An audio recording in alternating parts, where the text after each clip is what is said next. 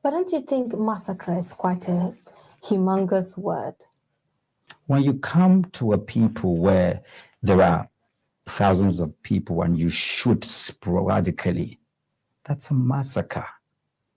The fact that a lot of people had gun bullets in their legs, in their arms, and they survived, and over 10 people died with records and videos, that does not mean that it is not a massacre.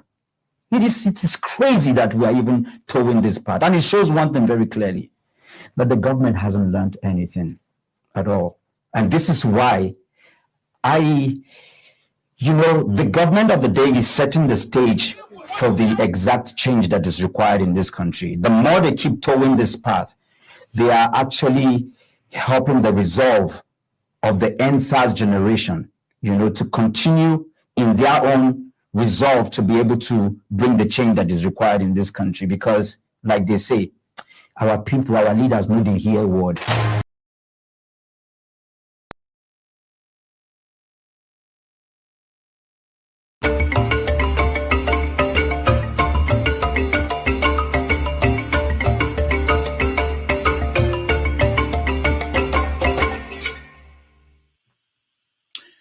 Hello, welcome.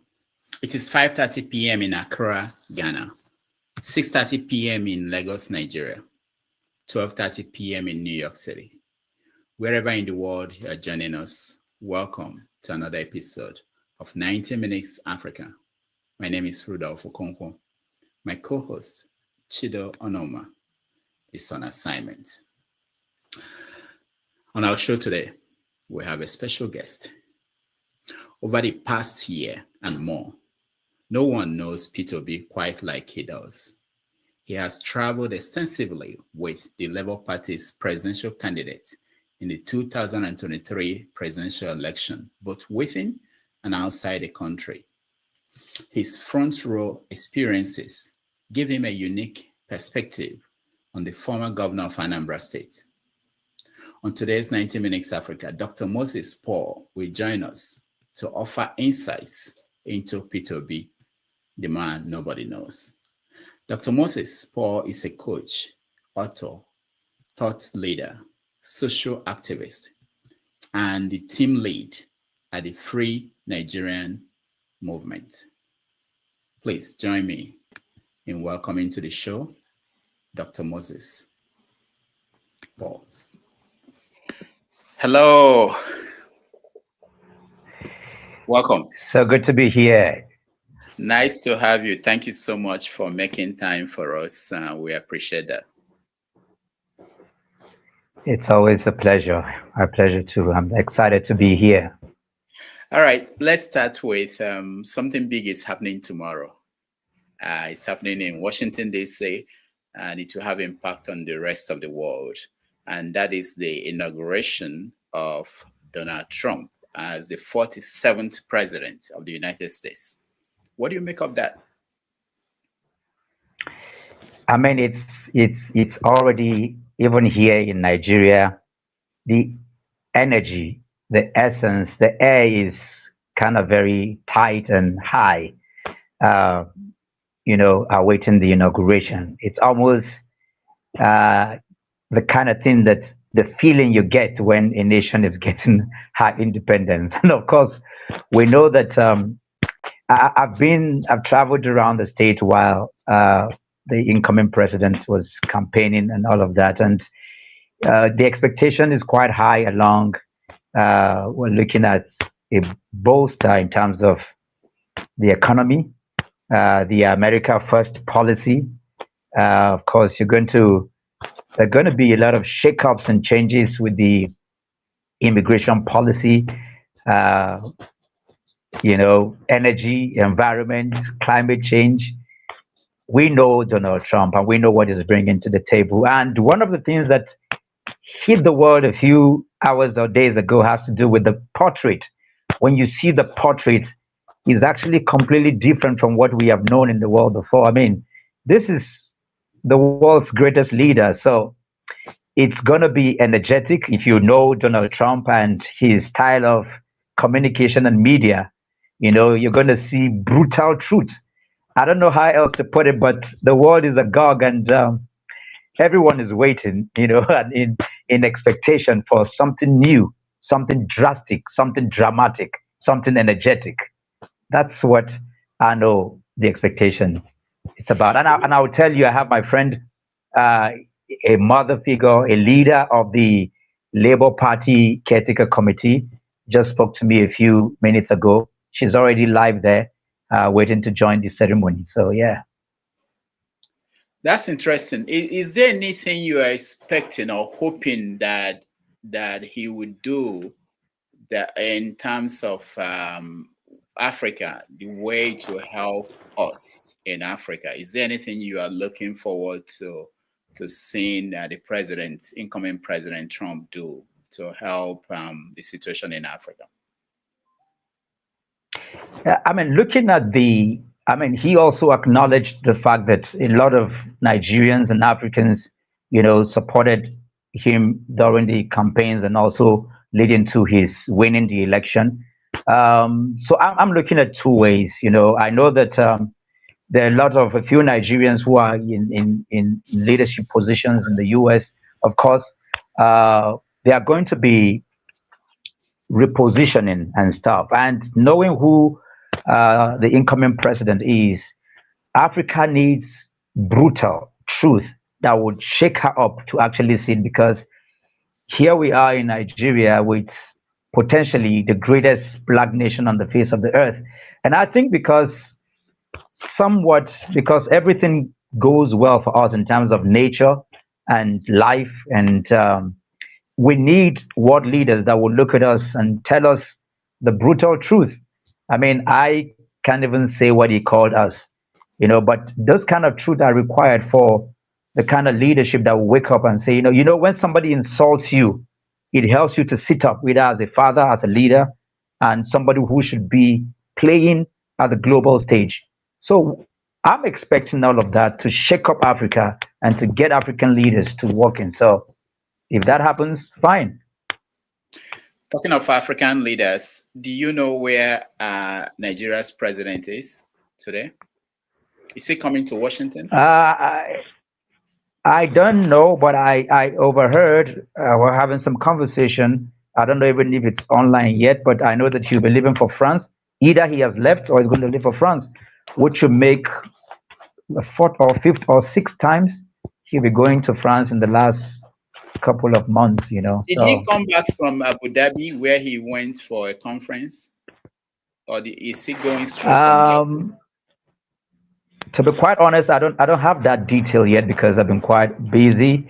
But I follow up on some of the engagement in France, and yeah, so I don't know if he's coming back or not. But again, if you've been following the narrative conversation over here, you know that his travels to France has caused a lot of outbursts in the social media, especially with the purchase of the Airbus costing us hundreds of millions of dollars, But I also know that some of the there's some give and take with the negotiations with France. Yeah. What is he going there to do? Why does he go to France all the time, especially in today's Africa, West Africa, where the French-speaking parts of West Africa are disassociating themselves from France? Why is our president going there all the time? In fact, in the words of Mama Africa, Dr. Shibong Warikwa, a fantastic lady that I met in Ghana, last year, and we exchanged such energy because I'm very Pan-African in terms of my thought and the way I just like I'm very Pan-Nigerian. And I haven't seen anybody dead or alive who has articulated the position of France regarding the relationship with Africa in the way Dr. Arikana has done. And so it's quite very unsettling to see the frequent trips that President Tinubu has made to France. Is very unseating considering the lopsided agreement with some of the African countries. We're trying to cut away in terms of the colonial headship of some of these countries, and it's really unsettling for us. And there is no way those trips can have any, in terms of its outcome, it's never going to go down well, considering where we should be in Africa and with where Nigeria is actually playing a global role. So it's quite unsettling. I know, and I will say it here because people are quick to say that we criticize without critiquing. I know that in one of the trips, both UBA and Zenith Bank secured a deal to now begin to operate from France, which of course has its own advantage, and also some of the innovative deals that were secured for some investment in agriculture and some other things. But back home, we haven't even begun to see any effect of any of the trips, rather than just taking our hard-earned meager resources to be flying to France all the time. It makes no sense, really. We know an incident that happened a few weeks ago, or days actually, where APC's publicity secretary, Felix Morka, criticized your Principal Peter Obi as being a prophet of doom. That was after he made the New Year message. How did your camp react to that? I mean, it's really unbecoming because what Felix Morka did was not just only a blatant lie, an insult, and also a threat to the life of Mr. Peter Obi directly. I was present and I witnessed the live briefing that Mr. Peter Obi gave. It's a written, documented speech that he gave. And in that speech, he analyzed, including the travels of Mr. President, and proffer solution. He gave his advice, and if you look at what Mr. Felix Muaka said about Mr. Peter Obi's governance during the ATA, which is over a decade ago in Anambra State, were all false. We live at a time and an age where you can't lie to people. Anything I'm saying here can be verified. During the time of Mr. Peter Obi's tenure as governor of Anambra State, you can see not his data, not my data, from education. The education department were very clear that he took education from number 27 or 26 to number 1 in the country, unprecedented, because of his and also his investment in Anambra State. The police IG, the police chief, in 2014 said Anambra was the most secured state when Peter Obi was there as the governor. The Gate Foundation, the Debt Management Office, I can go on and on, the Works Ministry, they all gave a Class A rating to Mr. Peter Obi's tenure as Anambra State governor.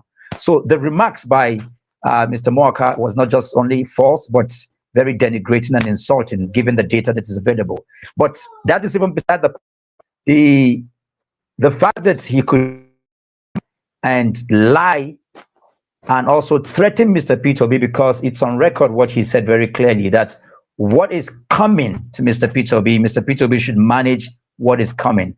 And I was on some of the stations to also speak. If you are following Nigeria's polity, a lot of voices came up to rebuke, to stand against, because that is not only trying to,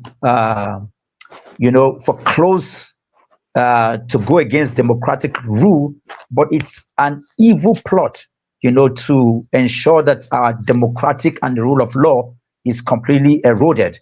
It is not acceptable, given the fact that Mr. Peter Obi did not only critique the government, but he gave a proper solution, including telling the president to sit at home, including telling him to visit with the national hospitals. I know that the France, where he keeps going, I have never seen the president of France coming to Nigeria to, even for tourism, or to come for medical checkups. And those were the the lineup of the thoughts, that Mr. Peter Obi gave. Don't forget that all the data that Mr. Peter Obi reeled out were data from the National Bureau of Statistics, which is a government agency. So where is the lie? It is the government agency that said that the judiciary of Nigeria is second most corrupt institution. It is same institution that said that Nigeria has paid over 2 trillion naira in 2024 alone to bandits and kidnapping. And the list goes on. And if you check the same data that was released by the Bureau of Statistics, it showed that today that Anambra State has the least out of school children.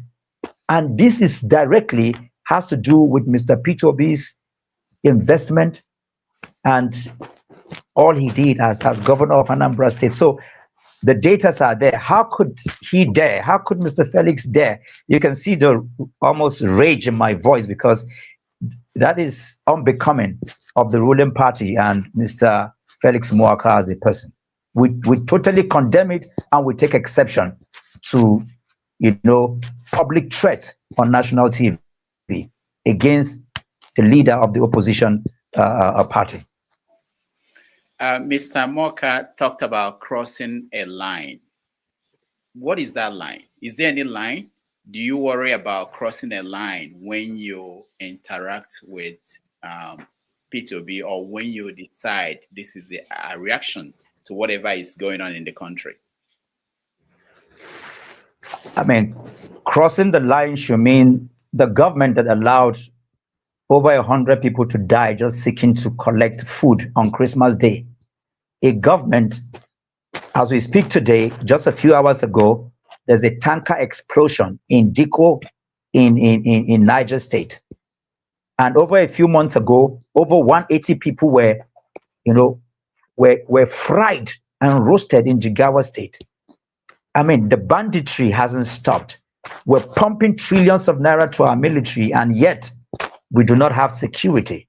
The grid that gives us electricity is collapsing almost every other day. That is what I consider crossing the line. I don't understand what crossing the line is supposed to mean by Mr. Felix Muaka. All we know is that should anything happen to Mr. Peter Obi, the APC, Felix Muaka, will be held responsible, because this is a democratic setting. And certainly, we want to know, Mr. Felix has to come out and tell us what crossing the line means. Who drew the line and what line has been crossed?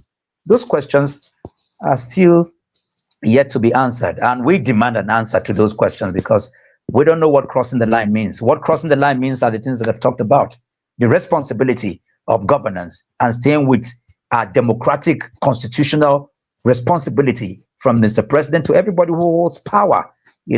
If you do not hold to the tenet of what you're supposed to do, that's what crossing the line is supposed to be. But for an opposition leader who comes up to advise and critique issue-based policy and what have you, how is that crossing the line? That is within the border of democratic jurisprudence. In recent times, we've had Peter Obi talk about threats to his life, his family, and his businesses. Have you experienced any of that traveling with him across the country and outside the country? How do you describe his how he deals with this? Mr. Peter Obi as a person is a highly cultured, highly democratic, is a very wise individual, very calm in his demeanor. He's a patriotic leader to the core, to describe the person whom I have spent the last 1.5 years traveling around the world with. And I can tell you a classical example of our trip to Rwanda, where he had an opportunity to sit for over 2 hours with President Paul Kagame.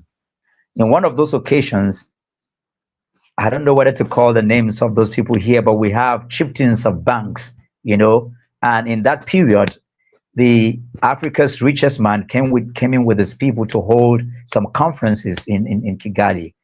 And Rudolph, you would not believe where we were coming at crossroad with these people. I saw people who were friends with him, in the banking sector, all almost ducking and escaping, not to be seen, with Mr. Peter Obi. And he was quite, you don't know how to even describe it, that in 21st century, because you are the leader of the opposition movement, people don't want to be seen with you because of what the government of the day will do.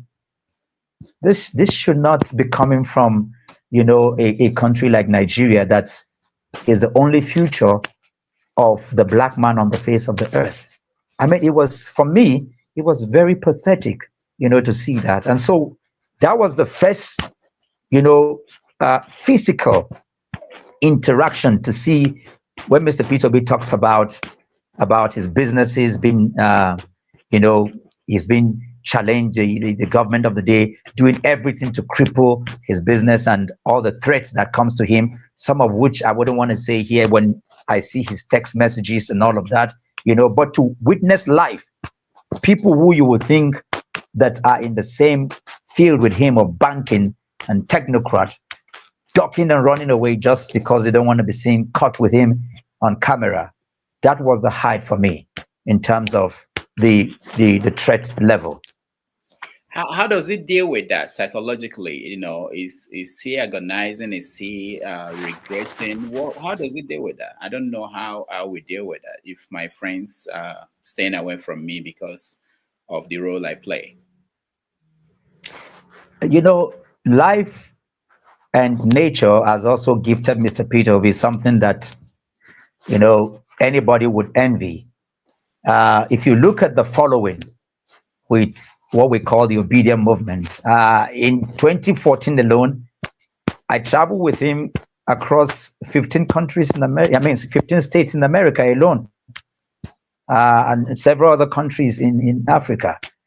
It's humbling to see how people from all other walks and fields of life, they come to him, even in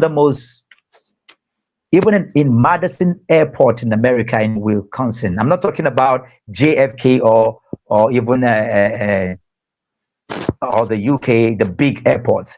In the quiet, most where you would not even think, you see people coming to him in droves, because somehow the earth has also gifted him with something that anybody would yearn for. And I think that is part of the makeup, for some of the elites who are agonizing or antagonizing him, So, and because Mr. Peter Obi comes with so much grace, he's two words I'm going to use for him is he's thoughtful and also resourceful, meaning that he has the ability to be calm in the face of danger, and also he's able to utilize whatever resources that is available to him. In terms of, when I mean resources, just anything, the human beings, everything available to him at every point in time. He understands how to maximize it.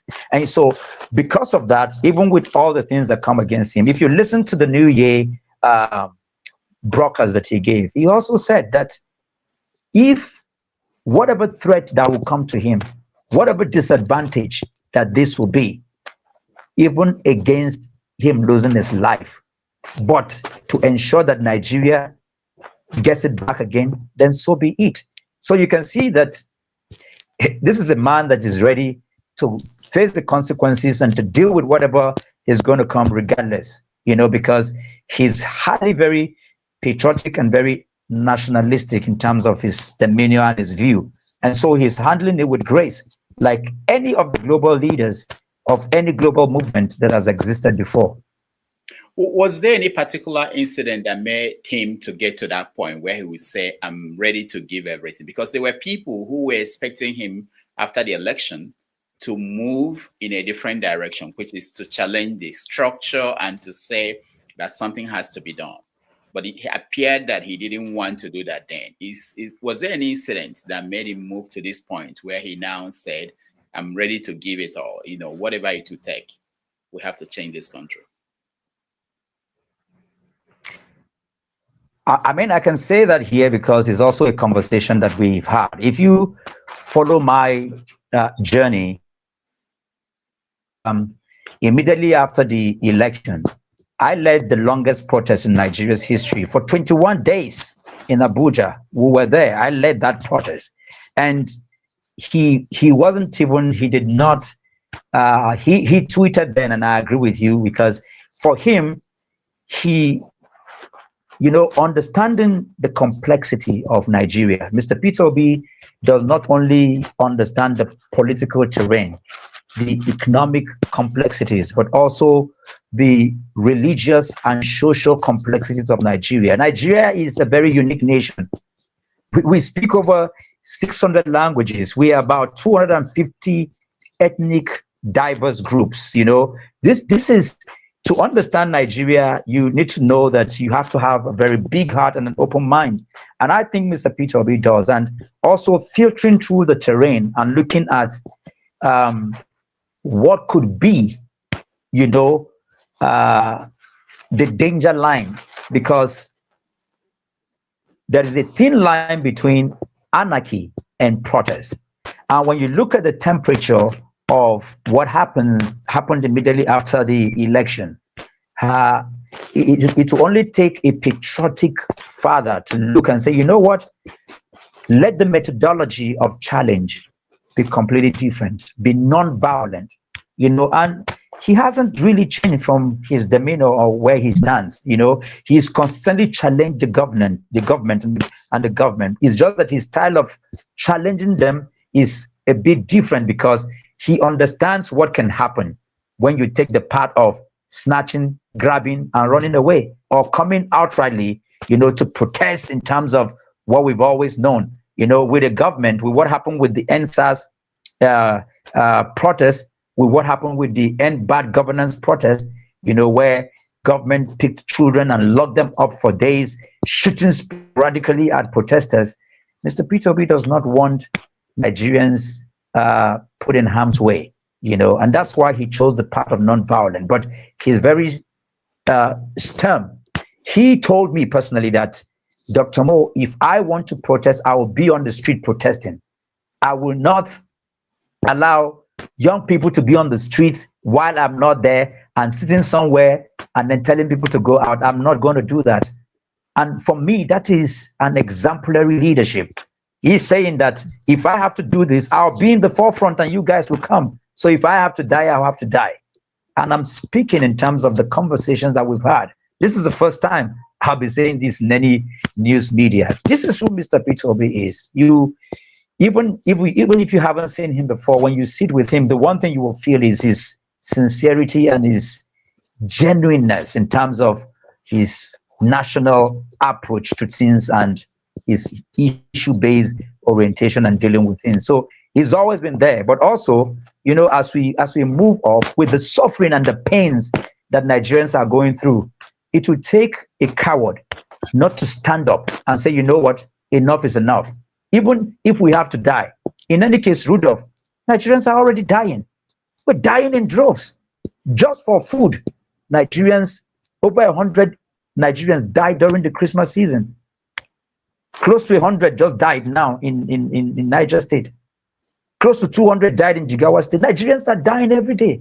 Mr. Peter Obi is saying, no, maybe enough is enough. So I think the tilt for him also has to do with the hunger and the anger. Don't forget that just in the last 3 days, he was in 2 IDP camps.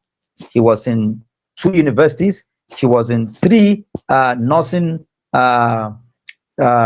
midwifery sciences school. Yeah. So we travel on the road.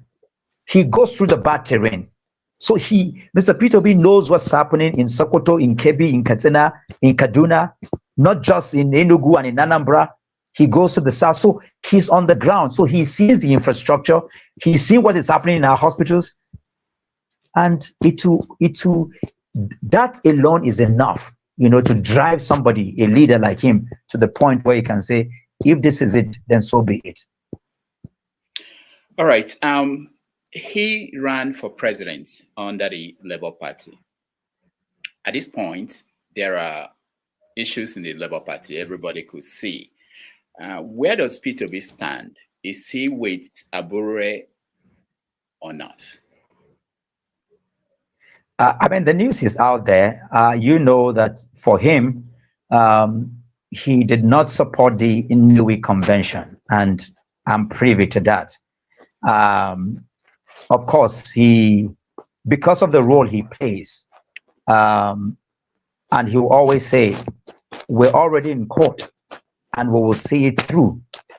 So where I am is not where he is as a person, but I can tell you that he's standing where the law is. He wants to follow this through to the end to ensure that, what is right is done. Mr. Peter Obi is somebody that would rather not to be president than go through the wrong road to become president. And what he has said is not about being for Abure or not being for Abure. He's asking for the right thing to be done. There has to be right convention. Your tenure is over. The right thing has to be done. And that's why with the Nenadi group, they are following through to ensure that they take it to the Supreme Court and to get judgment. And whatever follows from there, the one thing that is certain is that Mr. Peter Obi will stand for what is right. As long as what happened in a way is wrong and is not standing by that, whatever product or produce that came out of that will never be right.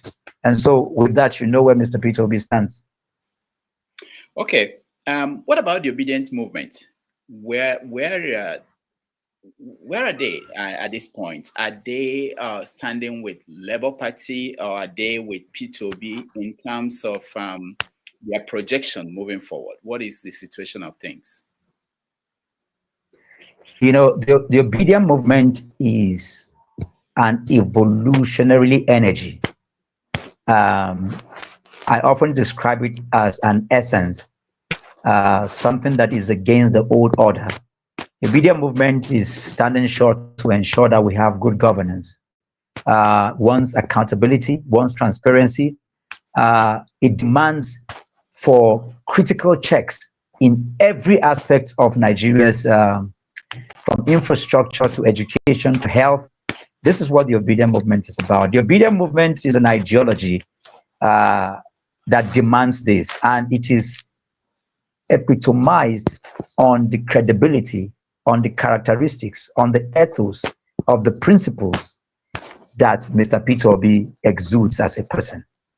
So it has never been, it's not a political party, even though it is a social political movement, that came to be as a result and a following. And that's why it's named after Peter Obi. It's named after Obi, is obedient, So it has never been, and the obedient movement has its people in APC, in PDP, in Labour Party, even though in the 2023 general election, because Nigeria does not run an independent candidacy for elections, the Labour Party was the legal instrument or vehicle that Mr. Peter Obi used, for I don't know what word to use to ratify the election. So the obedient movement essentially it's a Peter Obi movement. It's obedient movement. The ethos are on the characterization of the ethos of ideal democracy, accountability, on the ideals of the integrity and loyalty of Mr. Peter Obi.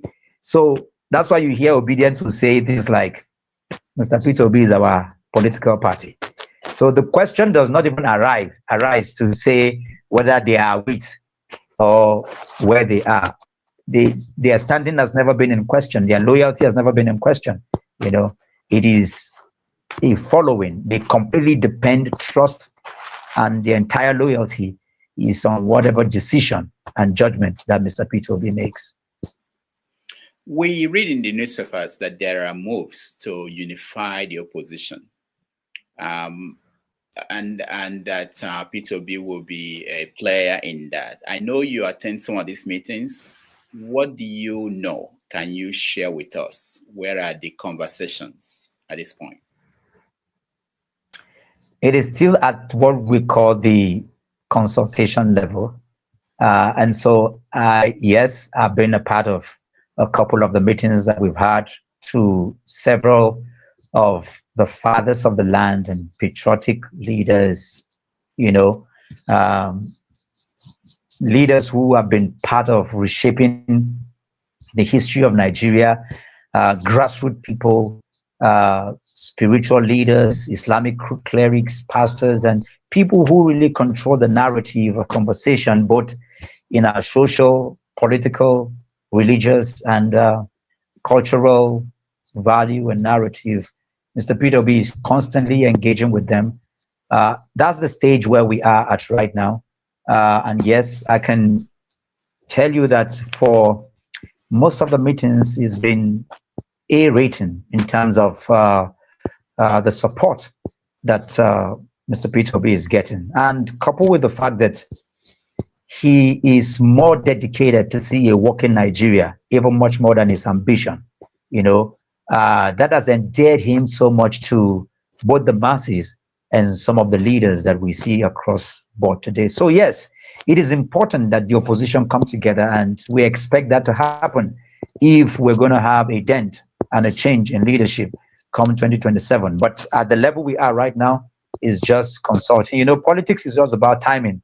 There are certain things that if you had asked me this question maybe last year, I wouldn't be able to say it, but now I can tell you.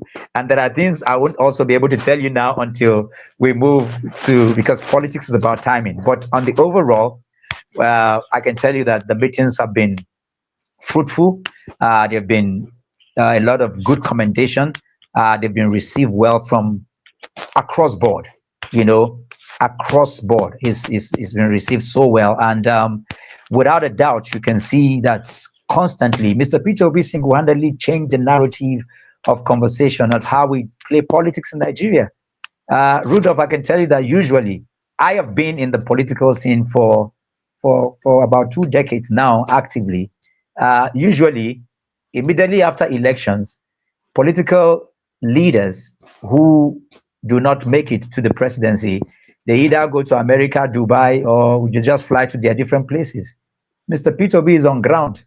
He has been on ground attending to people, digging boreholes in villages in Birnin Kebbi, in Kogi State. He's taking Almajiri children to school. He's paying school fees, donating, hundreds of millions of naira every day just to ensure that Nigerians, in terms of their critical area, he's particular about health, education, and helping to alleviate people out of poverty. He's been doing that, and that has completely changed the narrative of conversation. So usually what Nigerians should have been discussing during the election year, they started discussing it immediately after the election. That's just the ingenuity of Mr. Peter Obi. So yes, I can tell you, this is going to continue because Mr. Peter Obi is also very blessed with a coherent mindset. And he's one of the strongest people alive that I've known in terms of, the physical strength that he has. He's very energetic. Even those of us who are about 20 years behind him, we have to be running after him in the airport, all the villages and places where we go. And it's such a blessing to have a leader like him, to say the least. Okay, we take a break, like 3 minutes. And when we come back, we talk about what you do when you travel with Peter Obi and your insight about the man that we may not know. And then we will get our people to join us in this conversation. So stand by, everybody. Thank you so much for joining us.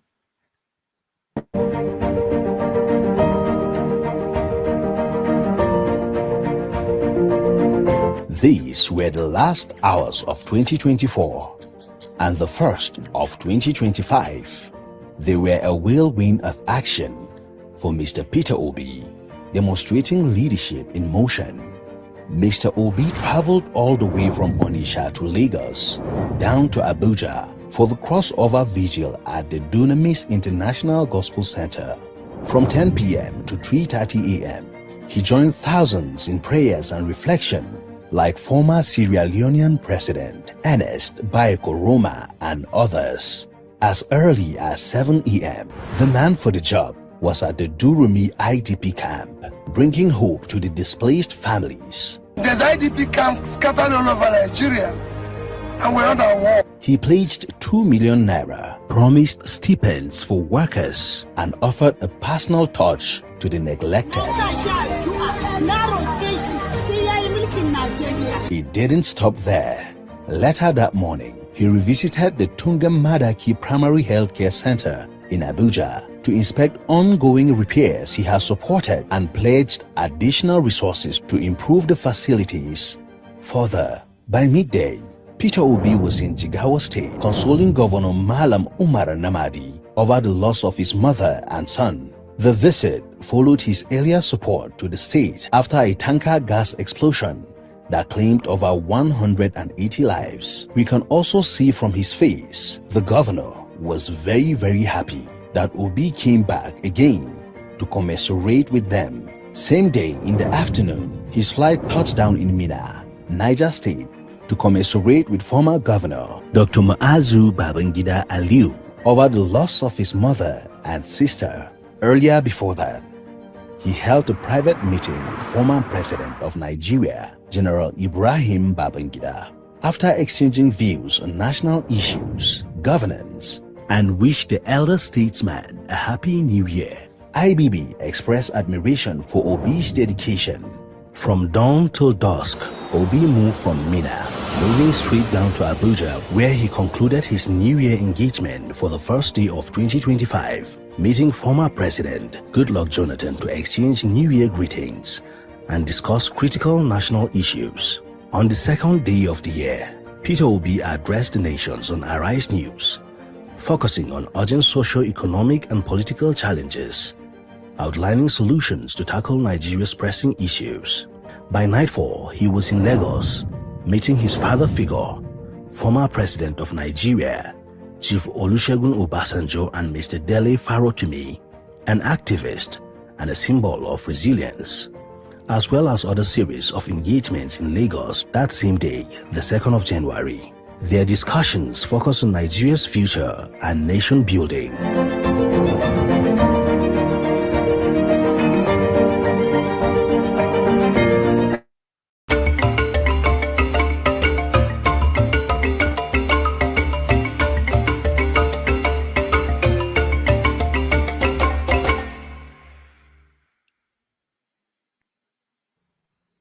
All right, welcome back, everybody. Thank you for joining us. We are having a conversation with Dr. Moses Paul, popularly known as Dr. Mo, who is the person that has been traveling with Peter Obi. He's the one showing you all the pictures and videos from all these travels. So, Dr. Mo, let's come back to that conversation. So when you travel with Mr. Peter Obi and go to these places, let's say the home of Ibrahim Babangida, how, for people who have not had that chance to be in such an environment, what is it like? For what I know, I remember Mr. Peter Obi gives, he's how do I put it? He's actually a very unique leader in the sense that he allows you the privilege to touch base with some of these leaders, especially like when we went to see Babangida, for example. When we came in, before they have their closed door meetings, he allows us to be able to touch base with these leaders. It's such a privilege and an opportunity, to do that and to exchange pleasantries. And sometimes, like in the case of IBB, we went a little beyond that, asking questions, because IBB is a very highly intellectual father and a leader. He will engage you, ask you questions, to hear you. And I think I had, and I don't know why you're asking me that, but it was a unique privilege for me to look at him and tell him that I remember I was in primary 6, where we were lined outside with Nigerian flag, and so he laughed. That was the first time I saw him physically when he came. So he asked how old I was, and he had a very good laugh, and he asked further questions. And I remember clearly telling him that my admiration and respect for him. There was a particular question he asked about Mr. Peter Obi, and while we were there with him, and I said, I said, we follow him because when you look at the founding fathers of Nigeria, their issues were very simple. Simple in terms of understanding and appreciating what the problem of Nigeria was. Who is the enemy of Nigeria, or what was the problem? Our founding fathers could come together regardless of their differences. Papa Awolowo, Sa'amadu Bello, Nnamdi Azikiwe, they came together because the colonialists were their problem. So they fought them and delivered to us, a country. And I said to him, when you look at the following generation, maybe when you talk about the younger Wale Soyinka, Prof, and you look at Fela Anikulapo and all the other people, they will tell you that you, IBB, are their problem. So he started, and I said, no, not you as a person, but rather the military. The military was the problem of the second generation. And so they fought, they protested, including our dear current president. He fought through NADECO. They fought the military, so the issues were very clear. And I said to him, sir, but when you look at my generation, when you ask us what is the problem of Nigeria today, we tell you that it is Igbo. We say it's Yoruba. We say it's Christian. We say it's Muslim. We say, no, it's the political party. It is APC. It is a Labour Party. Yeah, no, it is the older generation. We are pointing fingers at we say, no, it's the constitution. I said to him, we follow Mr. Peter Obi because he has a clarity of what the issues are. He understands it. He doesn't pay us any money. We follow him because he represents the idea of the founding fathers. And also, I told IBB, I said, everything that we can see today in terms of monumental achievement, from the Ted Mainland Bridge in Lagos to everything, were built by the military. You and Abacha and other people, because even though you were military, you were very visionary. You killed to get to where you are going. And, you took bold steps to get to anywhere you were going. You moved Nigeria. You did things. Today, look at us. Mr. Peter Obi is one who can do the same thing. He represents both generations.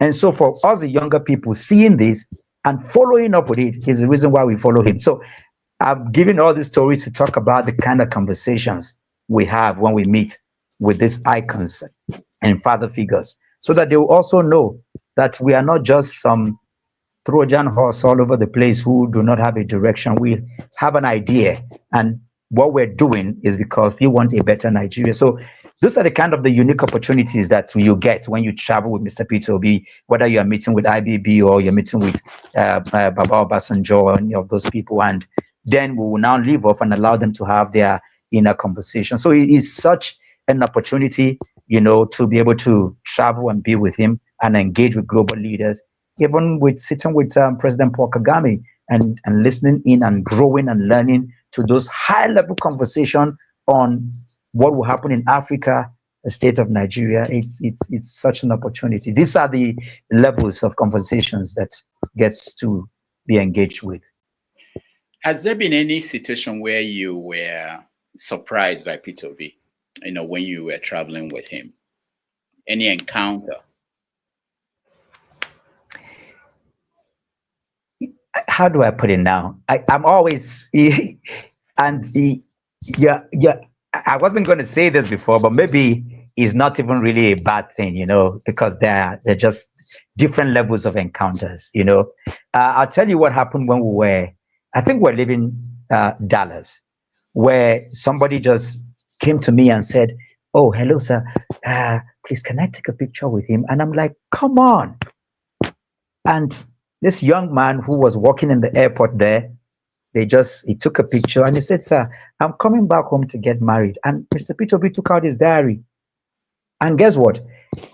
He flew back. This was months later. Mr. Peter Obi cut short a meeting in Edo State. We traveled to Lagos just to attend that wedding and also to give them some financial remuneration. Somebody he just met at the airport in Dallas. So it's always shocking to me. That's surprising to me. And I can give you countless of shocking experiences like this. I used to be very agitated, where people would abuse me. Those who are close to me, they say, look at you, very useless. You are making money traveling with Mr. Peter Obi. You are not helping us and all of that. And so I help a lot of people personally and all of that. But because now the people who see you hanging around leaders like this have now, a few more people are getting to know you. So that agitation, I didn't know how to handle it quite well. But I remember we were on the lift in Heathrow Airport, and Mr. Peter Obi said, come, and he showed me a text, and it was a graphic, gruesome insult and abuse by somebody to Mr. Peter Obi, and I was in shock. How could, even if you hate somebody, would you send that kind of message to him? But the shock was that while he was showing me that, he was laughing, he was smiling, just to show me, the level of animosity. And it was shocking to me because I could not believe how he was calm, how he could receive this. So that's really shocking and surprising, when you see things like that. And I remember when we went to see Afe Babalola, the moment I walked into that place. I wanted to ask you, how did that decision come about? Who decided that it's time we should go and see, or you guys should go and see Afe Babalola? Mr. Peter Obi's protest type, his engagement is completely different. And this is where his ideology is not... Rudolph, in Nigeria, we're so religious, and I'm not saying it from a negative standpoint. When I say religious, we are very loud. We pray a lot. We shout a lot. We are this. When you see Nigerians anywhere in the world, they're always shouting. You, whether you're in the bus station in New York, or you are in Europe, or you are in Kigali, it's very easy to spot Nigerians. So what people, you see, his engagement is usually very wide. He's not somebody, before Mr. Peter Obi moves, if you know the amount of decisions, the processing of things that has to go through, right from day one, he already took a position about not ensuring that delivery goes through any, he was calling his wife constantly. He was reaching out to the people. He was telling us to ensure that we do what is democratically liable to be, to ensure that delivery does not suffer in that place. And he was engaging with people, meeting with the Bishop Cookers, meeting with the Obasanjos, meeting with all other people. Those are all Mr. Peter Obi's idea, and he carries us along when he's doing those things. He already made up his mind. He wanted to understand truthfully why and how, the old man, got to that point, and guess what? He actually found out exactly what the issues were, so it was all his decision. But what happened was, when we got into that place, when Afe Babalola saw me, when Papa saw me, he was startled. He thought he had seen a ghost of Dele Farotimi. So the whole place. I've never said this again. Are you saying he thought Dele was the one that came in? He thought Peter Obi came in with Dele Farotimi. So you can imagine what is going through the minds of some people there. And I don't know if of course, you should know Daddy Freeze, because yes. Daddy Freeze's mother, who is, I think she's a VC of the school, she recognized me immediately.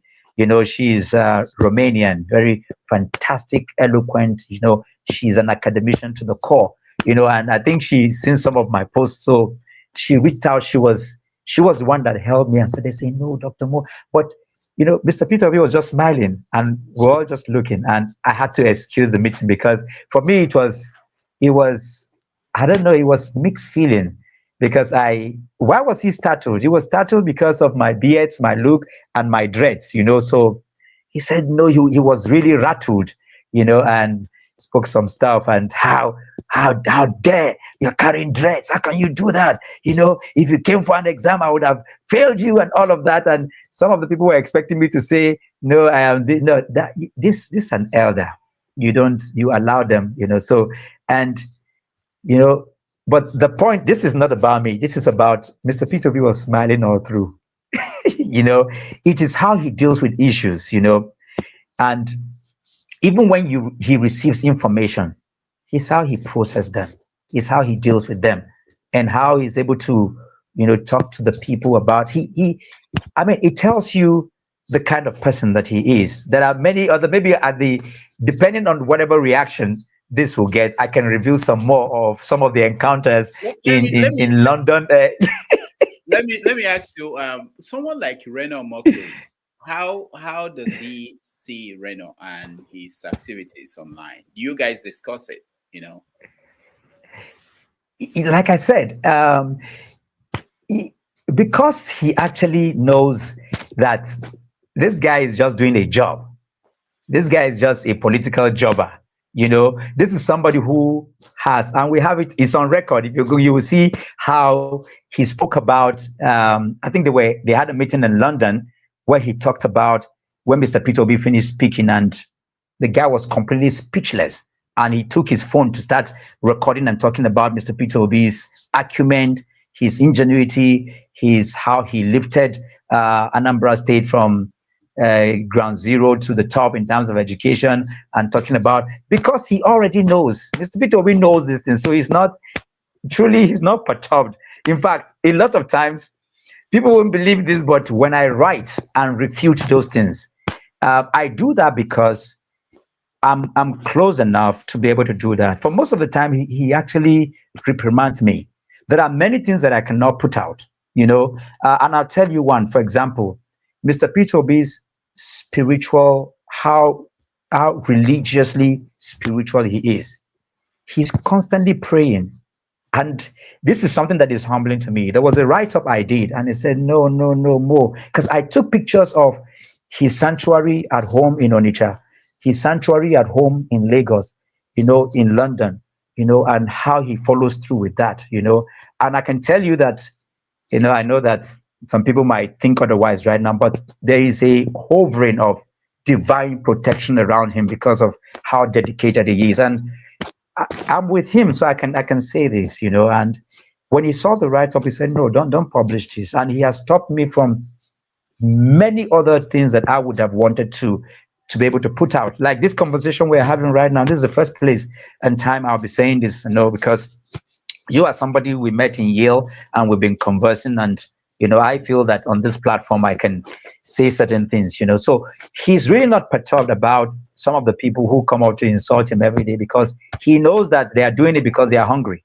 They are doing it because they are paid. I'll tell you what happened in, we're in the airport. Was it in New York or somewhere? Somebody reached out to me and said, are you Dr. Mo? He said, yes. He said, I see Mr. Peter Obi in the lounge. I said, yes. He said, no, you are the one I want to talk to. And he showed me his card, and I saw NSA. He spoke to me for just about 1 minute, and then he left. And he said, everything you see this person in question doing and castigating Mr. Peter Obi, he's been paid to do it. And you know, for me, it was a mixed reaction of sadness and, you know, to see a grown-up man who actually was an aide to a former president, you know, because their actions and reactions are destroying the fabric of our system, because people are confused. You look at this was a man that called President Tinubu unprintable name, drug lord, bastard, idiot, insulted him. Today you are praising him. Rudolph, what happens is that the younger generations are confused. They don't know, when they look up to people like that, they are confused. It's like Buhari right now. Unprintable things you said about the president. Now you're working with him, and the effect is that you are confusing the next generation. This is why our civic spaces today is cruel. It's evil. All kinds of things, you know. People do not understand the difference between leadership and sensationalism. You are confusing. People don't understand what it means to hold the office of the president accountable as different from the personality in that office. I might never vote for Tinubu as a person, but I respect the office of the president of the Federal Republic of Nigeria. It's not something to joke with. Now, patriotic leaders and thought leaders who are supposed to be helping the narrative of conversation have become stomach-driven people. And so Mr. Peter Obi knows them, so he's not really bothered about them. Sometimes he tries to calm some of us down, not to retaliate, with. So that's the kind of conversation that does happen. For most of the time, I can tell you the truth, because of the fast pace of our conversations and discussions, he does not even want to, Mr. Peter Obi does not entertain, how do I put it now so that I'm not misquoted? He doesn't entertain people who complain. He's always solution driven. What is next? Solution. How are we going to move from point A to B? When you are bringing a problem to him, make sure that you have A, B, C in terms of solution. Otherwise, you might not even get a call from me again. So someone like Omoyele Sowore, he's also one of the candidates in the last election, and he criticizes Peter Obi more than more other people. How is he seen within your circle of people around Peter Obi? I talk with him. He's somebody I consider an elder brother. I remember when the first time I got the invitation to the DSS, he was one of the first people I reached out to. And of course, he counseled with me. And we've engaged even during the NSAS protest. So he's somebody that I respect. And I'm happy that somebody like him is also running for the office of the president. However, I also think that he is failing to understand that Peter Obi is not his problem. As a matter of fact, he could have endeared the young people to him if he understands that you and Peter Obi, you are just in two different departments. I'm not saying that whether you share the same ideology. It's like, because I understand that I'm a student. When I go to South Africa, I've read through and I've participated with what somebody who is even just like my age mate, Julius Malema, is doing. A great African leader, young person. You can see what he's been able to create, coming from the ANC movement. It took 82 years before Mandela became president. That's how long movements take, And even while Mandela was there, Mandela was not even the forefront person. There were other people that were there, Steve Biko and other people who were playing critical role. When you look at the civil rights movement, you have Rosa Parks, you have Malcolm X, you have other people, It wasn't just about Martin Luther King, but what they did when Martin Luther King started the Southern Christian Leadership Conference, they galvanized around his ideology. Even though they were not agreeing, Malcolm X was of the violent type, he was of the non-violent type, but they had to work together. Those are the things that I would expect somebody, and a born like I call him, Omoyele Sowore, to understand that if you pull a Mr. Peter Obi down, you don't even stand a chance.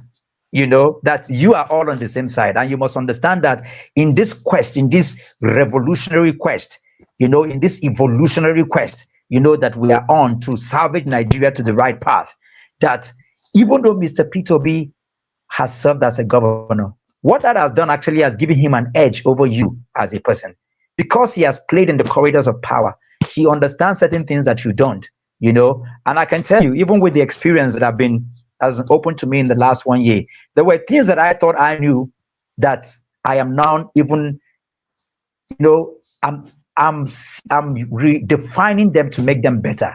It's like when I ran for an office, in 2019 under PDP, because I ran for election, I understand politics as different from people who just are doing activism, and as a frontline activist, I understand what it means to be an activist as different from a politician. And because I write books and I've been a champion and an advocate for a new Nigeria over the last 15 years, and I've traveled around the world, I've acquired knowledge and experience, as different from somebody who just sits behind a keypad on the Twitter and just be typing all sorts of, kinds of things. So we see Omoyele Sowore, Omoyele, as somebody who probably he's doing sensationalism on one part, and then on the other part, he probably doesn't fully understand that there is no one-man race in this journey, that a country like Nigeria is going to take time, and it's going to take a collective effort. Anybody that thinks that is about him, you are dead on arrival. You have already failed. That's how we see him. But he's somebody that is well respected within the circle, and the ideologies are just the same. It's just that the methodologies are different. That's how we see him. All right. We've had about an hour of conversation. We've not mentioned somebody. That is Yusuf Dati Baba Ahmed. Why haven't we mentioned his name? Where is he? I mean, he's there. He's been very busy. I know he's established another university in Kano. Even the university in Abuja, the base university, has expanded with numerous people. Even in terms of business, he's doing very well, and he's collaborating very well with our principal. I think he's giving more time and tending to his business than anything else. But he's also been consulting, and I can tell you that even though he hasn't made it public, but he's been there, and some of the engagement he's actually been there with our principal. Like when they went to Borno State during the dam explosion, of course he was there, and he was also in one of the other states, But backdoor meeting is always there and encouraging and following through with all that we've been doing. It's just that it's clear and it's important. Like I said, maybe because we are not in an election year, that's why we're not hearing him. When people talk about actually vice presidential candidates don't go around, they don't campaign. I mean, have you ever seen any vice presidential candidate going to campaign? I know that this is not campaign season, but I'm just saying they don't. How do I put it now? Maybe for lack of a better word, if you see somebody in the front line, when Mr. Peter Obi ran as a vice to Atiku, we didn't see him prior before then. Okay, that's what I mean. So maybe that's why we're not seeing much of him right now, but he's very much there and giving us all the support we need behind. All right, we will take a break. And when we come back, we bring in our audience to join this conversation. We are having a wonderful evening with Dr. Moses Paul. Let's take a break and we'll be right back.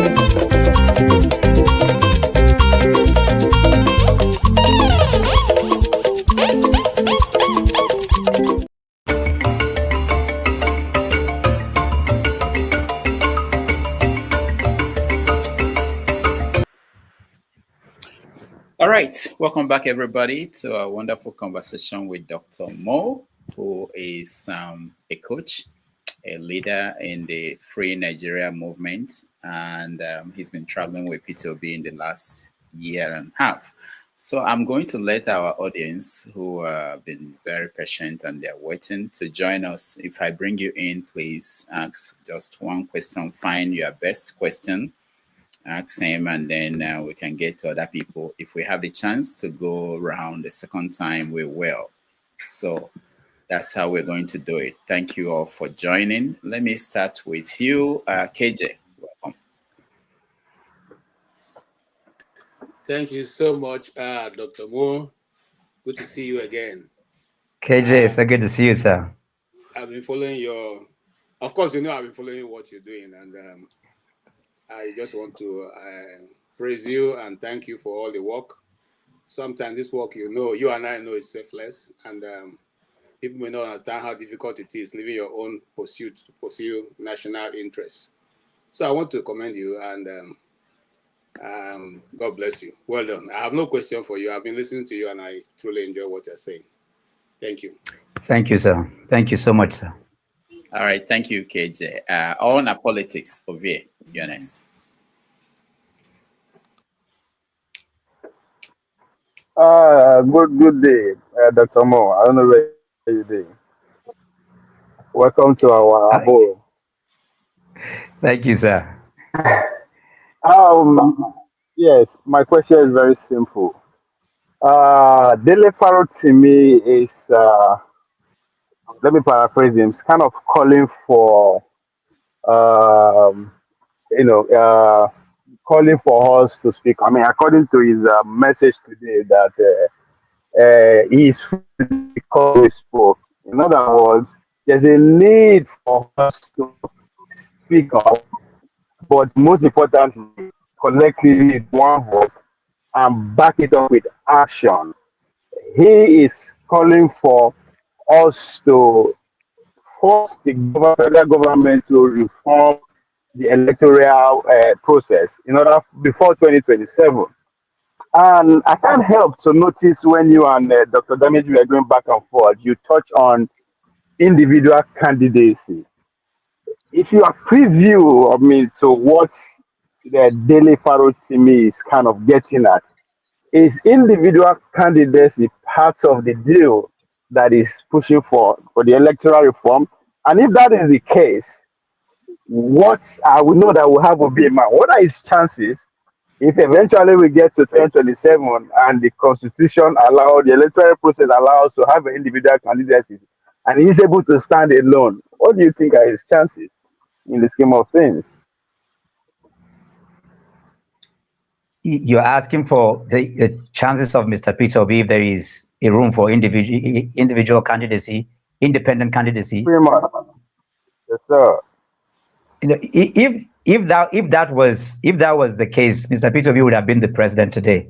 You know, I think it was in 1963 thereabout where there was a modification to our constitution that was when the independent candidacy was taken off. And I know because I had a meeting, the first meeting we had about the electoral reform in December at the Merit House, where I invited members of House of Representatives and senators in Abuja.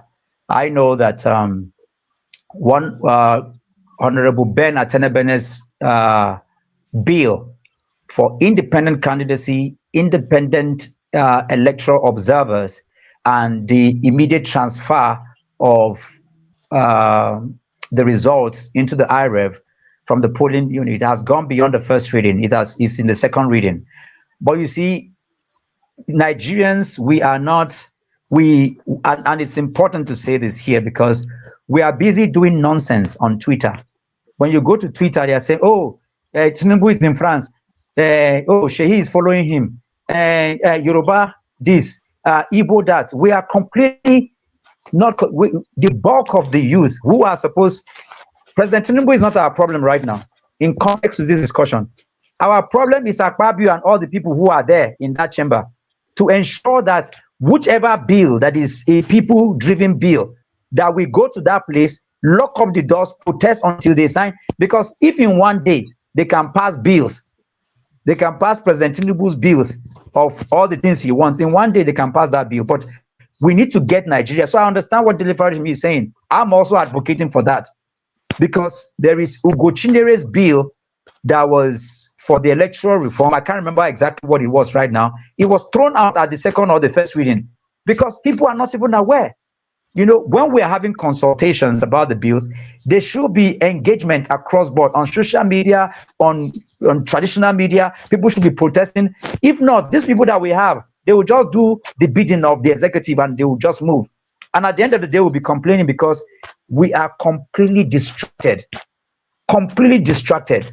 You know, and once the populace is completely distracted, these people will have their way. So I completely align with Dele Faro to me in the call for action to be decisive and to be issue-based in terms of our orientation.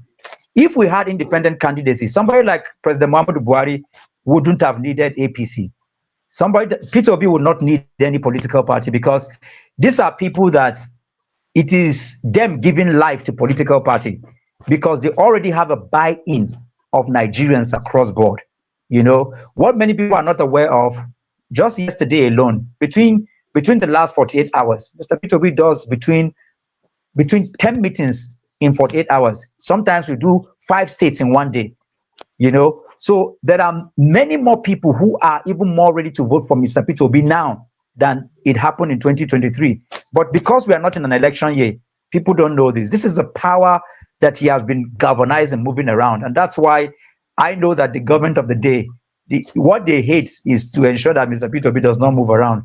Because his moving around is endearing, because Nigerians need leaders that can touch base with them, leaders that are in IDP camps with them, leaders that are in the hospitals with them, leaders that travel the same road where they are kidnapped.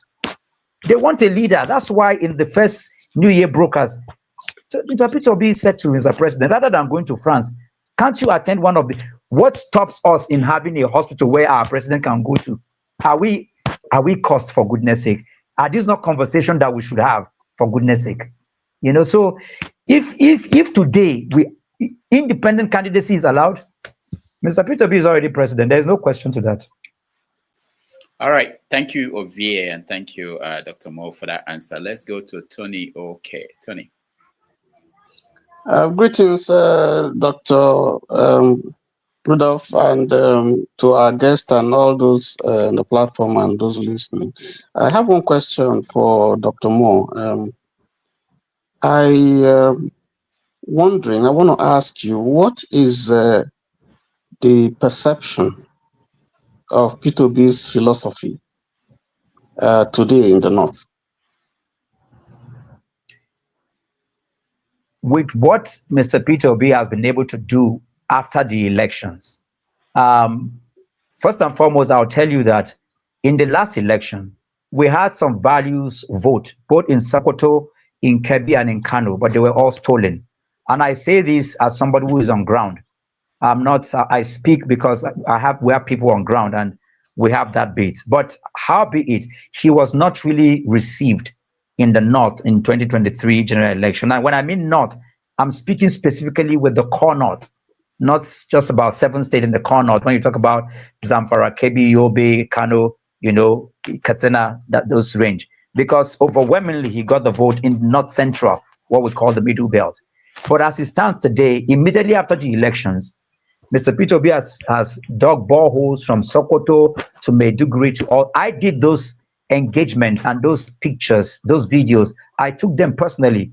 He's been to villages in Birnin Kebbi where we're just a stone throw from kidnappers. So the perception is changing. He's engaging more with Islamic clerics. We are opening up our base, because of course, Nigeria perception, the perception before now was that he was just this Igbo man, in the North, I'm a Northerner. I was born in Kaduna. I went to primary school in Katsina State. I served in Kano over 20 years ago, and I worked in Maiduguri. So I understand the North. I spoke Hausa before English. So I'm a Northerner, and I understand the trappings of the North. In Northern Nigeria, once your perception is not endeared to the gatekeepers, the elites, the traditional rulers, the imams, and those who control the narrative in the mosques. If you don't have those gateways, then whatever you do is dead on arrival. I can tell you that in the last 1 year, we're opening those frontiers in a massive form. And what is also helping us in that is also with the hunger. The North is suffering. The hunger and the poverty and the kidnapping on the rise is even making the job easier. If what is going on persists upward to the end of this year, then this regime should just forget it, even without doing anything, because they've also helped Mr. Peter Obi's, his ideology, because what he has done in the Almajiri schools, what he has done in the Fuman schools, in all the northern schools and all of that, he sits down with the Almajiri and is eating. And the perception before now is that, it is this Igbo man that drove Northerners away from, all kinds of lies and misinformations and just all manner of things that have been said. We are doing everything to change that, because his ideology is being embraced right now, even within the Hausa, the Muslim community, who have sat down with him to listen to him. If you listen to Mr. Peter Obi, if you ever get an opportunity to listen to him, even if you don't like him, one thing you will take home is that this man is genuine, he's true, and he's also committed, and he's also very pan-Nigerian. That he came from a particular region of the country.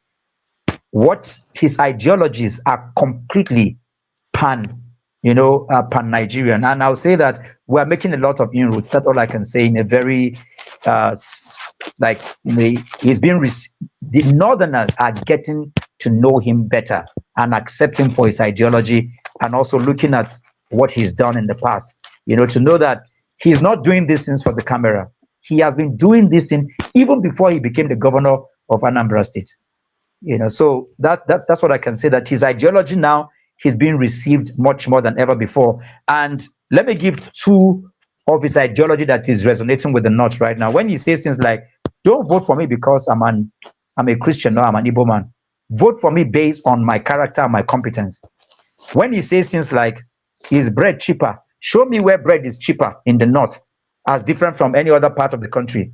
Or is there anywhere where Muslims are buying fuel cheaper so that we can go? So the ideology is resonating with the North because they can see somebody who has the acumen in terms of understanding, our economic situation. In any case, it is when we fail in terms of our economy, we run to whether we say we are Christians or Muslim, or run back to our different ethnic enclave. It is a failure of governance and leadership. And these are some of Mr. Peter Obi's ideology that is beginning to gain ground in northern Nigeria. When you see people like Dambello and other people resonating the Mr. Peter Obi's ideology in Hausa language and in different language, this is how he's being perceived now, as different from how he was perceived before. All right, thank you. Let's go to Janaba. Dr. Rudy, thank you for having me, Dr. Moore and the fellow panelists. Thank you for what you do. I want to give you opportunity to, if you can, Dr. Moore, when you say Malcolm X was violent, what do you mean? I think that word you should rephrase it. Then I hear how you shower a lot of praises to Babangida and the rest of them, which some of us believe those are the people who mortgage our life. And you praise all of those people. And I see how you talk down on Omore Sore on the issue of your disagreement with him. Having said all of these things, I think you are a good guy. Call you Fulani man, and I think you are Fulani. Having said all that, my question is that how do you compare Peter Obi to someone like Mandela, Malcolm X, and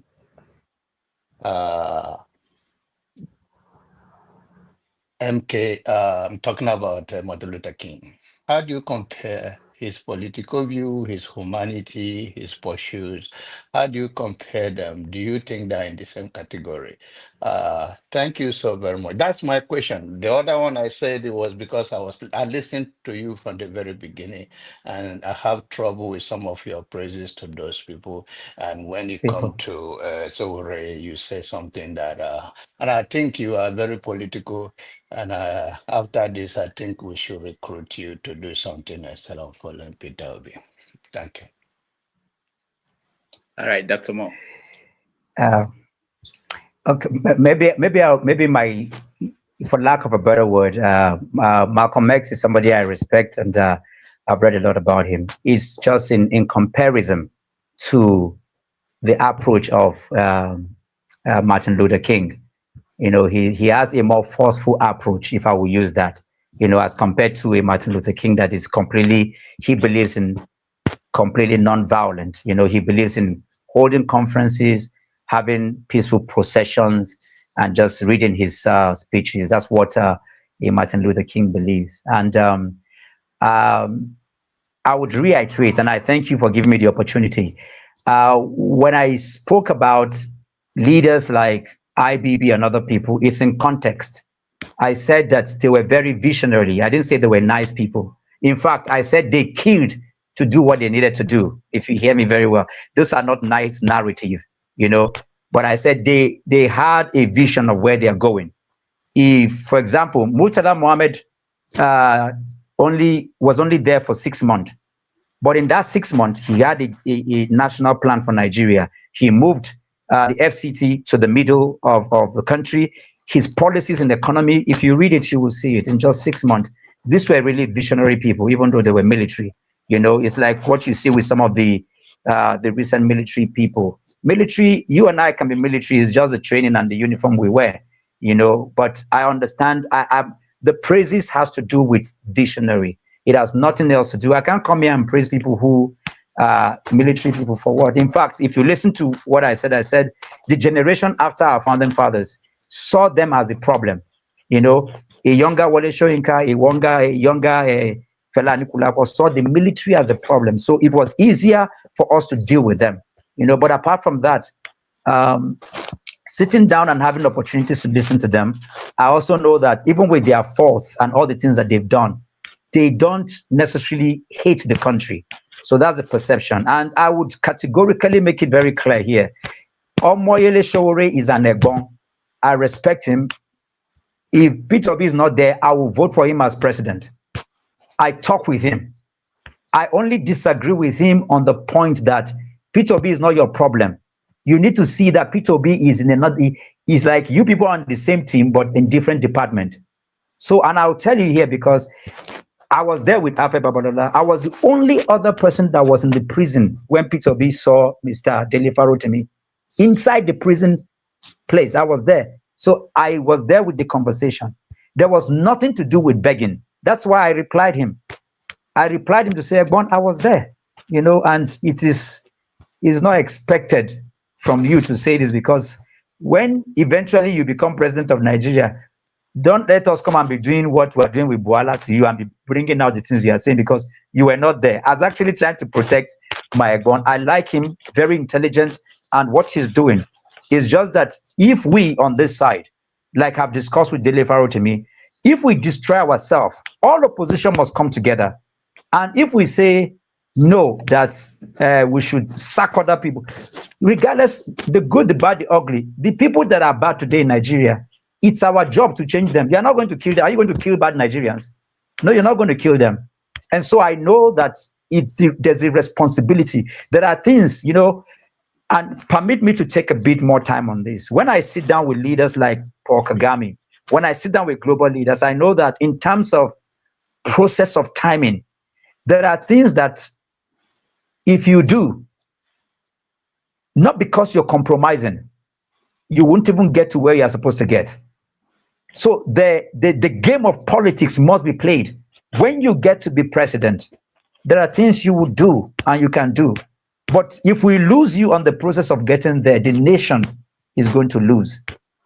Having said that, my comparison with Mr. Peter Obi as against global icons and figures who have shaped the narrative of our conversation globally, like a Martin Luther King, like a Mandela, has to do with commitment, has to do with visionary, has to do with loyalty to national causes. Those are my, Mr. Peter Obi does meet those criteria and relevance. Mr. Peter Obi is not loud, but he's not bendable. Mr. Peter Obi does not give us any money. We follow him. He doesn't give you, and he will test you to the very limit. If you're not a nationalist, you can't follow him. What you see is what you get. He's very serious. He's always very serious, and he's also very sincere. When you look, and my choice of words are he's knowledgeable in terms of global relevance and the evolution of what is happening in Nigeria. He understands the status. He does. He's not only knowledgeable, he knows how and when to attend to those issues. He's very sincere and is very serious. He understands completely leadership as different from just entertainment or what do I put it now? Just playing to the gallery. These qualities are what I'm using to compare him. I can tell you that Mr. Peter Obi has the stamina to stay for 27 years. When he says that he wants to see work in Nigeria, Mr. Peter Obi is not about the next election. It is on those bases that I compare him with leaders. Mandela, after 27 years, he was not about becoming the president. It was about a change in South Africa. Martin Luther King was not running for presidency. He ran to ensure that there is what? A change in the justice system. People were being killed. That is the basis of my comparison with Mr. Peter Obi, his doggedness and sometimes there are people who just come out, they are loud. I can tell you, I led protests for 21 days. I was in the DSS 3 times. Those people that are making noise, none of them came out. I'm only saying it here. The pictures, the video are there. I was marked to be killed. On 2 occasions, I escaped being killed in Unity Fountain. They brought knives and everything to kill me. Where are the young people that are shouting? So again, we're not playing to the gallery. I can play politics, but I understand nation building. My life is on the line, even with this interview that I'm giving. So we can't joke about our country in terms of building our country across baselines. What Omoyele Sowore is doing is important, but you should never in any way undermine what Mr. Peter Obi is doing, because Mr. Peter Obi will never do that to Omoyele Sowore. He understands where he is, he understands what he's doing, and he'll give him the backing when the times come. I can't say that here, but I know the timeline for Mr. Peter Obi because he has said it. If that timeline goes off, he will support anybody who is equipped like an Omoyele Sowore. And I think that for somebody like him, he should also understand that too. I will not in any way diminish or say anything to demean what he has done and even the risks that he has taken, losing his brother, disengaging with his family for over 5-6 years.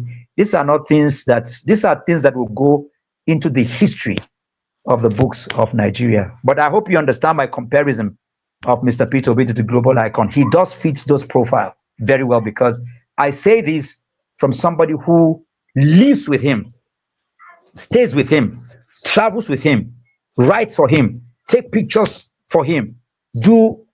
I do all the detailing for him. I am brutally fearless. I can tell you that at 47, I can be the president of Nigeria. I can be dead. I've gone into the woods to deliver people from kidnappers. I am totally fearless. I am better than many people who have ruled this country. And so when I speak to you about Mr. Peter Obi's characteristics and his dedication and forthrightness, I say it with all diligence, and I say it on the integrity of my life. Thank you so very much. Where are you from in the north? No. I wanted to say that Jonaba, he's from your state of Benue, and he actually ran for office in the past. So we covered that in the conversation. But you can talk to him later for you guys to resolve how you recruit him, as you said. But let's go to a question from the comment before we move on to revolution. There's a question from Kulata. It says, where is the audited accounts, audited financials from the last election? I think he's talking about Labour Party's audited accounts. So do you have an answer for him? There was a briefing that was given by Mr. Peter Obi and Aisha Yusufu, who was in charge of the account. Of course, I was there. Afterwards, we got an auditor and wrote to the Labour Party so that the accounts can be audited. But we now met a brick wall, because for political parties, it is only Mr. Peter Obi as a person cannot choose or direct. It's either the party herself through what they call the NEC or the NWC of the party that can ratify who the auditor can be. The only other people who can do that is INEC themselves, and so we had a quagmire there. And of course, that we are in court with the leadership of the Labour Party. So a man who has said he would not relinquish that position, and now it is within his purview to also sit with his neck to decide who can audit the account. That lies our answer. So that's a quagmire. That's where we are. All right. Thank you. Revolution, you're next. Yeah, good evening, Doctor, and Dr. Mo also, good evening to you. I'm speaking from the side of the abnormal Nigerians. And I don't know if you realize that Peter Obi has a new name called Mr. Talk is Cheap. Anyway, I just want to bring that to your notice. Anyway, my question is based on the fact that we hear that Nigeria, Nasori they do, and Peter Obi is trying to form alliance with the people like PDP. Sometimes we hear Kwankwa. So, is it not better for Peter Obi to form alliance with Showore? Thank you. Mr. Peter Obi is quite very open to forming an alliance with Showore. I am not too correct, but I know at one point Showore said he would never do that because he considered the fact that, now I quote him ad verbatim, anybody who has been a governor, a chairman, or has had any political position in Nigeria, he considered them in the same group, and that he would not form an alliance with them. But Mr. Peter Obi, on the other hand, is open to forming alliance with all the opposition. In fact, Mr. Peter Obi believes that all the opposition party must come together to, ensure that they form an alliance going forward. Otherwise, what would even be the basis? Because if you look at the account of the last election, it's actually very pathetic, and this is where I would expect young people to read. Because the question you ask is a very important question. If we had close to 100 million registered voters, and out of that, we have less than 20% of that voting in the last election. Bola Ahmed Tinubu had 8 million, Atiku had 7 million, Peter Obi had 6 million based on INEC registration. That is less than 20%. Do you know that by UN standard, any election that is less than 30% of the total registered vote should be redone? So you can see the tension we have in the country. If it was in South Africa, Julius Malema just has 9% of the total vote count, but he's there in parliament deciding some of the key positions in South African governance because they run a parliamentary system of government. But here you have, you just have Bola Ahmed Tinubu has 8 million, Atiku has 7 million, these are 6 million. So if you combine both Atiku and Obi, they have more than the sitting president, and yet in Nigeria, winner takes it all. Something is wrong with that system of governance.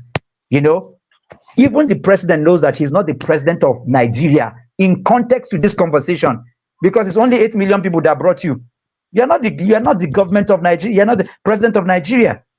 And following the fact that Mr. Peter Obi actually won Lagos and won Abuja, that has a clause in our electoral law as against who rules Nigeria. This is a quagmire that we face with the last election. It's totally unacceptable if you look at that. I just need to add those embellishments to your question just to serve some education for our people. All right, thank you so much. Let me skip. Righteous Man is in Nigeria. Okay, Righteous Man, go ahead. Before I wanted to get to someone who is in and out. Righteous Man, go ahead. Yeah, good evening from Lagos, Dr. Rudolph and all the panelists. Happy New Year to all of you. I hope you guys are good. Doctor, I've listened to you and I appreciate all your submissions. But there is one thing that is actually a pain to me as an individual. I'm an Igbo man. I'm from Imo State. I've lived in Lagos for over 42 years. In a same country where things are done well, I'm supposed to be called a citizen of Lagos State, even my children. But it's not the same. However, my question to you is this. Allegedly, let me use the word allegedly, because of the law that is existing in Nigeria today. Are you aware? Also, is your Mr. Peter Obi, is he aware that there is an allegedly said state policy that will not allow an Igbo man to be the president of Nigeria? So, what do you say about this statement, this policy? And no matter how good Peter Obi seems to be and how hard he works, this state policy will never allow him to be president. So what do you say about that? Thank you. I mean, I say this on the backdrop of somebody who has traveled globally and as a student of history and one who understands governance and systemic change globally. And I've been opportune to also have met with global leaders to sit down and also discuss and talk and learn from them. Those are for whatever laws or whatever conspiracy, if you allow me to say that, or whatever thing that has been talked about in terms of policy globally, it's just a matter of time. They would change. We're only saying this because I think that our consciousness in terms of like what you're saying right now has not been raised.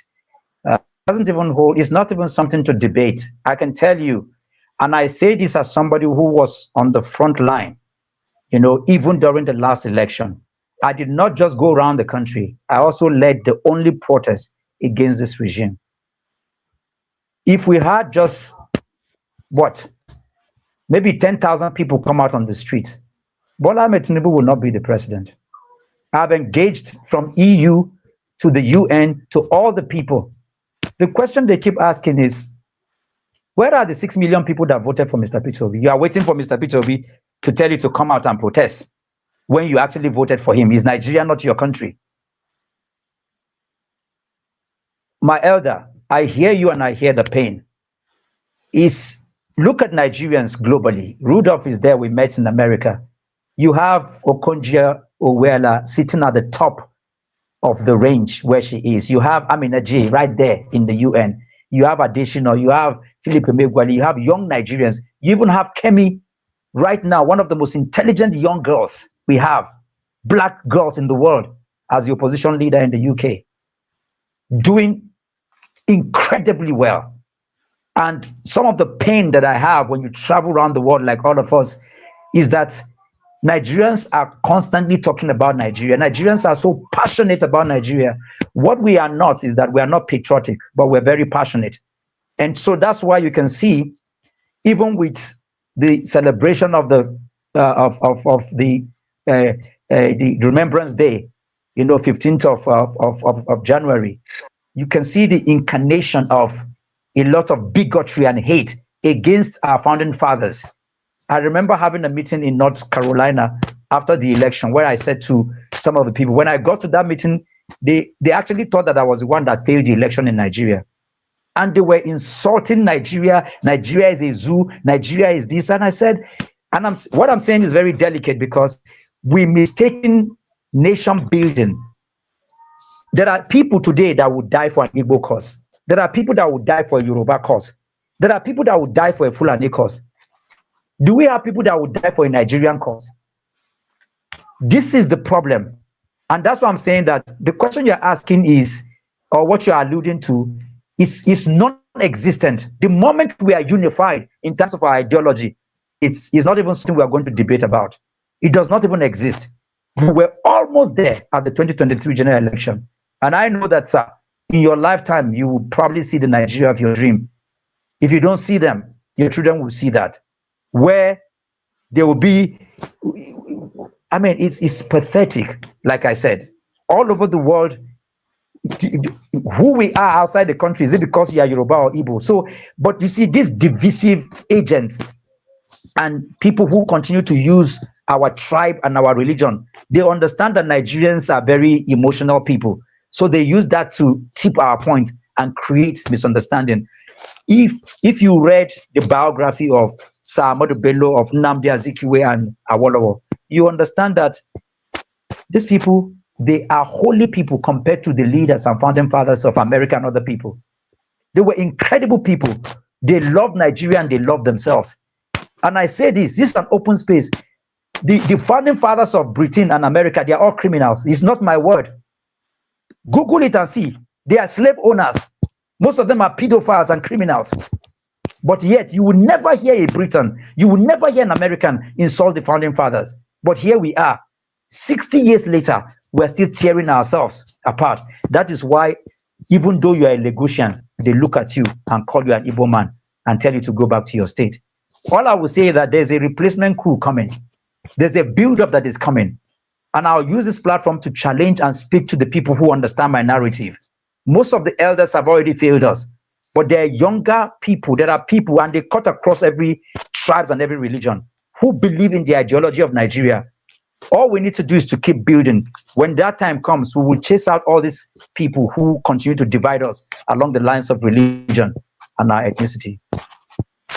All right, thank you. We are running out of time that we agreed with the guest to be with us. But I'll continue to go until he gives me a signal that he has to leave.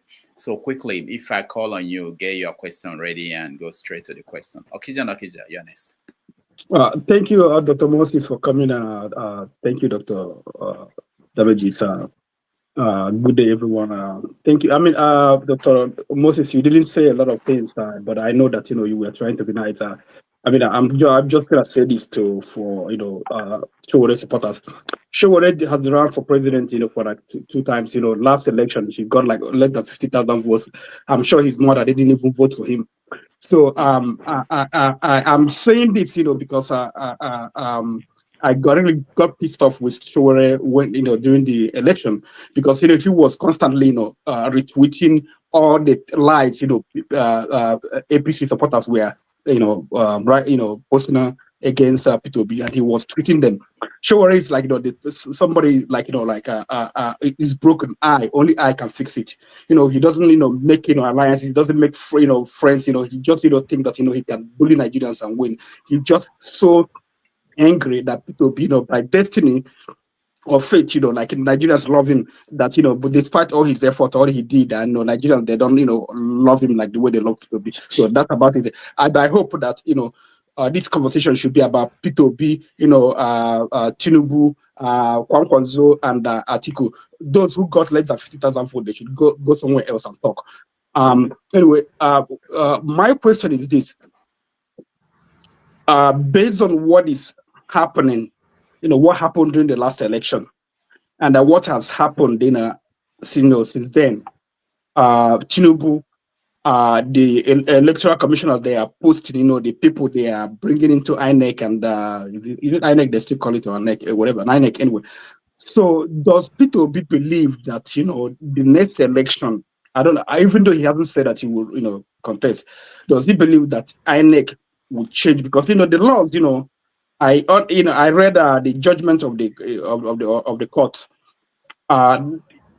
Does the law, does he believe that we have to tweak the law, make it, more, assured that people will believe this is this, because of, for instance, the IREV and all those stuff? Because, from the way I look at things, if the election is held now, from what we have seen from Imo election, Edo election, or other election that didn't happen with them, it's going to be the same thing. We still have in the system, the Supreme Court, they padded the Supreme Court, the appeals court, and the Supreme Court with people who would be, amenable to them. So does Peter Obi think that, with all these things, being the way it is, that, 2027 election will be a good one? All right. Thank you, Okija. Mr. Peter Obi believes in two things, and I will tell you. He believes that the electoral reform needs to happen. There are areas of the electoral guidance lines that needs to be updated as concerning if you look at, we need an independent observers. We need that bill signed into law. That will allow, for example, if you look at the American elections, you see that projections are made, so because there are independent observers who have, their their own IREVs too, across board, so you can imagine if INEC likes, they should go and remove their own, all the other IREV will be working, and when we go to court, we will see if 2-3 other IREV are showing the same result. If they like, they should remove their own. Like I told people, I said the 6 million they gave Peter Obi was it was the record that came in before they removed the IREP, and then they padded the other ones. So if that happens, it puts checks and balances to the electoral reform. You know, if they're able to transfer the result directly into the area from the polling booths, it will also help. However, Mr. Peter Obi also believes that, and I'll rephrase it in my own way.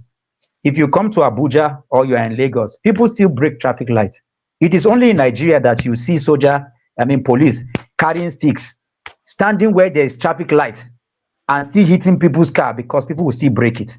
It is not the absence of law that will make INEC officials go and remove it. Mahmoud and his people, they will still go and criminally do what they are doing, even if you do what you do, whatever reform that you bring to it. It is important to do the reform, but until we have people reform, nothing is going to change. And that's why part of what I know, like he knows, is Nigerians who must ensure that they will not just vote, but they do what? But they also defend the vote. What is his to do will be done in terms of ensuring that he would follow through with what is required to ensure that we have the reforms, and also to negotiate power, because it's important to do that. But what is Nigerians to do? Nigerians must also rise up to do that, to ensure that, you know, what is required is done. If we do that collectively, then we will have a new Nigeria. And this is what Mr. Peter Obi does believe. And I can tell you, we're not here to discuss strategies, but 2027 is not going to be like 2023. I can assure you that. I know that a lot of people think otherwise, but no, whatever happens, we are moving forward as a country. I can tell you that. All right. Thank you, Okija. Jide, you're next. Thank you so much, Dr. Damages. Thank you, Dr. Mo, for discussing and for your passion and for your patriotism for our country, Nigeria, your interest in ensuring Nigeria's development and stuff. So these are my points, real quick. So my position is, despite the fact that you are very interested in Nigeria's development, just like every one of us here, we are passionate about making Nigeria to get there and liberate ourselves, right? I'm not convinced that an individual from Nigeria, particularly a product of the system, is going to change Nigeria. No individual is going to change Nigeria. Nigeria is a product of a system, and that system has to change. Having said that, I want to say something that you said a lot of things about Peter Obi, which I learned from you today, which I really appreciate. But I also feel like it is heavily distorted to compare Peter Obi with the likes of Martin Luther King and Nelson Mandela, right? So this is my question. So don't you think that it can also be more convincing if you talk about the possible? And maybe there's not a lot of time, but I'll just say it still. Like, don't you think like it will be better discussing policies that Peter Obi intends to implement, and for it to be open to criticism, rather than like talking about like campaigning for him into why he's the individual that will fix Nigeria? Thank you. Yeah, I mean, with all due respect, I totally align with you, and I can tell you that Mr. Peter Obi too believes that there is no individual alone that can change the system. It's a systemic problem. However, we have to come together as a people to form a system that will be able to challenge the system. That's why he believes that it's not even the reforms, but that it's people reform. So and that is a policy, that thinking, that process, that ideology speaks to the fact that there is no individual who can bring the change to Nigeria. And that's why you see, like, I'll go back again, for anybody to think, if you think that there are a lot of good people in the system, I can tell you there are PAMSECs, there are people who have retired and they are very poor because they did not, even though they are in the system, they did not, align with the system. And when we speak in terms of systemic corruption and systemic change and all of that, of course, we can say Nigeria is a corrupt nation because it's more than 50%.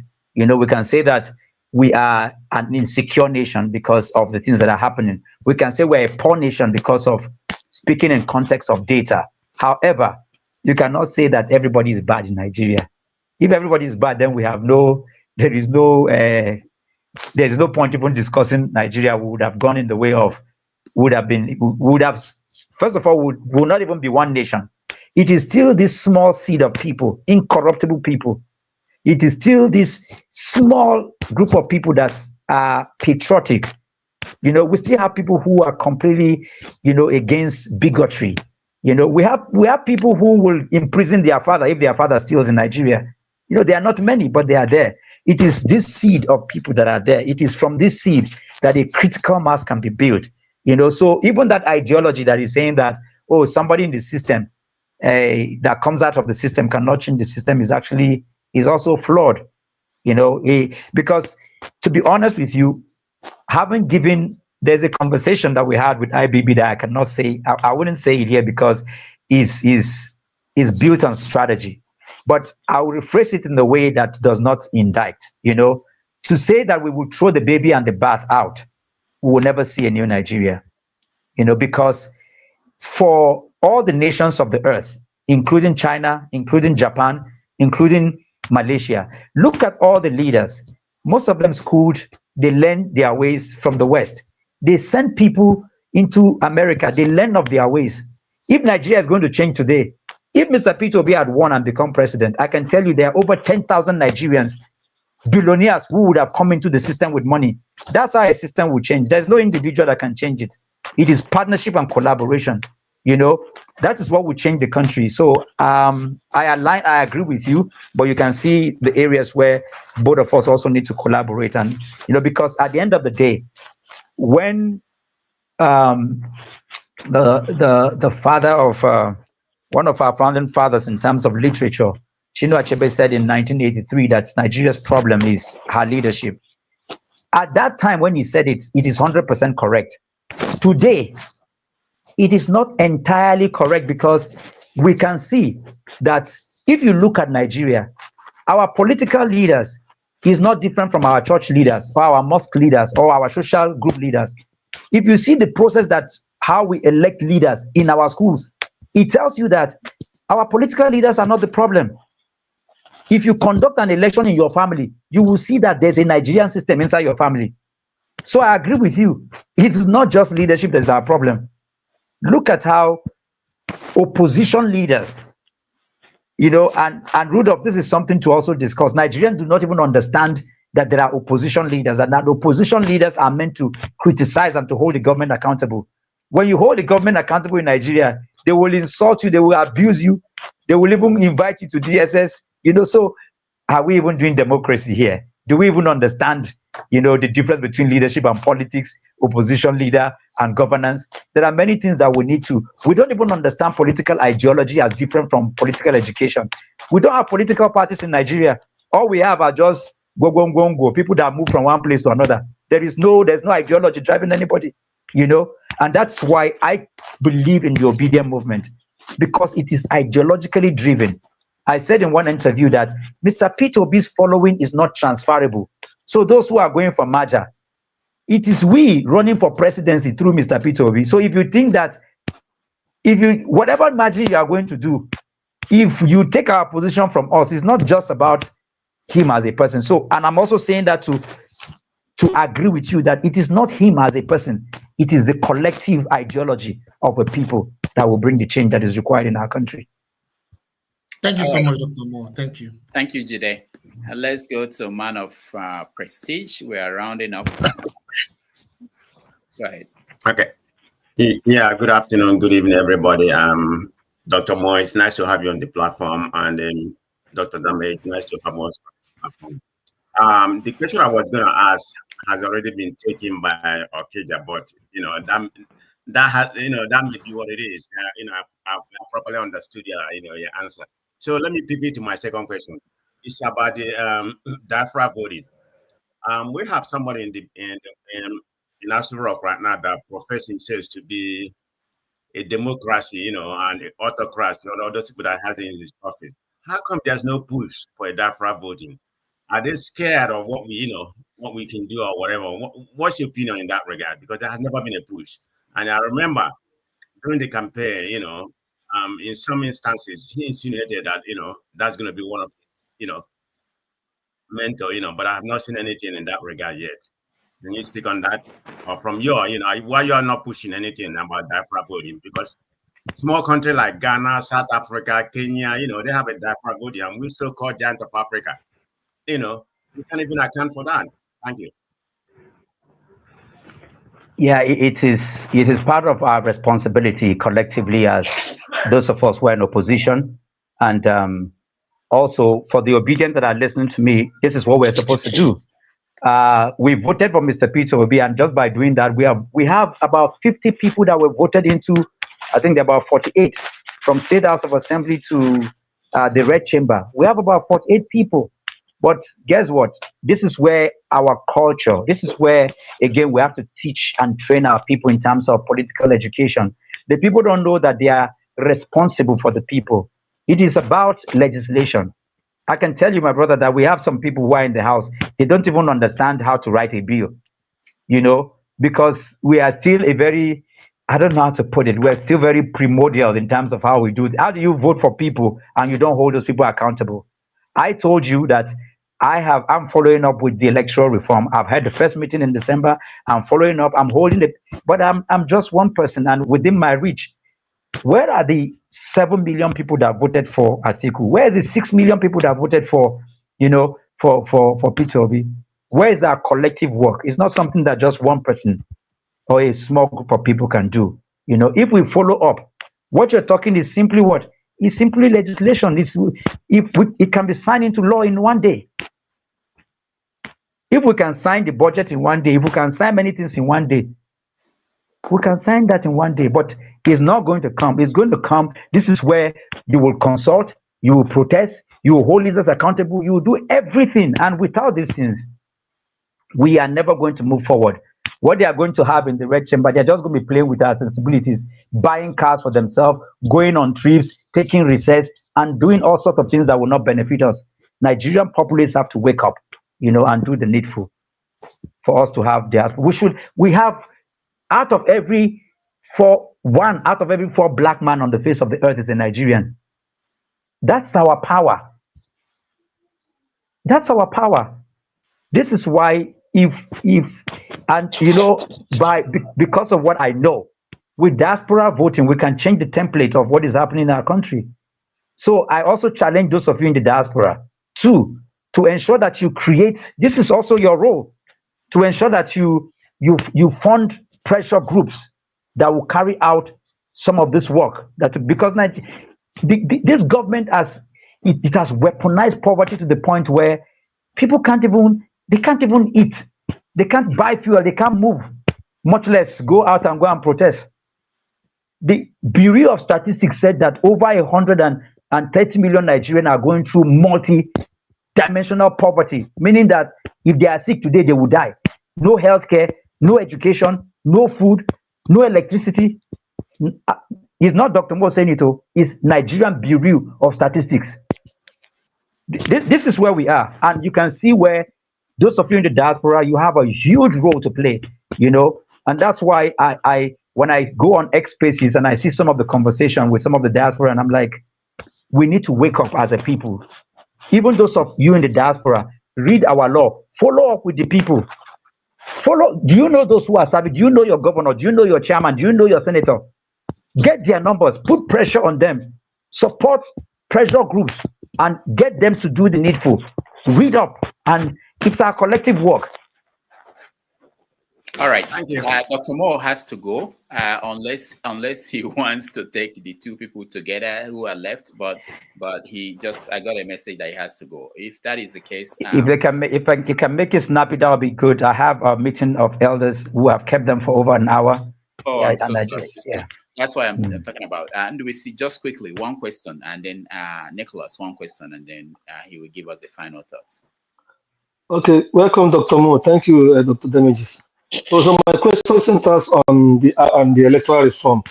I hope as we are pushing this electoral reform as well, you take into account the need to have the INEC chairman not being appointed by the president, that the INEC chairman and his commissioners, their appointments should be done probably by all the political parties coming together and deciding what criteria and all. That is a big way to get him not to be influenced by whoever is in power.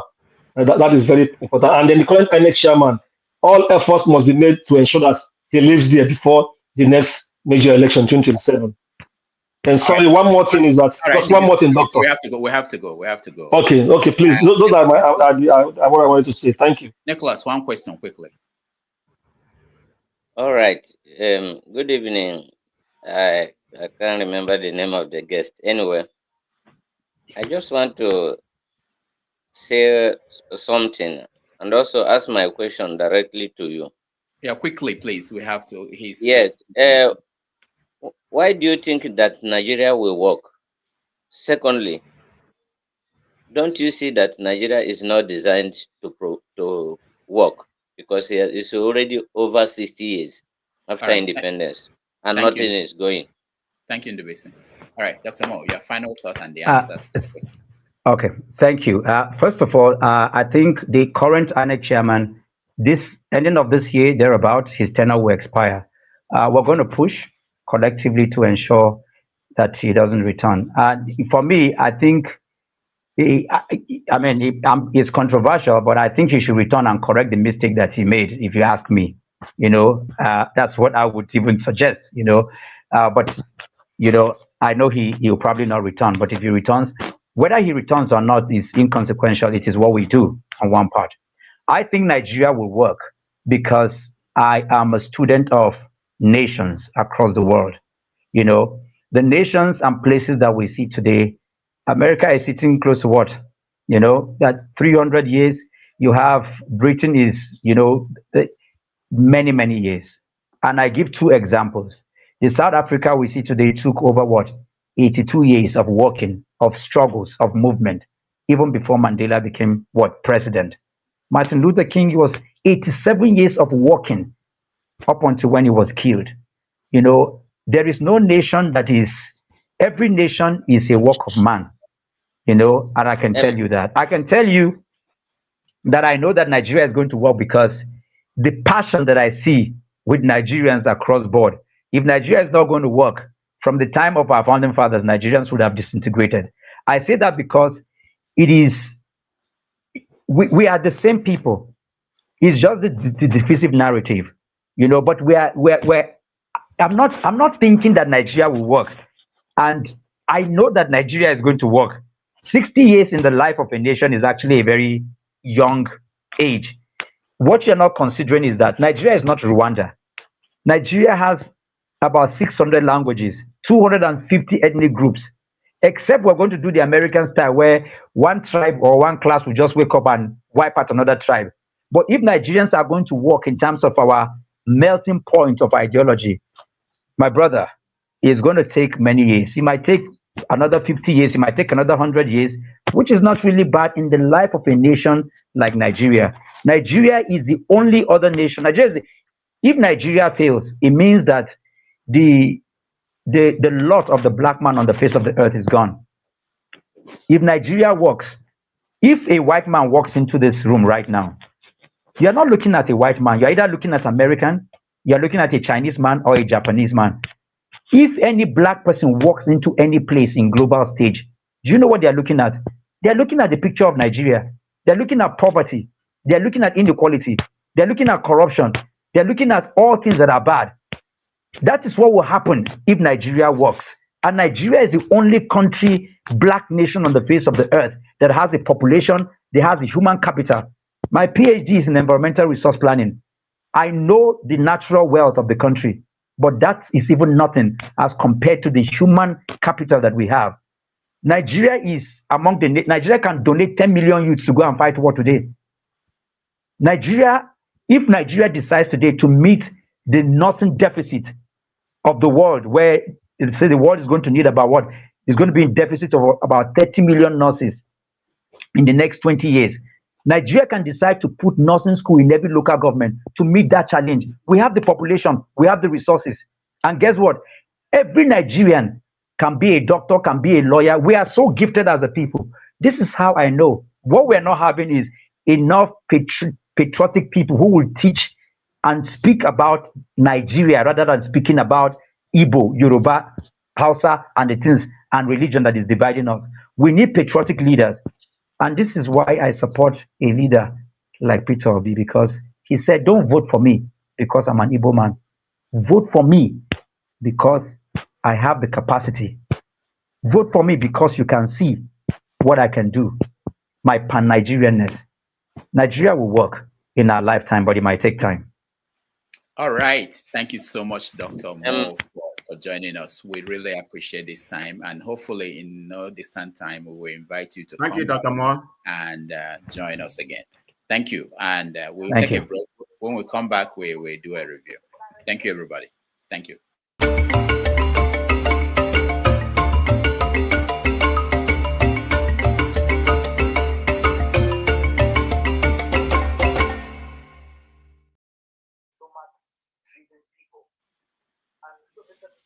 All right. We're still going to take a break.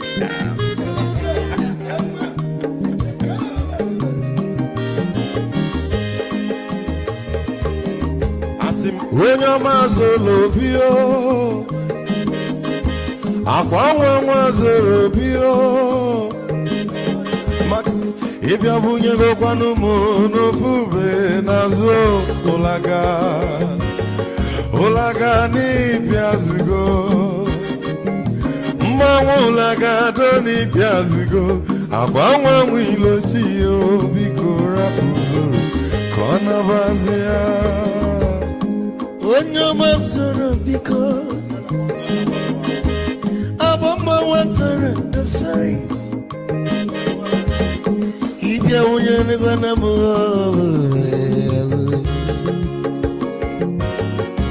Lagadori biazigo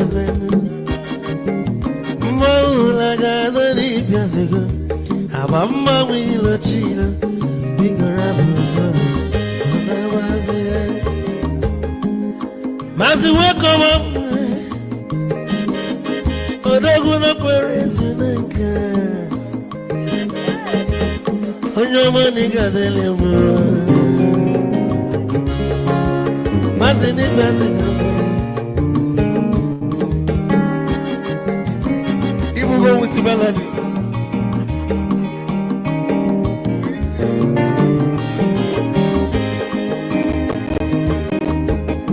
You got to go with your phone. Odogu nachala noka.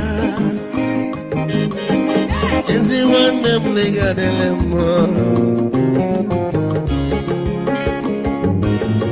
Olaga doni pesi gono.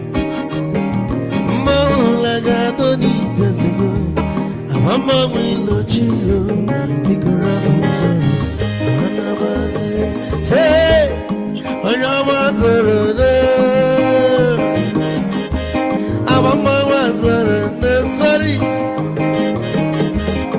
Ibya muyano kwa namo Ofube naro Olaga doni pezigo Nazaboy Olaga doni biazugo Amama wilo chilo Biko rapuzoro Anabazi Odogu kanano mikechofo Ama kwa mnika kugogia Waligwe kwelo Ikechobo bele bege Hey, you want?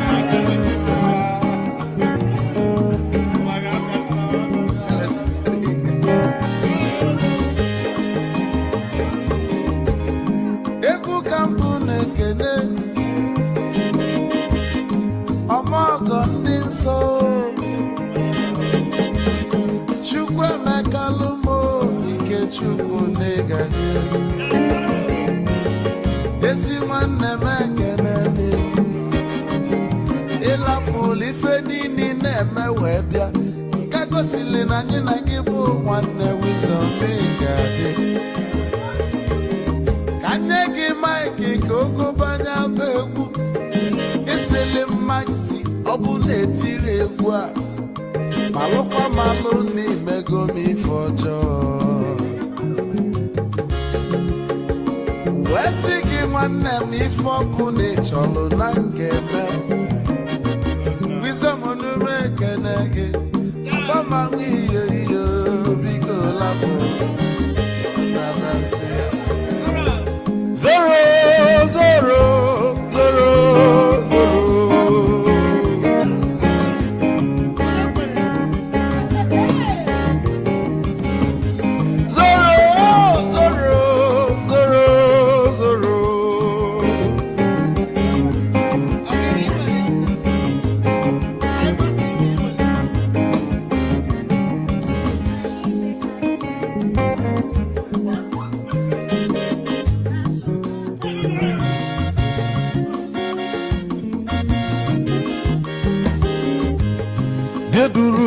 oyi na bugwa Hausa Sokoto Ujembe mwilo anụ solo nwe ma n'ọfịa n'ara onye nwụrụ ozu ike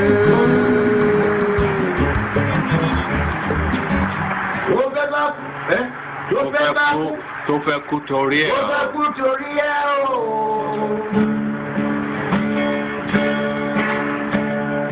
Ọwọ́ ẹni ló ti ṣàánú kọ́. Ayé la bá, ayé la fi sílẹ̀ sí. Lọ́nà èyí yóò.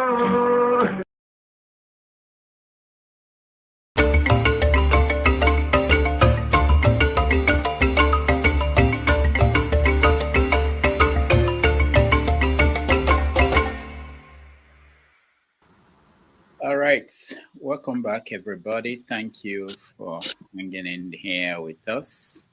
It's been a wonderful day here in New York City. I hope it's beautiful wherever you are in the world. And we want to do a brief review of what happened.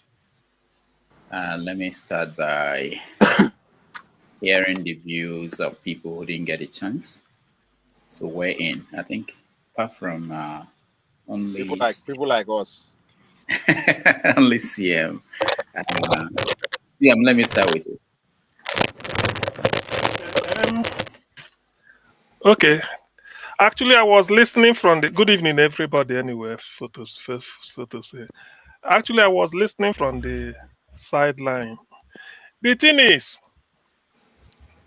all that he said, for me, they are no news to me because I follow Peter Obi too. But as an insider, I know there are one or two things he may not disclose, and then which I may not be privy to. But all said and done, the only challenge is not that people know that there's not Peter Obi becoming a president of Nigeria. The only challenge is though that what is it called, that conspiracy that no Igbo man will be president of Nigeria. People may deny it. I knew about this since 1997 through Chubo Okadibo. That was why Okadibo was so furious, and he was challenging everything to prove it, that either he bring the country down or they do away with it. But you see, maybe, that's what I'm saying, maybe the suffering we made them to change, but they've forgotten that until an Igbo man takes over the leadership of Nigeria, Nigeria is not going anywhere. If they lie, let them continue rotating it between Yoruba and the Fulani. It doesn't mean anything. 2027, or the way they say, if he moves to the north, is to the Fulani is going to. They are getting ready. What is the name? Nuhu Ribadu. That is the person they want to hand over to, maybe after Tinubu. Nuhu Ribadu from the northeast. The same Fulani. If he comes down, maybe by then, maybe Bajabi Amila must have matured. They go down again. So all these things, they are rotating Yoruba Fulani. We know the game they are playing. And Nigeria will continue to sink. It's as simple as that. You can't hold an Igbo man down and not sink. We will even get up and leave you in the where you kept us. So it's as simple. I know why he's saying. I know what he's saying. He's quite passionate. He's very open. You know, he's so happy to associate with Peter Obi, even without saying so. But we know what we are facing. So that the Igbo that we are, it's not really the problem that the Igbo, the people see Peter Obi to be. So that is the thing. When it gets to politics, they will tell you, oh, we didn't want an Igbo man. They will break up the country. They will do this. They will do that. Then let Igbo man go now, so that you have your country. You will still force Igbo. You see, the contradiction I can never understand is this. You don't want Igbo man to be #1 citizen, and you don't want them to go. Is it possible? It's not. Something must have to give. Allow Igbo to go and rule so that you can enjoy your Nigerian crude oil. You say no. Igbo man must be part of it. Then when we raise up our hand to be president, you start telling us that Igbo has to do this and do. Look at where Nigeria is. Even those that Those that participated in slaughtering Biafrans, more than 5 million, they are now the people having refugee camp all over, and nobody is talking to them. And they are, and you see them shamelessly, they will come and still be talking of Peter Obi as if Peter Obi is the cause of their refugee camp all over their places. So we know what is going on. That's why sometimes when they are saying all these things, we know the game they are playing, but it's not leading them anywhere. Nigeria is sinking, and it will continue to sink until an Igbo man takes over. If you don't want an Igbo man to be president, allow Igbo, tell Igbo, find your way out of Nigeria. They releasing Nnamdi Kanu, our leader, they will leave. It's like you can't have it both ways. You can't force me to be part of Nigeria, and then I can't enjoy my full citizenship like every other person within the context of Nigeria. 1999, Igbo voted for a Yoruba man. It was Omoluabi. Amorawana. 2007, we voted for Fulani. That one, Rankadede. Rankadede. 2011, we voted for Ijoman. Asawana, wana. Ijokime, emie. Everybody laugh. Asawana. Then 2015 again, we voted for the same Asawana. They started punishing us that we didn't vote for a Fulani man, Buhari. 2019, the same Fulani have to bring himself again. 2023, Igbo man come, they say, that's one Igbo man. I mean, look, you see, that's what they call generational shift. The generation that are coming up in Igbo, they know all this trick. They know all these lies. So there's no way. That's what I wanted, but I don't want to spoil his form. If I had come in, this is what I will educate him on. We know all these things. Let Peter Obi do. He's a humanitarian. Give them pipe, give them a borehole, donate money anywhere you like. That's all. It's as simple as that. Rather than allow Igbo man, they go and switch up the beavers. And who invented the beavers? An Igbo man. Electrical engineering graduates from UNN working with INEC. Yet they are making noise. Forget about all this. We know what is. Nigeria continues to sink until Igbo man takes over the leadership. Failing it, nothing is going to happen. If you like, rotate power between Fulani and Yoruba for the next 100 years. It's not going to work. It is spiritual. Until you break that jinx, it's not going to work. The way you do it is that either you allow Ndibo get out, go and be your own Biafra, then we leave. Or if we must be in Nigeria, we must assume number one citizen. Why should a Fulani man rule? Yoruba has taken, Ijo has taken. When he goes to Iboton, they switch up the beavers and start to tell you different political permutation. If this man collaborate with Showore, if you combine with this, what of if you switch? What of beavers? What of beavers? Today we are electing a certificate forger, career criminal, and you want things to be good. I bet let me stop so fast. Let me not. I don't want to go back into, All right. Things are better left unsaid. Thank you, CM. There's a question for you, CM. T. Majek wants to know, if you had a choice, would you want to leave Nigeria or want an Igbo man to lead Nigeria? You see, I will answer it this way. We've made all efforts to lead. The efforts we've made to lead compared with the efforts we made to leave, the efforts we've made to lead is greater. So I will leave because there's no need. I will leave. I will leave. You don't need to be big to lead. Israel is look at their landmass. Today, they are the power in the world. So that is, in fact, the essence why I want Igbo to leave is this. That is the only opportunity we will have to compete with the Jews in terms of technology. We compete with Indians in terms of provision of professionals all over the world. Then we compete with the Chinese in business. These are the people that God created us to compete with. The Chinese, the Indians, and the Jews.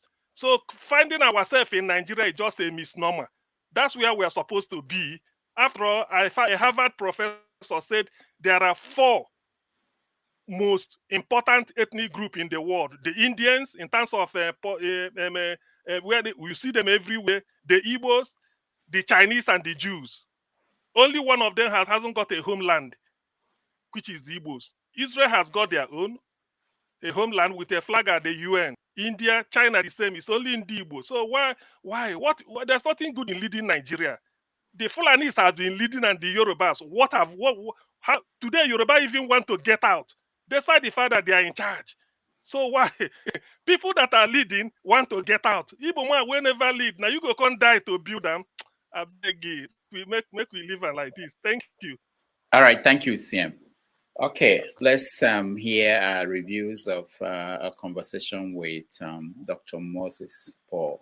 Let's go to John Abba.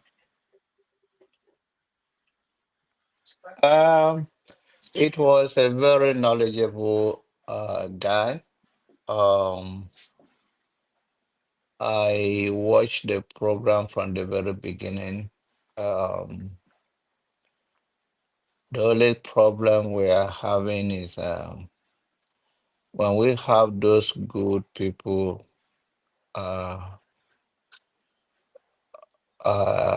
work so hard,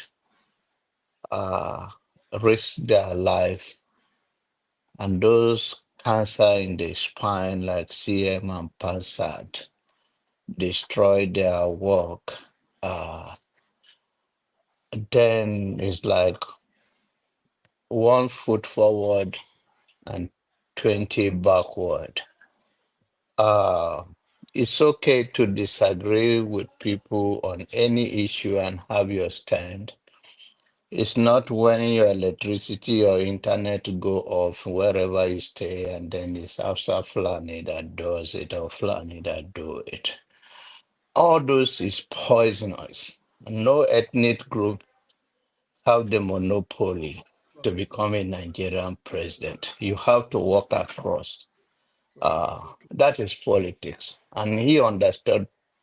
He understood politics.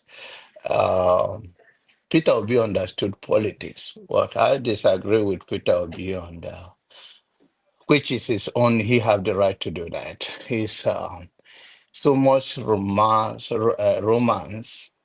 with those that mortgage our lives.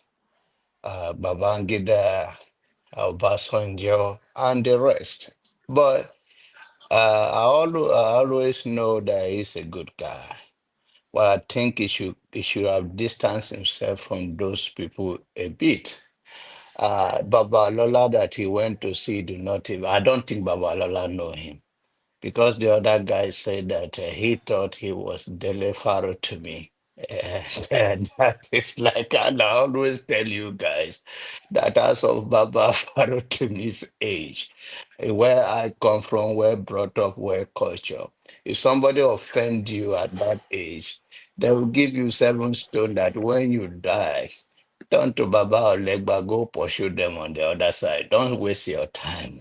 Don't go after them. You don't even have the energy.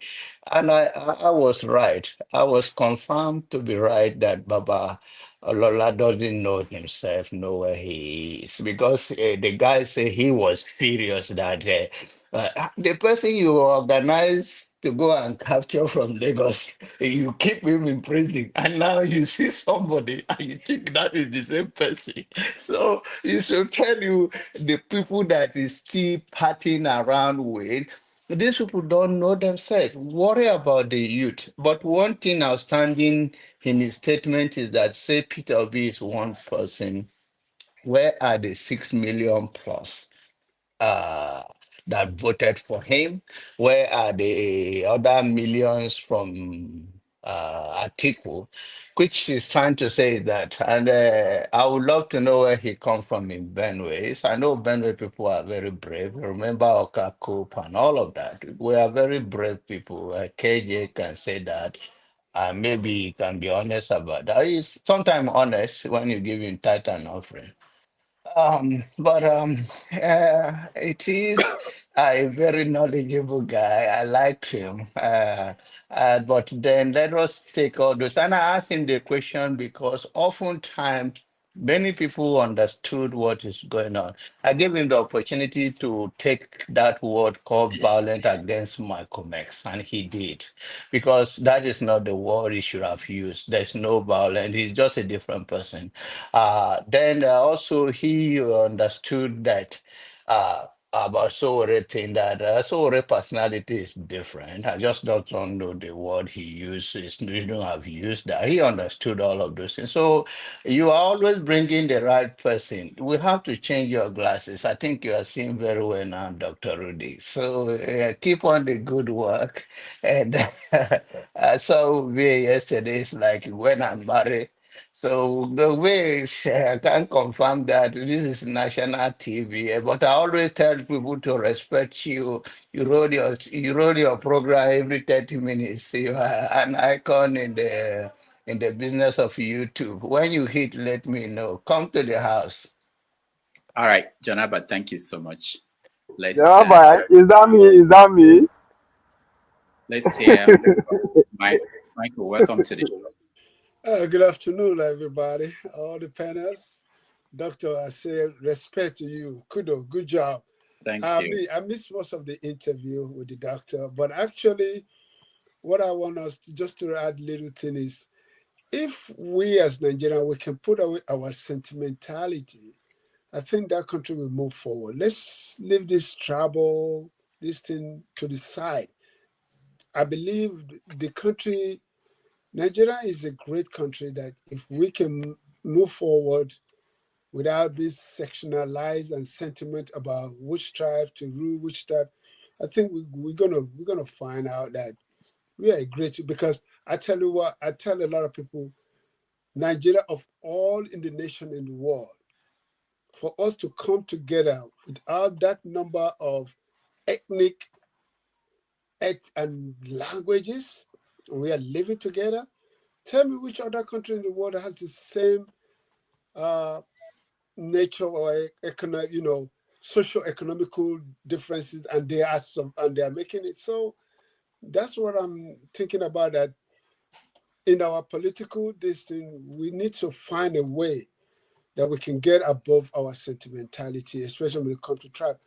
We're going to be a better place. So I missed most of the interview, but that's just coming in just to chime in my 1-2 point. Thank you very much, folks. Thank you, Michael.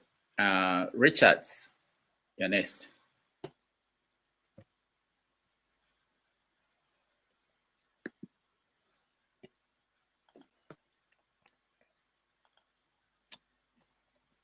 Yeah, good evening. Are you hearing me? Yes. Yeah, happy New Year from Germany. Yeah. I listened to your guest, a very brilliant young man. But I think what he's fighting for in Nigeria is like a wishful thinking. As an Igbo man, I think I've seen Nigeria is it's not made for Igbo people. The panelists might disagree with me, but that's the way I look at it. And we have to tell ourselves the truth. How long are we going to continue discuss all this? Every 4 years we discuss this thing, and then after it, nothing happens. I believe that at this time, what we should be discussing in Nigeria is, let us sit down. Let us sit down as human beings. God created us the way they created the white people. Let us sit down and discuss how are we going to live in this country? Are we going to live together? At what conditions, what terms and conditions are we going to live in this country? I see 2027 is not, why are we discussing 2027? 2 years from now. And after 2027, we focus again on 2031. Why not these people sit down and say, okay, this experiment, we have tried it for 60 years, it's not working. Which way forward? Because I know that this thing, for me, I know that this thing called Nigeria is not working, not only for Igbos, but for many people. Because after Tinubu now, 8 years, definitely Tinubu will stay there for 8 years. After Tinubu, it goes back to the north, to the core northern Nigerians. After it will come back to the south. Whenever they tell you that the power should come back to the south, they mean that the power is going back to Yorubas. Whenever they tell that the power is going back to the north, they mean the core northern Nigeria, mostly the Fulanis. And then we continue, behaving as if that we are not human beings. I've lived here for 34 years. Many small countries are more more richer than Nigeria. They will tell you, oh, Igbo people, we live in a landlocked, area. And then Switzerland is landlocked. Hungary is landlocked. Austria is landlocked. Luxembourg is landlocked. Serbia is landlocked. Are we better than these people? Are we not more, even in population, in everything, are we not far better than these people? But look at the way they're living. So these people, Peter Obi is a good guy, but Peter Obi will never smell that as rock. 1993, I was in Lagos. I listened to one man, an Igbo man, very elderly man. This man was talking on one of the radios in Lagos State. This was 1993. And this man was a very old man. He said that after the Civil War, because he was a captain in Nigeria Biafra War, he said after the war, that the Southwest and the North made an agreement that Igbo man will never rule Nigeria. That was 1993. I just visited Nigeria then. And this man, in fact, they were trying to, that was even under I think, Babangida. This radio was kind of, after 2 minutes, after 1 hour, they closed the radio. So what we're talking about is, it's not going to happen. I'm sorry, it's not going to happen. If it's going to happen, why not they make it that this way, that at least make it constitutional, that let it be rotational, so that if it comes to your own turn, you know that now it is your own turn. If they really want Nigeria to work. Thank you. All right, Richard, thank you so much. Igbo Basics. So what we're going to do is, I know there are people who have been waiting. Igbo Basics, after you and Ike, we go up and talk to the other people before the new people who joined. I don't want Kenneth to think I'm coming to him soon. Igbo Basics, go ahead. We can hear you. All right, good afternoon, Dr. Damages and fellow panelists. All soldiers never die. They just fade away. And why I say that is that some of us who came abroad, we came to get the golden fleece and go back. Some of us did. We got the golden fleece, we went back. We tried to bring our American mentality into the system of credibility and honesty. And we learned two things. It's either you join them, become crooked, or you rough it out, or you leave. And we made choices. I listened to Dr. Mo speak here, and I'm speaking as an old soldier. Indulge me if you will. I've gone through it through Dr. Nnamdi Azikiwe. I'm talking about the people that I've had the privilege of seeing at Just Stadium in 1964. Through Dr. M. Akbara, through Aguiyi, through Odumegwu Ojukwu. I'm just speaking from the people that I've had the opportunity to be in their presence. The issue is very simple. There was a civil war. We fought the war, a war that we did not intend to fight, but we fought the war. And that war taught us a lot of lessons. We came out alive. The conspiracy, if you will, started way before the Civil War. That alliance between the North and the West, which is still holding up to tomorrow, let's not deceive ourselves. CM has spoken here. Some others have alluded to the same process. Dr. Mose, he spoke very well. I tried to get in to say a word or two. The point I'm trying to make here is this. If you've lived through MPN and the rest of the group of the time, if you live through NCNC, let's start it from there, till the current PDP, PPC, APC, and the rest of them, and you know that the same game has been played all along. Dr. Moses' presentation about Nigeria must work, it's a very good idea.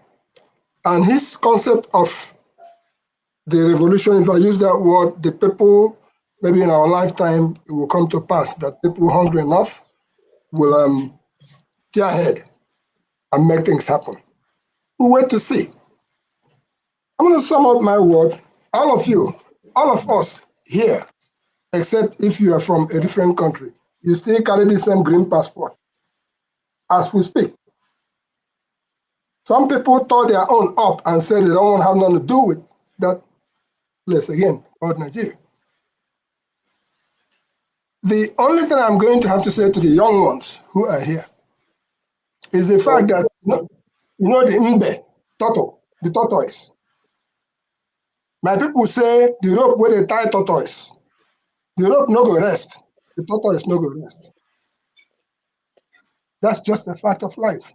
So the rope where Nigeria, and by Nigeria I mean the West and the North, tie the East.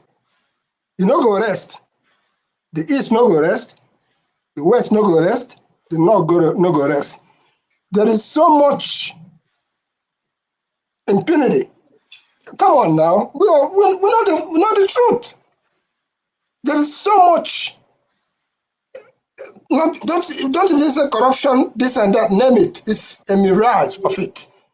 When the owners of Nigeria decide that Nigeria will go forward, I am in support of what Dr. Mo said. Nigeria can get to the moon.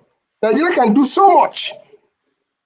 As we speak, Nigeria is buying arms when Nigeria should have been manufacturing Obunigwe and all other kinds of arms. If you don't recognize what you have, you are God-given. I'm not even talking about the minerals. The decision that was made by the colonialists, at some point we stop blaming them. At some point, we as Nigerians have to say, you know what, enough is enough. We've paid our dues to Britain as Nigerians. But the fact is that the leaders of today who have been planted there, it's so much that even the American system that you look at, okay, do you know during the last election, some of us who have completely washed our hands off of anything politics, we don't want to be bothered, we showed up on the stage. Why? Because Peter Obi showed up on the stage. A lot of people mortgaged. Some people sold their refrigerators. Some people sold their wristwatches. Some people even gave up their phone just to genuinely support what they believe in. I'm not going to even talk about Sowore. Sowore is a young man who has come of age and is doing very great. But all in all, without alliances, Sowore is going nowhere. Without alliances, Peter Obi can do as much as he can as a genuine person. He won't succeed. So my submission for today is very simple. Dr. Damages, keep up the good work. Keep bringing the people you are bringing. Soldier come, soldier go. Barak go day. We all come. We see Nigeria. I'm looking into 70-something now. We go there, we go play our part, we go. KJ, next time I pass Uzuakole, I will make sure that I'll go to Elas Uzuakole, because that is something that I truly appreciate. Why do I say that? I sum it up to say to you all, if you don't know how to practice the act of bushcraft, I practice bushcraft. If you want to know what bushcraft is, join me. When I go back that way, if you want to see me, including Dr. Damages, you go come for bush, come see me. That is my intention. take this away for every one of you. We are in America, we're in London, we're in different places. One day they go ask you, say, oh boy, where you come from, sir. Even though you've had children here. That is the time you realize it is time to go. But if you so decide to be buried in a foreign land, that's equally okay. But for some of us, we have made the way, and all our politics are via whiskey. I will see you in the bush very soon. Even if it's the bush for America. Thank you all and keep up the good work, Dr. Damages. Don't give up. I will say bye-bye to us by hoping that the 75th birthday anniversary of Chief Zebediah Okorigwe Wobe, alias 430, the man from Nobi. I will hope that we will be able to air it up here. Now that the man is still alive, enjoy him. Not when he go, all of you are going to say, chai, chai, chai. It is time for us to do something about it. Thank you, Professor. I would have stopped you if you didn't mention Chief Zebediah because I know. All right, Ike, you are next. Good afternoon, good morning, good evening, everybody. Happy Sunday to all of us. Like everyone has said, I joined from the camp when I was coming back from the church. I listened to Dr. Mo and I came home and I listened to the whole interview. Like for me, as an obedient, not obedient on the social network, obedient in truth and in reality, whatever he says here, it's not new to me. Some of us who are committed to obedience, who are tirelessly working for obedient movement. There are so many things, like as he said, he's not going to say here, but everything he said here is a few things that I know, some of us know. I want to also my brother Opera from Germany, who spoke right now about a few minutes ago before Igbo Basic, who said Peter Obi would never ever smell a sorrow. I wanted to let him to correct his language because he woke up this morning. He didn't know how he woke up from his sleep this morning. So he do not decide who becomes anything. It is God that gives power. Men can steal power, but at a certain time, they will release what they're holding. So for him to say he would never smell a sorrow, I would have loved him that he's still here, for him to withdraw that, because that's a very wrong statement to make. You do not decide the future and destiny of anybody. God has destined each and every one of us for a purpose in this life. And I wanted to remind him that even though he has lived in Germany for 34 years, the question would have been, have you realized the reason and the purpose why God sent you to go to Germany to spend 34 years? Because you might be 34 years in the place, but you are still lost because you don't know why you are sent there to be. And that is what is happening to so many of us who are living in diaspora. We don't know why we are where we are. We only just focus about the material things that we make. But most of us don't know the reason why God has sent you, giving you the opportunity and the privilege to be where you are. It's not all about money. It's not all about acquiring material wealth. There is something that God has sent you there to go and do and use it for the betterment of your people back in Nigeria. It's not just about money. So I hope that somebody, he comes here and try to listen what we are talking about, because such statement is not what, and this, somebody who has lived in Europe for 30 something years is coming to the national platform to say something like that. You don't decide the destiny and future of anybody. God owns the life of every one of us. And if I sleep and wake up today, the only thing I owe is to thank God, because I don't know how I slept. I don't know how I wake up this morning. And which means that I know that a supernatural power that controls the atmosphere where I exist. So I cannot say Dr. Damage's station can never exist. Which power do I have? His call, his destiny, and his future is different from my own. So I can only try to work against him. But if God has destined this station to succeed and become the best of CNN, it's going to happen. It might not happen in my time when I'm still alive. It might happen when I'm still good, but God has signed it that this station is going to be better than CNN. So which power do I have to say the network of Dr. Damages is not going to exist? No. So I want my brother to understand that when we are making a comment in a place like this, we should try to, choose the words that we use, because all of us are grown up. Nobody's still sucking his mother's breast that is still here, right? And I want to sympathize with my brother CM. I know how emotional it can be, and I know what he's feeling. It's the feeling of 95% of every Igbo man, rightly or wrongly. What is important is that we are not going to stop people who are aspiring to be leaders in Nigeria. We can't stop anybody. If God has given us somebody that we know that has the credential, the capacity, the capability to lead Nigeria, we go with the person. And if it is just like what Mo said here, if the 6 million people that voted for Mr. Peter Obi and 7 million people that voted for Atiku, you combine it together, is about 15 million votes. Automatically, they are supposed to be the people that are leading Nigeria today. But because of the kind of system of government we practice in Nigeria, it is the winner takes all. And the man who is there didn't get up to 37%. He's ruling Nigeria with about 30-something%. So which means, it's not me and you that is put him where he is today.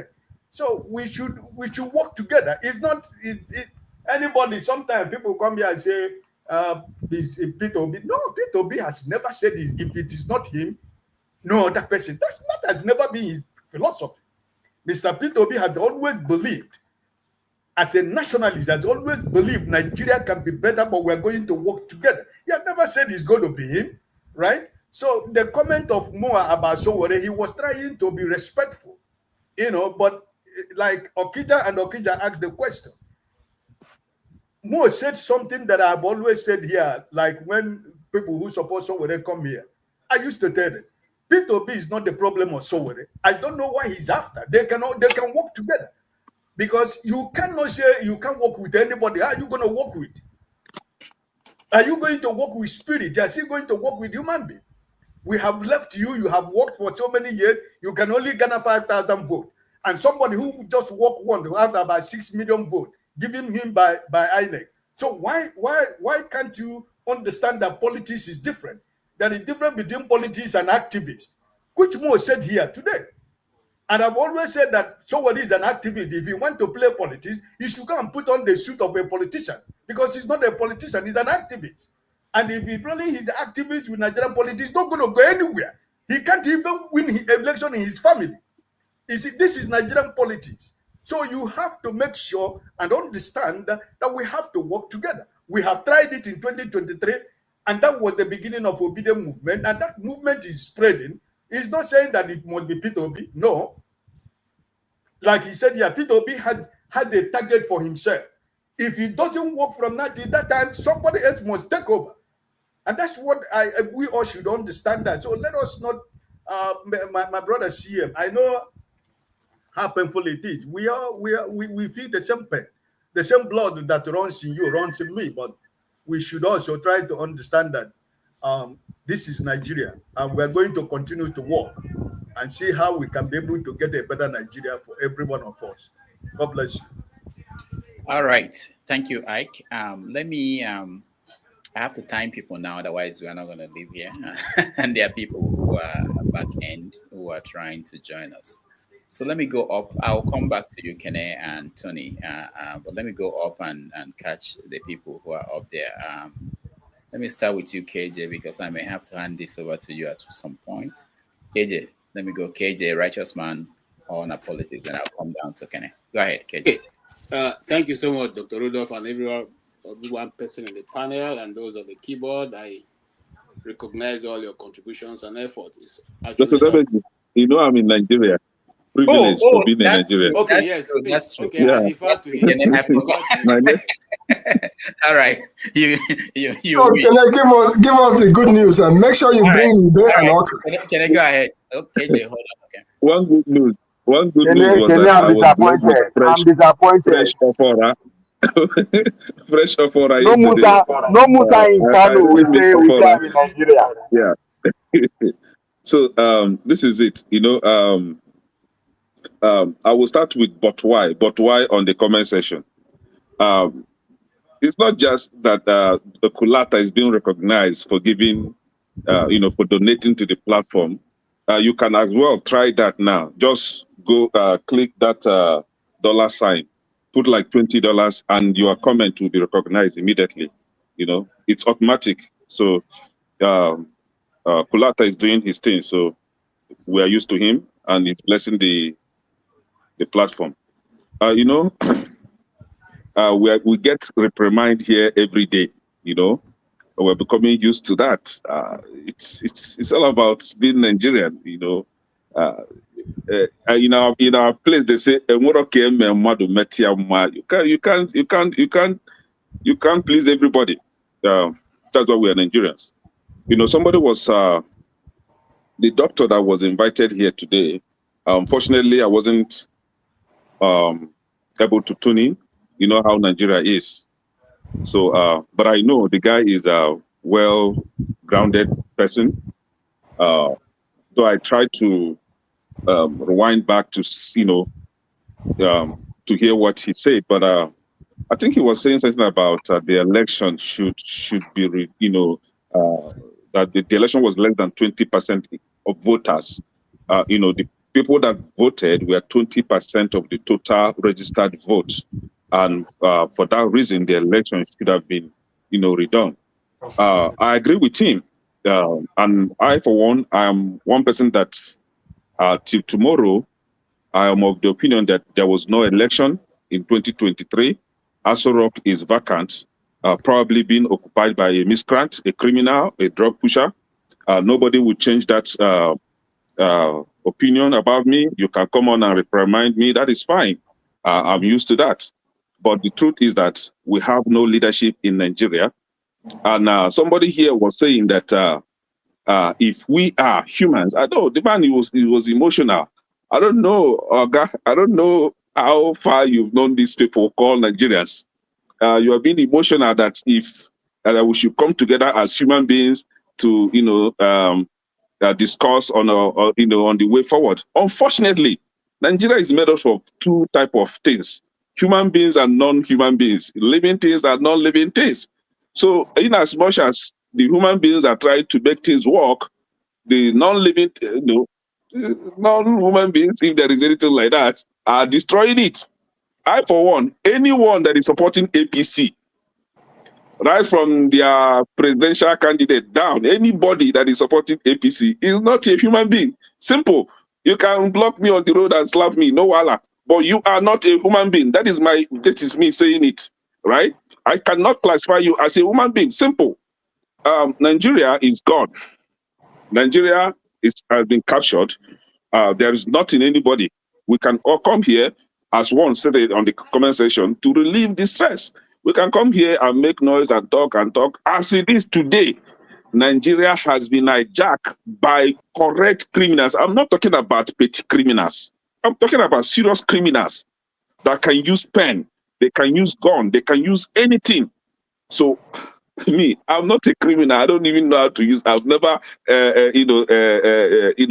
triggered before. I don't know how to use those things. But these people, they are in the they are everywhere. So Nigeria is captured. What we should be talking about now is how to destroy that thing that brings them together. That national cake, that thing they call national cake. How to destroy that cake so that they will all find their way. And the only way to do that is you, the Igbo man, you, the Hausa man, you, the Orobo, you, the Asian, you, the Ososo man, we all come together and say, you know what? Let's go our separate ways. Let's destroy that Aso Rock. Let's just, break everything apart. Let everybody go. That is the only way, because these people are a bunch of lazy idiots. Okay, look at the tax reform that the illegitimate president is trying to bring, for them. They said no, that they are so lazy, they cannot hustle. That's what they're telling us. They are so lazy, they cannot generate income on their own.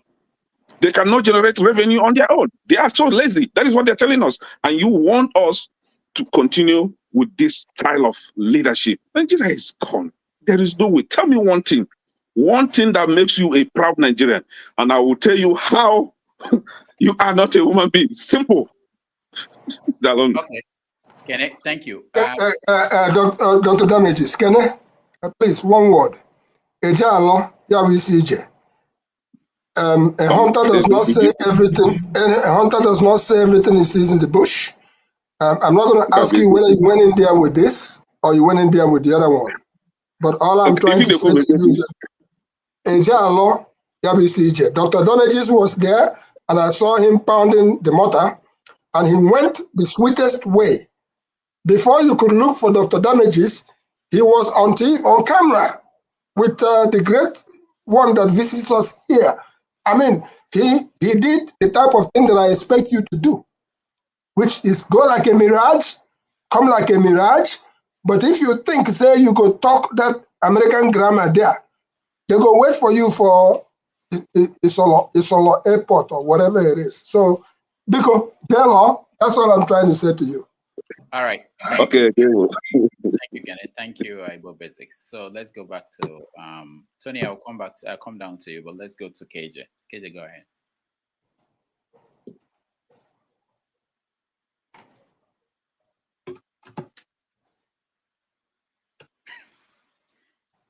KJ, can you hear me?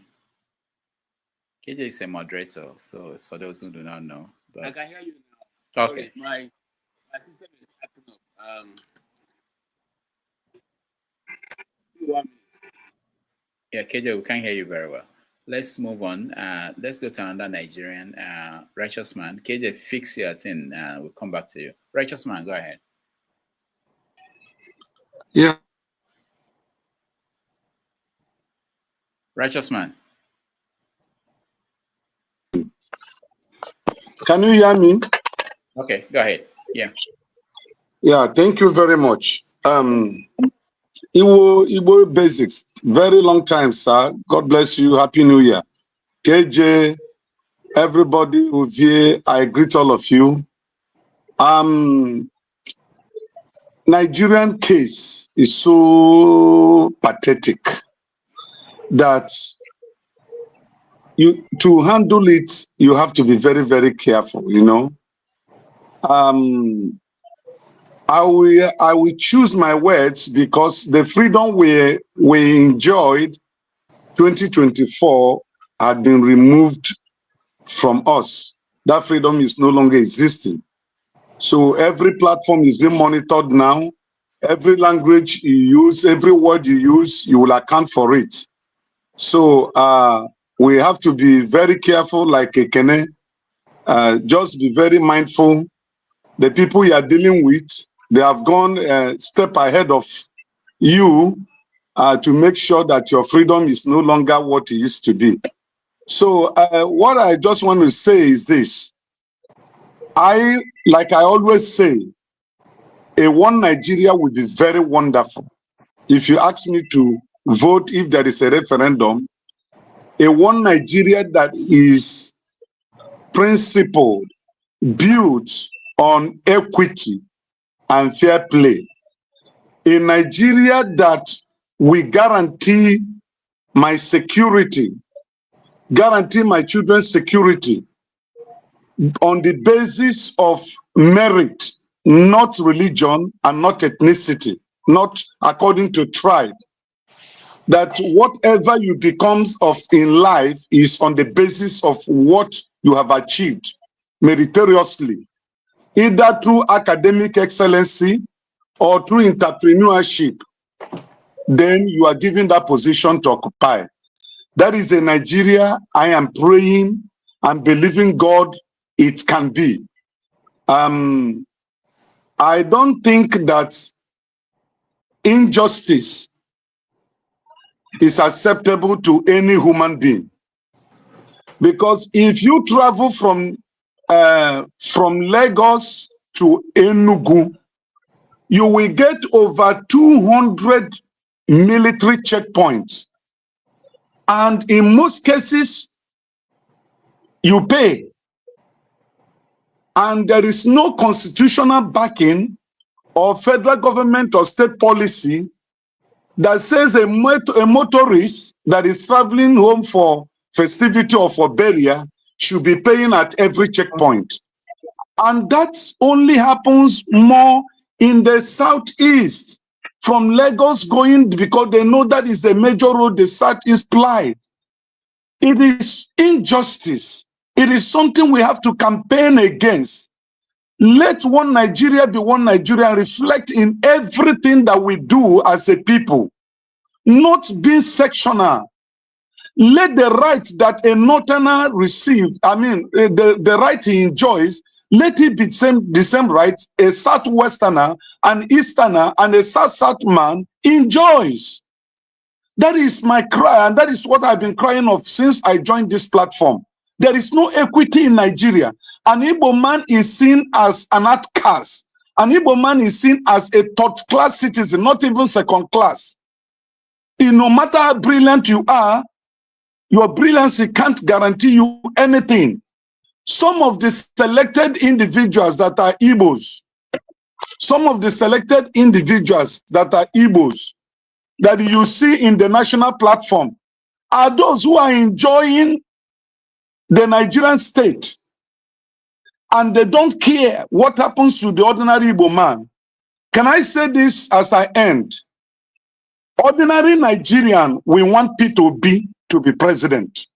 Whether outside Yoruba, Igbo, Efik, Shekiri, Ibini man, Benue man, every ordinary Nigerian wants Peter Obi to be president. But the selected elite, the bourgeoisie, those who believe that they own Nigeria and they decide what happened in Nigeria, they allegedly claim Kabaz. We never want him to be there. That is just the truth. And it's a policy. Until that policy is destroyed, and until these people are ready to build a nation that can compete with other countries of the world, Nigeria is going nowhere. We are still where we are. I don't know whether you guys are aware that the cost of fuel that they were enjoying, when Dangote come on board, there will be the price of fuel will come down, the price of PMS will come down, there will be job, there will be this, there will be that. As of today, what is happening? What is going on? Bought fuel to go to church today, 1,040 naira. Today being Sunday. And it's going haywire like that. There is no electricity, there is no good road, no hospital, no employment, no job. The business you establish, if you are not careful, it just dies and you become a beggar in the streets of Lagos and in other states of Nigeria. So it is not working. We have to do something to make it work. And to do it, we have to go back to Jonathan Constitutional Conference in 2014 that made Nigeria a workable venture. Outside it, my brothers and sisters, 2027 will come, and those who decide and who determine who rules Nigeria will still put their candidates. Thank you, and God bless you. All right. Thank you. Thank you, sir. Yeah, can you hear me now? Yeah, go ahead. Okay, I just responded to your text. All right, I want to say, just air my mind a bit before I take any responsibility on this platform now. First and foremost, you see, I know Dr. Mo. I've known him for a long time. We have one or two things, and there is someone who in that group have been trying to get us to talk to. Also, they've done a lot of work in Africa and in Nigeria, and they are quite apt in what they're doing. And so I enjoyed listening to him. But even at that, speaking from my own point of view, as someone from the Southeast, I think that sometimes the problem that the Igbos face in Nigeria is underrated. It is not fully put into account. Certain times we just make it look as if these people are just crying too much, and they're trying to gaslight everybody. But that's not the case. And if you're a student of history, if you want to go back into the times the Igbos started having problem in Nigeria, especially with the one of the massacring of the people of the East, in the north. It started as far back as before 1945. So even before Nigeria came to be anything Nigeria, there was that constant meeting and making sure that those people, their lives are wasted with no just reason. Anything can trigger it. And that has happened all the way to the time eventually the Nigerian Civil War was fought. And out of all the officers there, 2 or 3 Igbo men were in it, but it became an Igbo coup, to which the Igbos are still suffering from today. But just to let you know that how Nigeria functions. You see, President Tinubu, whether we like him or not, was able to put together something that looks like a tax reform. Has anybody asked why the North was so vehemently against it? The reason is simple, nothing but simple. Okay, it will now go. From their own account. It was like the Tinubu is trying to reverse back to the pre-independence formula of sharing, which was basically based on different formulas of what you work, what you extract from your community, and all that. And they see that as being against the North. Now, let us not even go into the figures. But one of the things you know that they banded together until they got what they wanted. But our own side of the coin, which the southern governors couldn't even band together to get simple things pushed through. So that will continue. You see, when the people act like bandits, when it comes to national affairs, you act like a bandit because you think you have the number, you think you have everything. You push your people to begin to gaslight the Nigerian population and tell them that, look, we know this and we're going to do this if you don't do this. And eventually people cow in, they allow you to get away with it. Is it going to bring development? The answer is no. We're going to constantly continue in this trajectory that's not going to allow the states to be viable for state governors and the state legislators to think of how to develop their communities and help their people. And they're always looking forward to what is going to come from the center based on population, based on landmark, okay? And then at the end of the day, you think you are helping yourself, but actually the truth is that you are not. Okay, it's going to always continue to be this way, and we're also going to keep going around in the circle. The rule of law. Let us look at it. You see, the rules of law in Nigeria have become based on where you come from or who you know, and consequently, we know that the laws that apply to people from the East is different from the one that apply to every other person.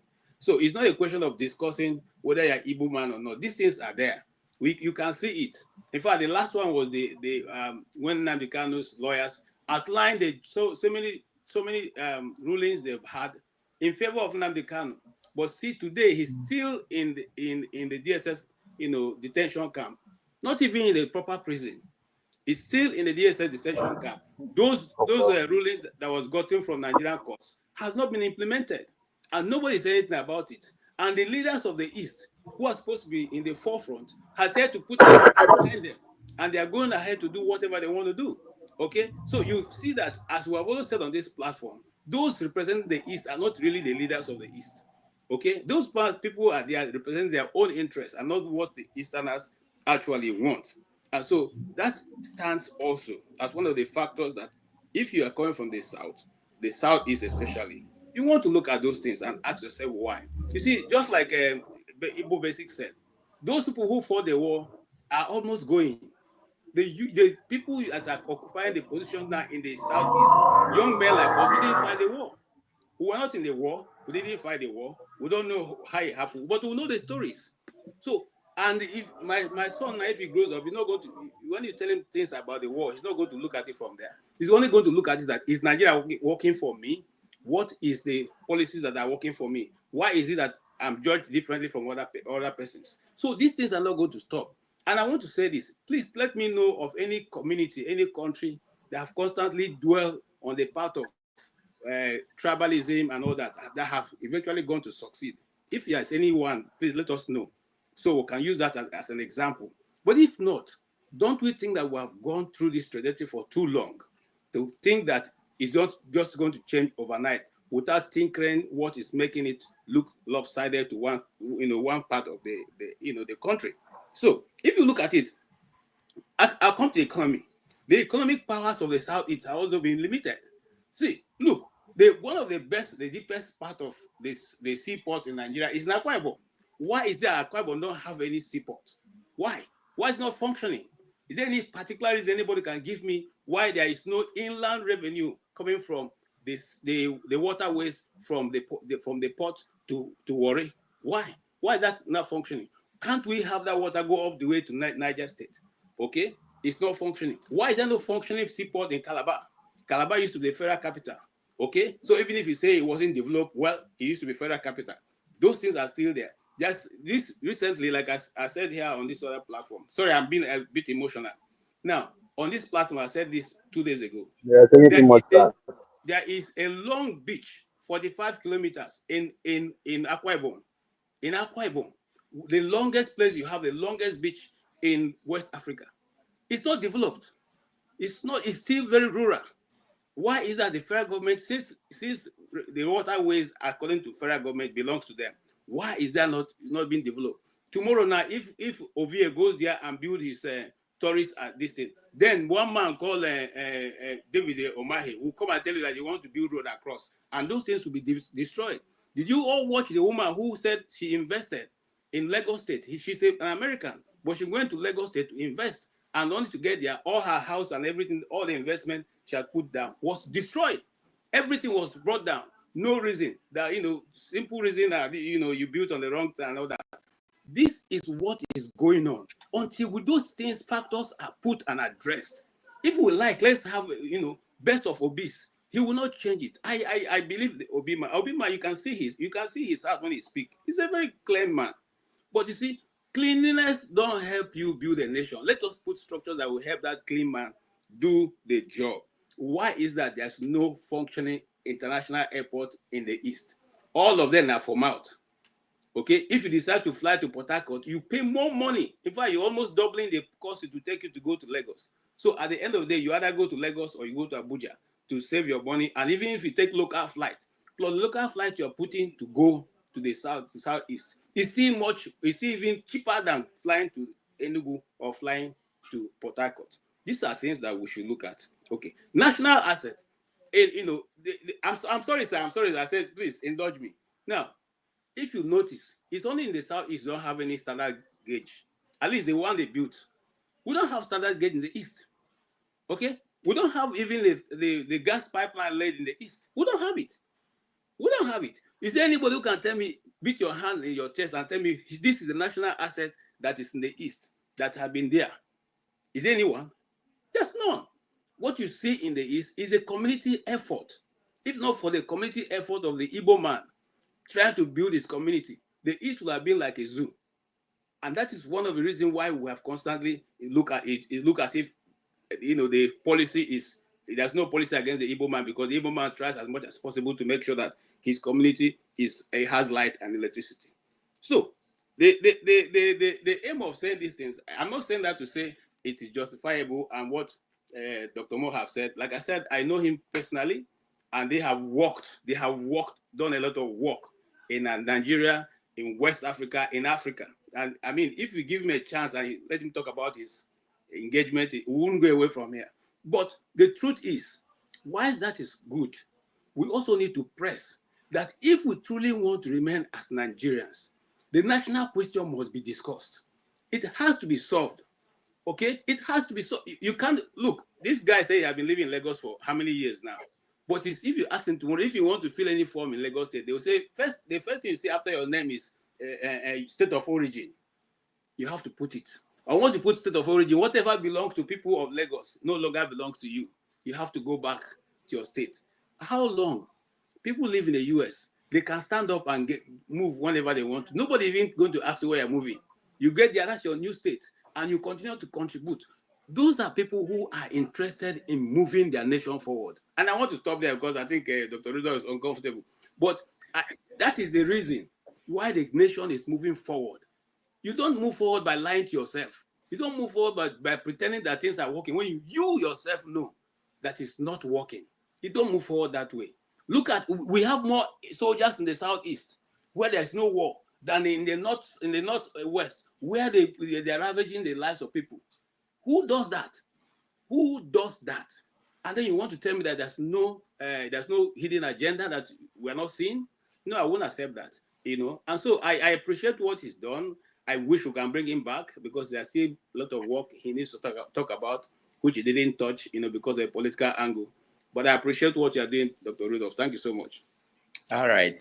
Thank you, KJ. No, don't say I was uncomfortable. What was going on? I was just worried about Ovia was sleeping, and there were people who've been waiting for a long time to speak. I wanted Richards to respond to Ike. So that was it. It wasn't about what you were saying. I was just interested in making sure that everybody will get a chance to speak. All right. Let's go to Ovie, and then I will come down to Richard. And then, Andrew, I see you. Igbo Basic, Happy New Year. I failed to reach your doorstep last year, but this year I think I will make it. Janaba, your weather is too expensive for me now. Everything has its own time. Every day has its own dog. Every dog has its own day. All right. I wait. Janaba, Texas weather is too expensive for me right now. I can't afford it. So, on Dr. Mo,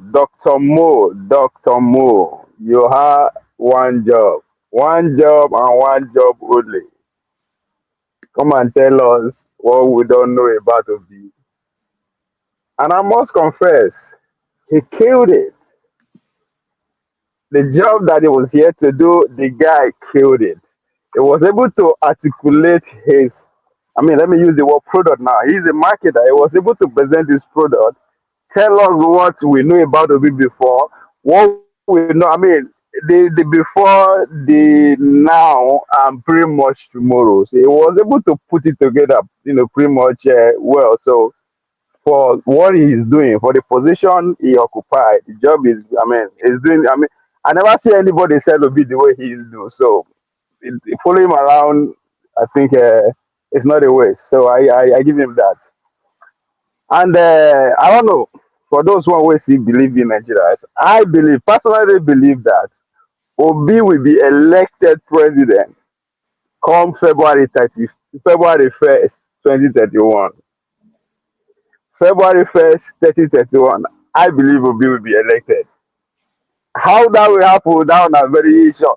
Now, I think the idea that there is a conspiracy not to let Igbo man rule. Yeah, but I think we should put it, it's a rumor, it's a gentleman agreement. Let's leave it like that. But if we are saying that it's as if it's a public written agreement, it's as if it's a cast in stone, people are free to dream. You're right. As I've always said, America is an idea, and the idea of America is to dominate the planet Earth. Are they going to succeed? That's the story now. Meanwhile, shout out to Donald Trump. They banned TikTok in the morning, and he have intervened. They don't bring TikTok back. So the man does start to work already. But what I'm trying to say here is that people can dream. People can say, it's not in our politics, right? We are going to make sure these people stay out of the power for as long as we can. If we allow them, it will happen. After all, PDB had a dream to run Nigeria for 60 years, right? Within themselves, it's scattered. So just as what I've already said, that Nigeria is a story that is still being told, that has been handed to us, we that are still alive. What we do with that story is up to us. How do we want to write it? We want to continue the story. Do we want to rewrite it? Do we want to adjust? So now we be the story. Now we be the Nigerians. No matter how we want to see them, it's me and you. Our actual inaction, that is what the idea of Nigeria is. So for me, I believe that yes, there is a gentleman agreement that is going to happen. After all, there's still a gentleman agreement that is going to be turn by turn. Now, if you fall for a nine, it will happen. By the time Bola Tinubu come back second time, after it, let's see how they won't impose anybody, right? If the movements from the way Dr. Mo put everything together, they are in for the long horse, because that's what I take from him. They are in for the long horse. The journey of 1,000 miles begins with a step. He will keep going till the way follows. And that is the mind of a politician, right? So if the man will keep going, right? Because he said something, right? When I asked him about the idea of is the individual candidacy, he said because we don't get a name, make Buhari no win. That it said I get that because from the one we Buhari out the contest, he's been maintaining some amount of numbers, even whether you give them or whatever, but it's there on INEC record. In my own lifetime, if there's anything I understand where is how we get to this Fourth Republic. And from this Fourth Republic, from 1989 or 1999 to date, there is nobody from the southern Nigeria that has million of votes who is not in presidency, who is not the president. Anybody can prove me wrong. From next date, there is nobody in the south that has a million votes that is not the president. That means there is nobody that actually stands to say, yes, let's build a consensus around this person because it gets so thing going. And that is what the example he was trying to give with Buhari. Buhari has numbers, so there's no way you can walk around him, even though he's too old. Because it's better you build your market on what is already existed than to start afresh again. Obi will be going, if he maintains his performance, all you need to do come 2027 is better stay with that number, better the number, or better the position. And he will be going to 2031 as the only candidate in the South in history with millions of votes. And as far as I'm concerned, nobody can compete with him in the South. And God help the North. Atiku still continue the way he's going. How are they going to walk around Atiku when they go say he's too old and he has the highest number in the South? That's where the problem is. Come 2031, there will be a renegotiation of that country if this happened. So I don't believe that, say, oh, just because some group of men, right, and come together, dream say they will keep some people out of the presidency and it will happen. It will happen if we let it. Nigeria we dey. One thing that we agree with CM is that it's a different generation. In the 60s, if something dey happen for Aba, it will take days or weeks before you know for Benin. It's no longer like that. People are not factoring these times that we are in. There was a Cold War in the 60s that changed our trajectory from regional government to presidents that we have today. That same time, that same Cold War is upon us again, Cold War point 2. So, and I believe that Nigeria will not remain the same as long as this Cold War lasts. So, things are bound to happen. So, if we believe that the Yorubas and the Hausas have agreed to keep the Igbo house, so shall it be. You understand? But the generation that came to that agreement are not my generation. And no matter how anybody want to explain to me, I don't want to understand. And that is the reason I refuse to fall for turn by turn. When they announce that everybody celebrate, no. So it will going to be difficult. And I'm not the only one that have this view. Those who are younger than me don't even understand how this gamma way they speak. So when that time comes, if the man is still around with that kind of number and there's a consensus around him, God help all of us. All right, thank you, Obi. Let me hear Richard's respond to Ike, and then I'll hand it over to KJ. Yeah, thank you, Doctor. Mr. Ike, one thing with us, we don't like to tell the truth. We live in denial. That's the problem we have mostly with we Igbo people. We live in denial. I am telling you, not only when I say Obi cannot, smell as surok, I don't mean Obi only. I mean an Igbo man. The way Nigeria is constituted right now, that's what I'm saying. The way Nigeria is constituted, no Igbo man can enter there. If you listen to me very well, I said if they wanted Igbo man to be there or other tribes, because Nigeria is made up of how many tribes? Almost 600 tribes. So why are we talking about Igbo, Yoruba, Fulani, Hausa? If we want, if the so-called founding fathers, or let's say the military that handed over this 1999 constitution to the so-called civilians, if they wanted Nigeria to be very peaceful, they would have done it in a way that every 4 years or every 6 years or every 8 years, the power rotates automatically. in the Constitution. Make it there, let's make it there that it is a compulsory. But the way it is, constituted right now, bring 10 times Obi, it will not enter that person, as long as his name is Obi or something else Igbo, he will not enter there. Let us I'll say the truth. I lived in the north. I know how they think about us. I grew up in the north. I know how these people think about us. Even on 15th of January, few days ago, the Armed Forces Remembrance Day. Go and listen. Go and see what they're talking about Igbo people. This stereotype can never go away.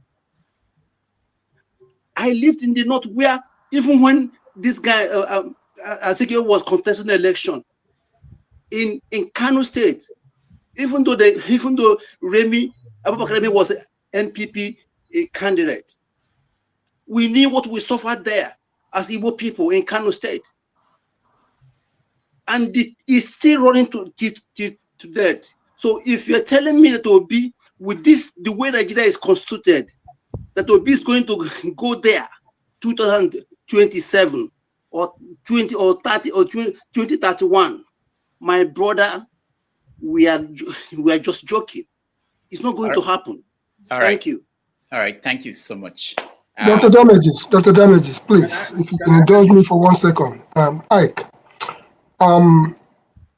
my brother Richard, Nina J. Makaranta, Awojeng Ejos, St. Teresa Boys School, Ejos, 1962, if you lived in the north. That's not the case. In this place where I'm sitting, Chief J.O. Iruku, the founder of Nigerian Insurance, Mr. Insurance in Nigeria, the man who brought insurance to Nigeria, he came to this particular place where I'm sitting. And it was a WIC conference that he came. He spoke and he said that in the Nigerian context, and learn this from the old soldiers, negotiation continues. He says what's going on is that they went to a roundtable conference about Nigeria, and that Umaru Diko, I call him Umaru Rice, was seated there, and then all the others were seated there. And him, as an Igbo man, he was sitting there with his chieftaincy. If you see J.O. Iruku, a gentleman, you know what it is. He was sitting there with his thing. And he realized that Umaru Diko had a Babaniga, which is the big flowing gown. And that for himself, that he made a decision because he did not know what Umaru Diko has under him, whether he has a cattle or whatever else. But that for himself, as simple as he was, that he made a decision that he's going to sit on this table until the decisions are made and signed. And he was admonishing and advising we, the younger generation. And he was saying the reason why he did not leave his seat, that he was ready, if he was to shit on his pants, that he was going to shit on his pants. That if he was to pee on his pants, that he would pee on his pants. He's telling you that immediately you leave the table of negotiation to go and use the bathroom and come back. By the time you come back, any other goal, they have scored the goal. And you'll be saying, but I was there. So that's the same advice he left with us. The first negotiation of the Nigerian contest, we were forced out, which was the civil war that we'll talk about. It wasn't, we just didn't go want to fight a civil war and we left. It was the same realignment. You do me, I'm saying, don't do me like this.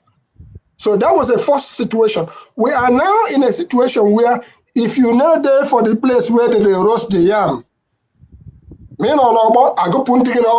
you're not there for the place where they roast the yam, they go carry your own, even if it's the biggest yam, they go take them away from it. So we are still in this, and we are all still carrying this green passport until otherwise is said. So listen to what Brother Ike said. Certain things are beyond us, and I listened to what the VA said. I wanted to ask Dr. Mo, some of us who started foundations because of Peter B's movement. In fact, we didn't want to renew it. But on second thought, we said, you already laid the foundation. Foundations are being laid. The issue of Nigeria is not going to be resolved just the way you are thinking it's going to be resolved. One person say, if you hold somebody's thing, when your hand tired, you go bring them down. As far as that Nigeria is concerned, chop by chop, continuous, and all the rest of the game that they are playing now, which we all can see. The man Tinubu, I don't even use his name, but it's there. He's navigating whichever way he be Okawa or Christian Chukwu. He's playing his game. He will play and go. Others will come and play. But when the chips are down, we still carry the green passport. All right. So don't be disheartened. That case, if you say you know the Nigerian, listen, I'm a Nigerian to the core. In other words, I'm an Igbo man to the core. I have tried to see if I can run away from my shadow. It didn't work. That's why you see Igbo basics. That's who I am. And wherever I go, if somebody says Igbo basics, like Joe Garuba came here, Joe Garuba, ambassador of Nigeria to the United Nations, I gave him Igbo basics, the book, when we were still publishing on daily basis. He came, I gave him Igbo basics newsletter. He read it from page to page. And on a lunch table the next day with him, he told me which articles that finished and which one that did not finish. But we, from our own side, we go take them, go put them away. We go take them, go put them away. We're not going to read them. So what am I trying to say to you? If you don't say, here I am, nobody will say, there you are. And we have people who are in the game right now, who are navigating, and they are surviving. People like Oyuke, Ajus Akalo, he's my cousin, okay? But he's been in the Nigerian game for quite some time. You may call him whatever you want to call him. But the young man is out there navigating whichever way they go, he dodge. Not be them way start PDP. Not them start PDP. Not be them way start PPA. Not them start PPA. Got 3 governorships in the southeast. But in the end, where are we now? APC. And I'm not saying I'm in the APC. I'm just saying to you, understand. That's why I was telling to Kene, a lawyer will see J. That man from the South Middle Belt, the Elijah, that over there in Lafayette, the man came, and we pray that this is a man worth following.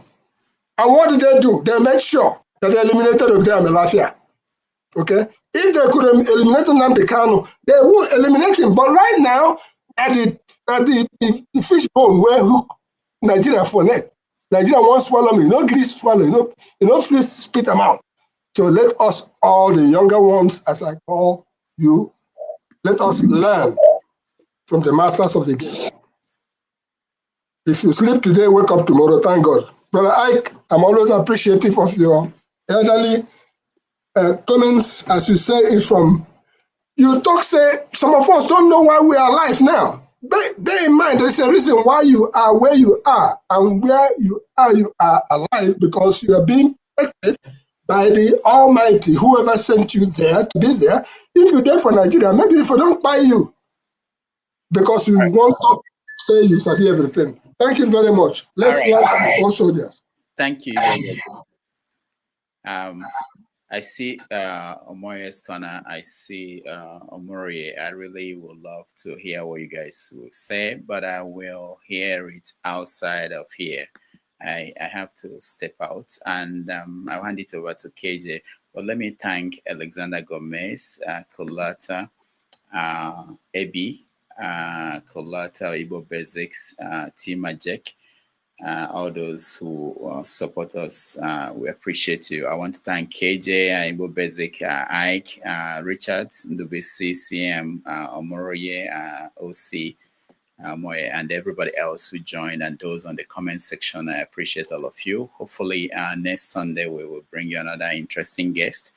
Until then, KJ, you can take it from here. Let Ndubisi speak. I will listen at the other end, and Omoroye and OC and everybody else. Thank you, guys. I see you. See you next week. Thank you, Dr. Rudolph. We thank you for your contributions and your bringing guests that will enlighten and enlighten the panels and all that. Welcome everybody. Yeah, let's just move on. NWC, you are supposed to be speaking, right? So you go ahead and speak. Yes, thank you, KJ. Thank you, fellow panelists, and doctor. Thank you as you take your exit and rest for the day. So, Dr. Mo, we personally, he spoke from a first hand of somebody who has been moving with Obi in the last 1.5 years, according to him. So, some of the things he said, we already know Obi from his time as governor, that he's selfless, hardworking, humble, and accountable to the people and to God. So, and those are the kind of leadership qualities we are missing in those who run Nigeria today. So, all he was saying, all Dr. Mo just said is just an opposite of the man in power and his cohorts. And it's really disheartening to know that as we speak, Nigeria is not working, and deliberately so, because those in power don't want it to work. I don't know how a man can be aspiring to be president and plotting for many years, even up to 2 decades.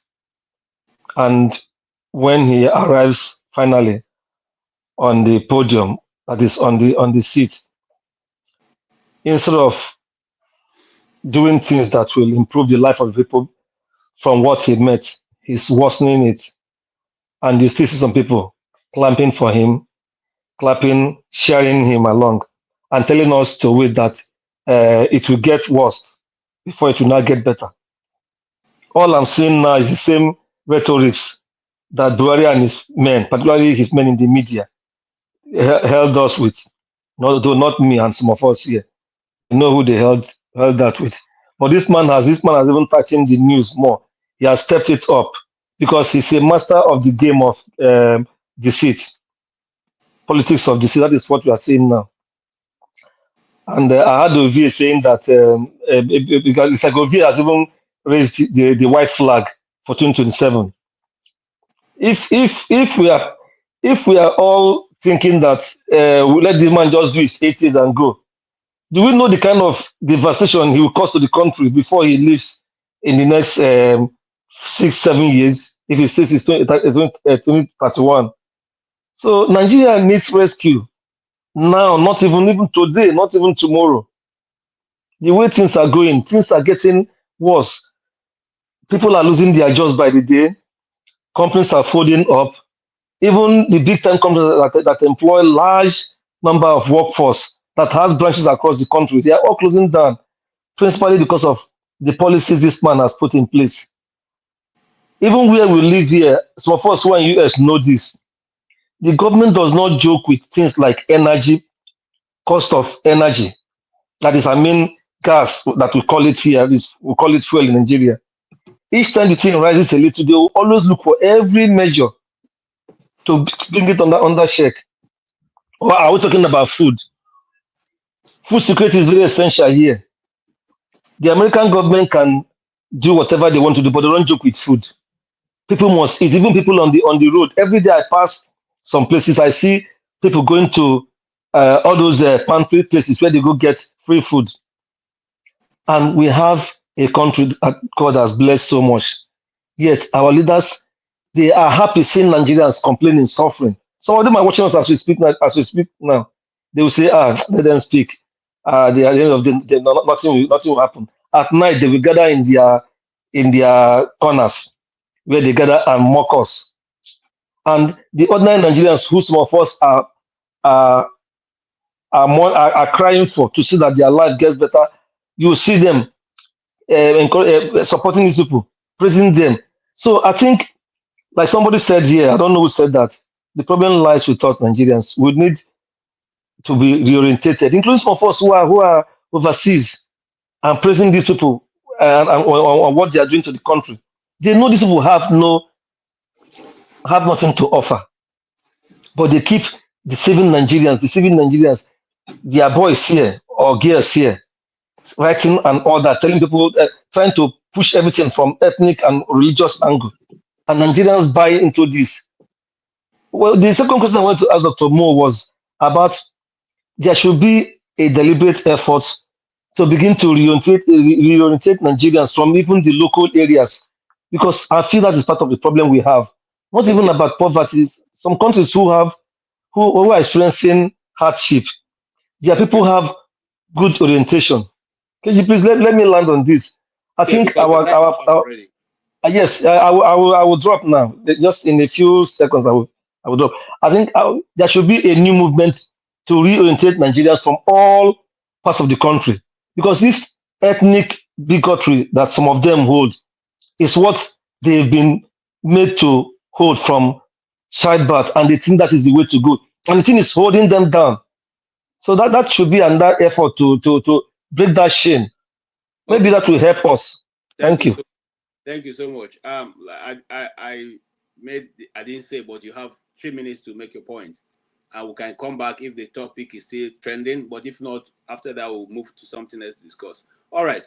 I'll jump CM because CM, you have made your contribution on this, right? So that we can move to the lady in our midst. Yes, CM, you have made your contribution. OC. Oh, hi. OC, Yeah, you're KJ. welcome. Yes. Greetings to you. Good to Greetings see to you. everyone in the house. Good to see everyone. Mr. Mori, greetings to you. Dr. CM, Mr. Ike, greetings. So greetings. Long time, sir. How's everything? Trust the family is well. Everybody in the comment section, Igbo Basics, Mr. Richards, and Mr. Ndobisi, welcome. Thank you very much. I just wanted to piggyback from what Ovie said earlier. I think Ovie made very, very solid points. And I think that we need to focus on that angle. I think we need to give it a little bit more attention, because I wasn't here for most of Dr. Mo's submission.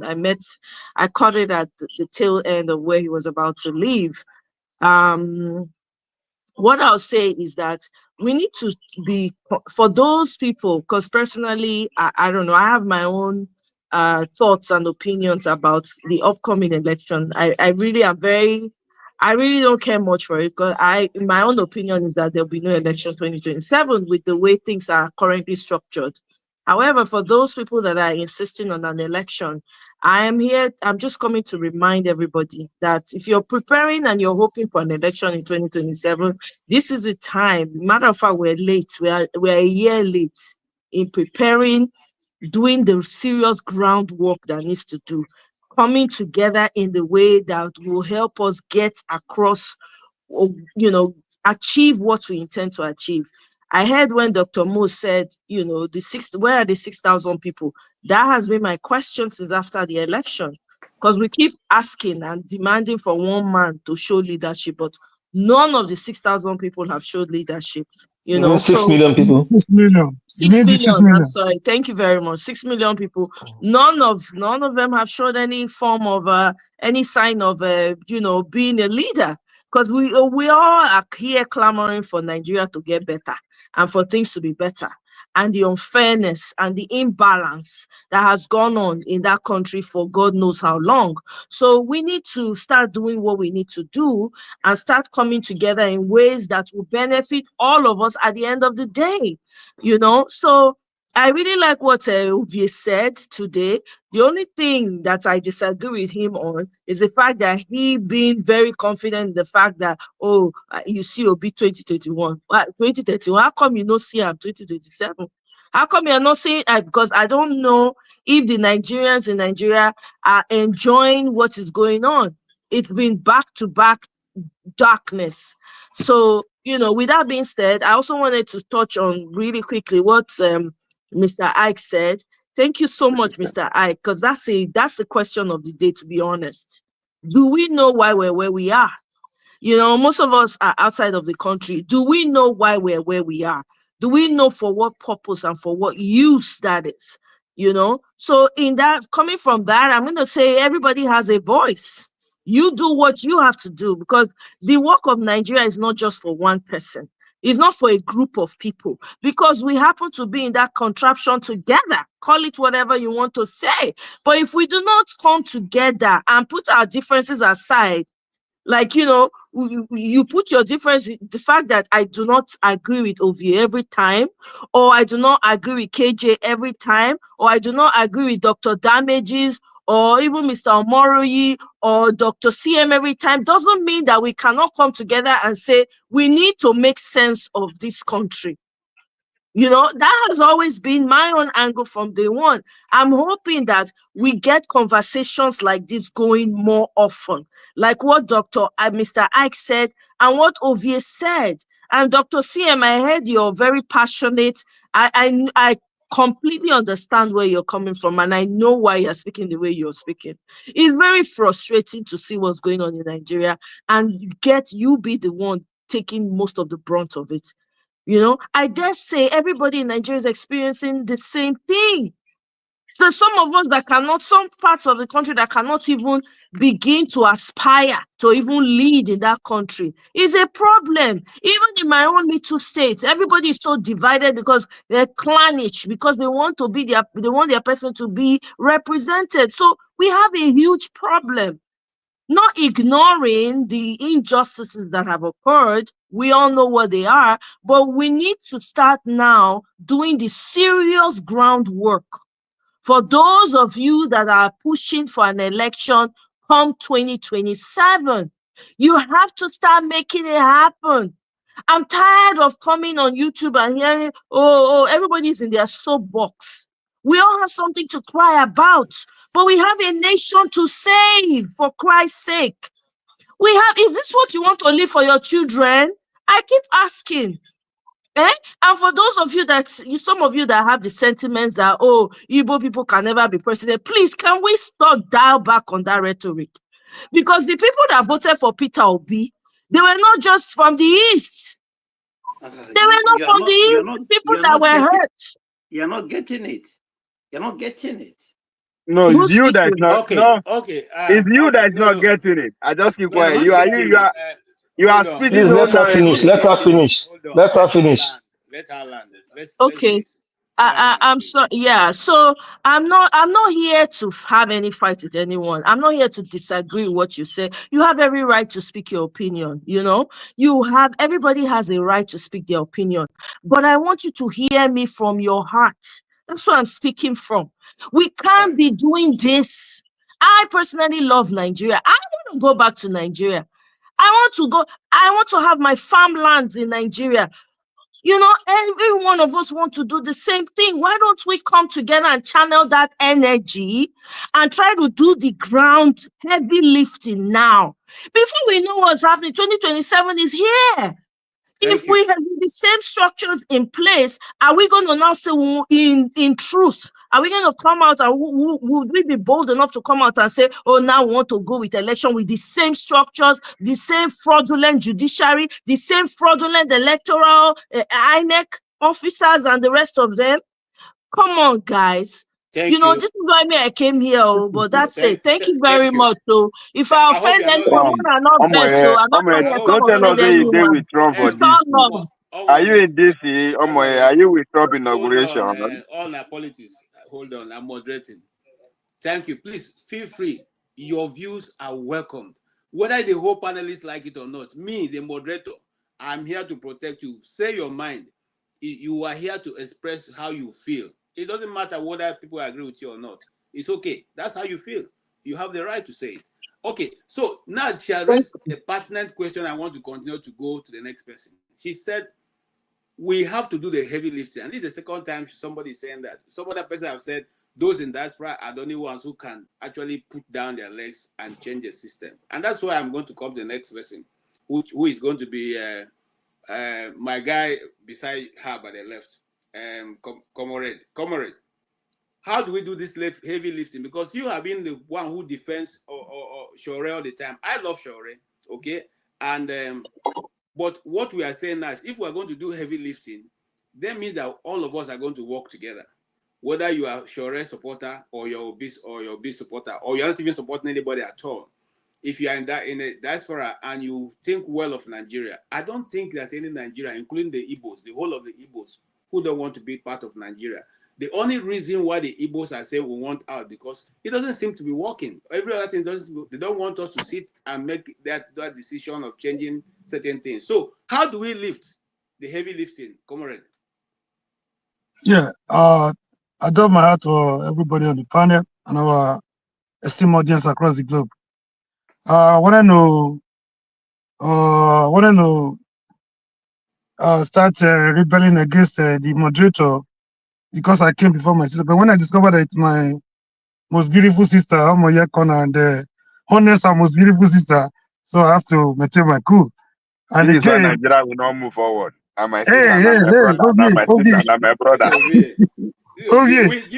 know. I wanted to accuse the moderator of being gender biased, and I discovered that she almost took a lot of things from my, as if we had a plan to come here to say the same thing. So I thank God I didn't rebel against. Yeah, my sister. There was no way I could have done that.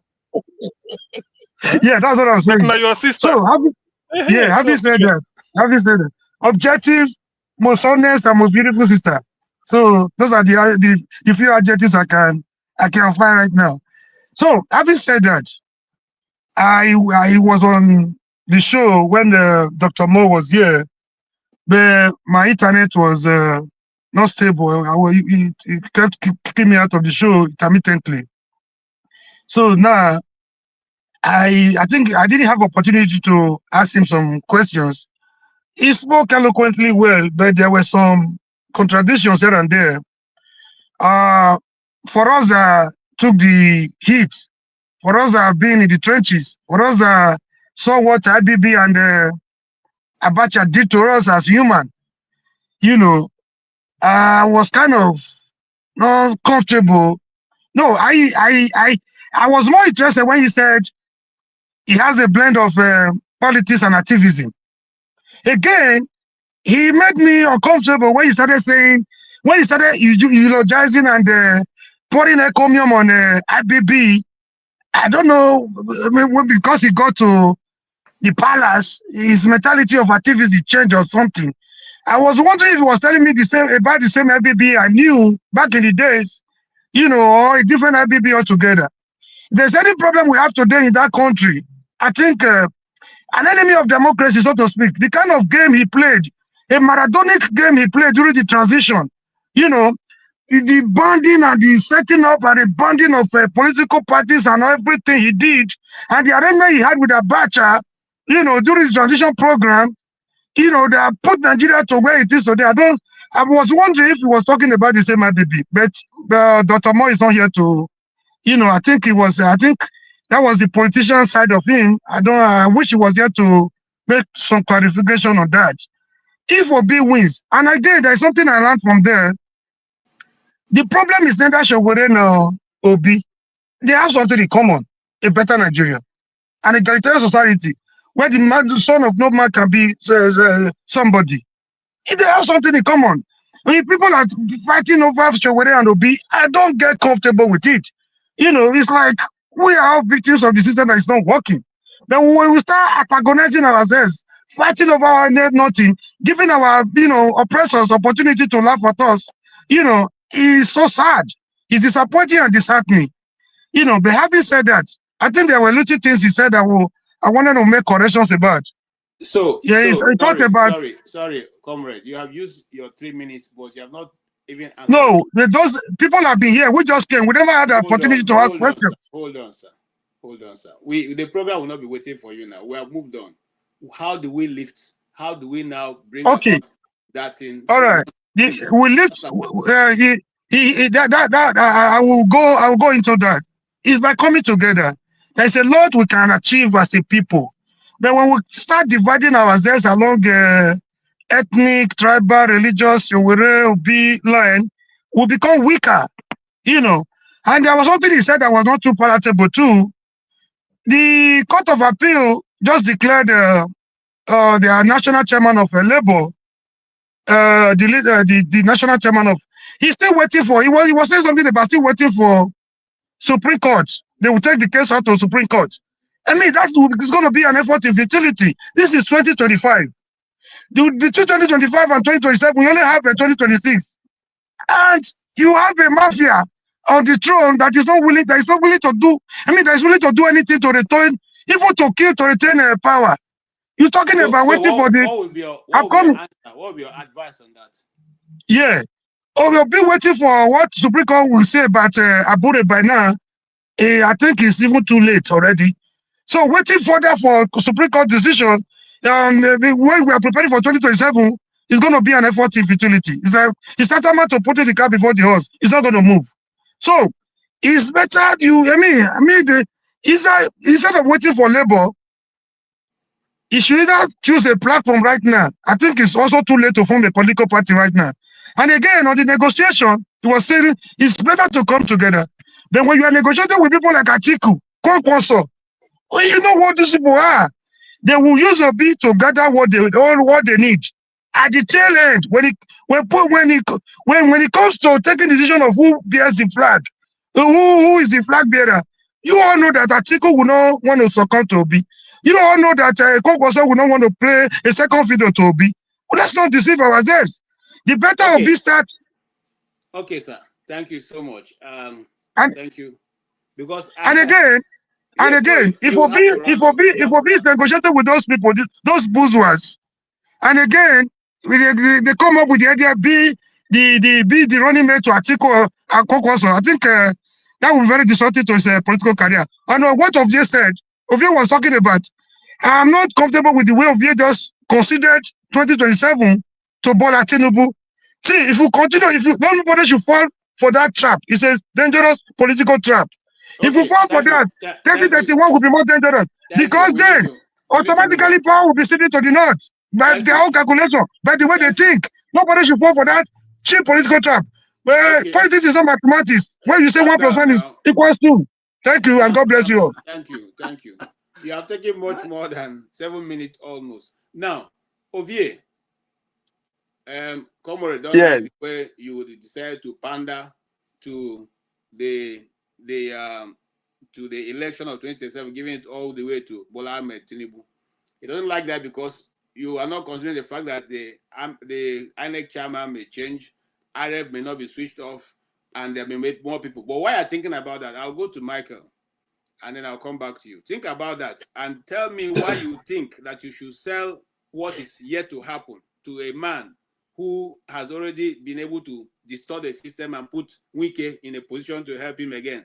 And Mr. Michael, you've heard what Mr. Mo said, and there's something that the OC said before she left. Yeah. And the thing is, a cause of concern. What is it? How do we play a more positive role in bringing about the Nigeria that we want? Even though talking for myself, I'm a panelist, I'm a moderator, I don't have to give my opinion. But if you ask me, I'm not in that in thinking that Nigeria is going to work, because there are many factors that needs to be put in place if we are thinking of building a Nigeria will work. What is your own view? Is it possible that you and I in the diaspora can lift Nigeria out of where it is today? Yeah, thank you, KJ, because I've been on this to make mention of this on this platform, on this panel before. My instinct and my belief is that if Nigeria is going to move forward, and Mr. Igwe Zeg is an elderly man just like me, he can know that. Like, we in diaspora, we have a lot of jobs to do.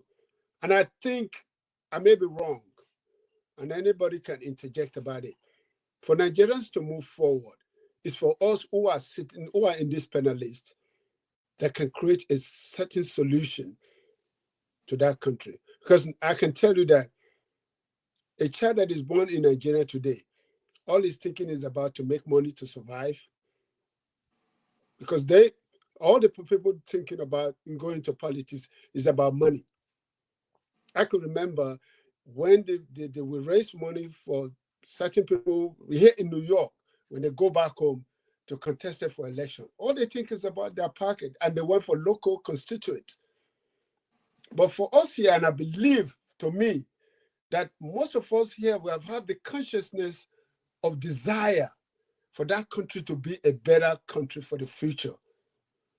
So if any of what Amaya said, we need to get away from this rhetoric, from what it is. We need to find how can we come together here, especially on this platform, create a solution, even though we don't want to discuss it for their enemies or whoever to take that idea, but we need to come up with a good idea that we can come together and make sure anybody that we know that is going to contest in Nigeria today or tomorrow, we come to us that we have the political power. And that's what I'm talking about. If this platform, we can get it together, we can have the strong political power, we can have the influence. I think Nigeria, we can find where Nigeria is going to move forward. I, for one, I've lived here for 30-something years. I mean, I wish I can go back home very often. I wish I want to go. But like Igbo man said, my kids, my wife she's a Caribbean. I'm not going to sit down here and say, oh, they're going to take my body back to Nigeria. I don't know. Because I don't know what is tomorrow. This is an honest truth. So for me to say, oh, I'm going to go back to my village, no, I'm lying. But I want a Nigerian that if my great grandkids wants to go back, they can say, oh, this is where our father come from. Can I go there and visit? Can I go there and enjoy? Because I believe any of us that we are here, we all have children. If our children wants to go back to Nigeria to serve, to be good, but the platform will be there for them to go and serve, to be a politician in Nigeria. If the atmosphere is not there for them, they won't go. Because our parents, we keep telling them, Nigeria is no good, Nigeria is no good. How do you want your children to go somewhere that you keep preaching that Nigeria is no good? Okay. It's not going to happen. Thank you, sir. Thank you, sir. And, sometimes when people say that, I wonder what you guys want us to tell our children. Because there's no running water in Nigeria. There's no electricity in Nigeria. Your life is, in fact, the reason why I left was because when I realized that my life was no longer in my hand. Okay? It was no longer whether I decided to be safe or not. It was no longer whether I go out of my house or not. My fence in my house was so tall, almost, taller than a normal house building. The day I saw people on it trying to jump over was the day I said, look, it's either I get something or something may happen. Now, why am I saying that? So what do we tell our kids? And I'm going to, circle back to Mr. Ovier. Please don't forget what I said. I'm saying this to say the next person I'm going to call, you will tell us what you want us to tell our children so we can now start telling them so that they will know.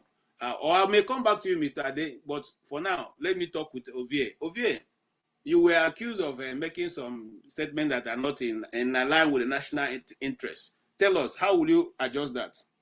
Your time begins now. Yeah, I said I'm saying that I've given it to Tinubu, which is funny. I'm not the one that gave it to Tinubu. Collectively, now we have decided to give it to Tinubu because all I'm hearing is that Tinubu no go win. Tinubu no go win. Nobody tell me who go win. What does that tell you? It's not this thing is science. So if Tinubu no go win, who go win? So that means we are still going, we are preparing to go into the election the same way it happened in 2023. We collectively agree say they rig am. How they rig am? Is it spiritual? No, it was physical.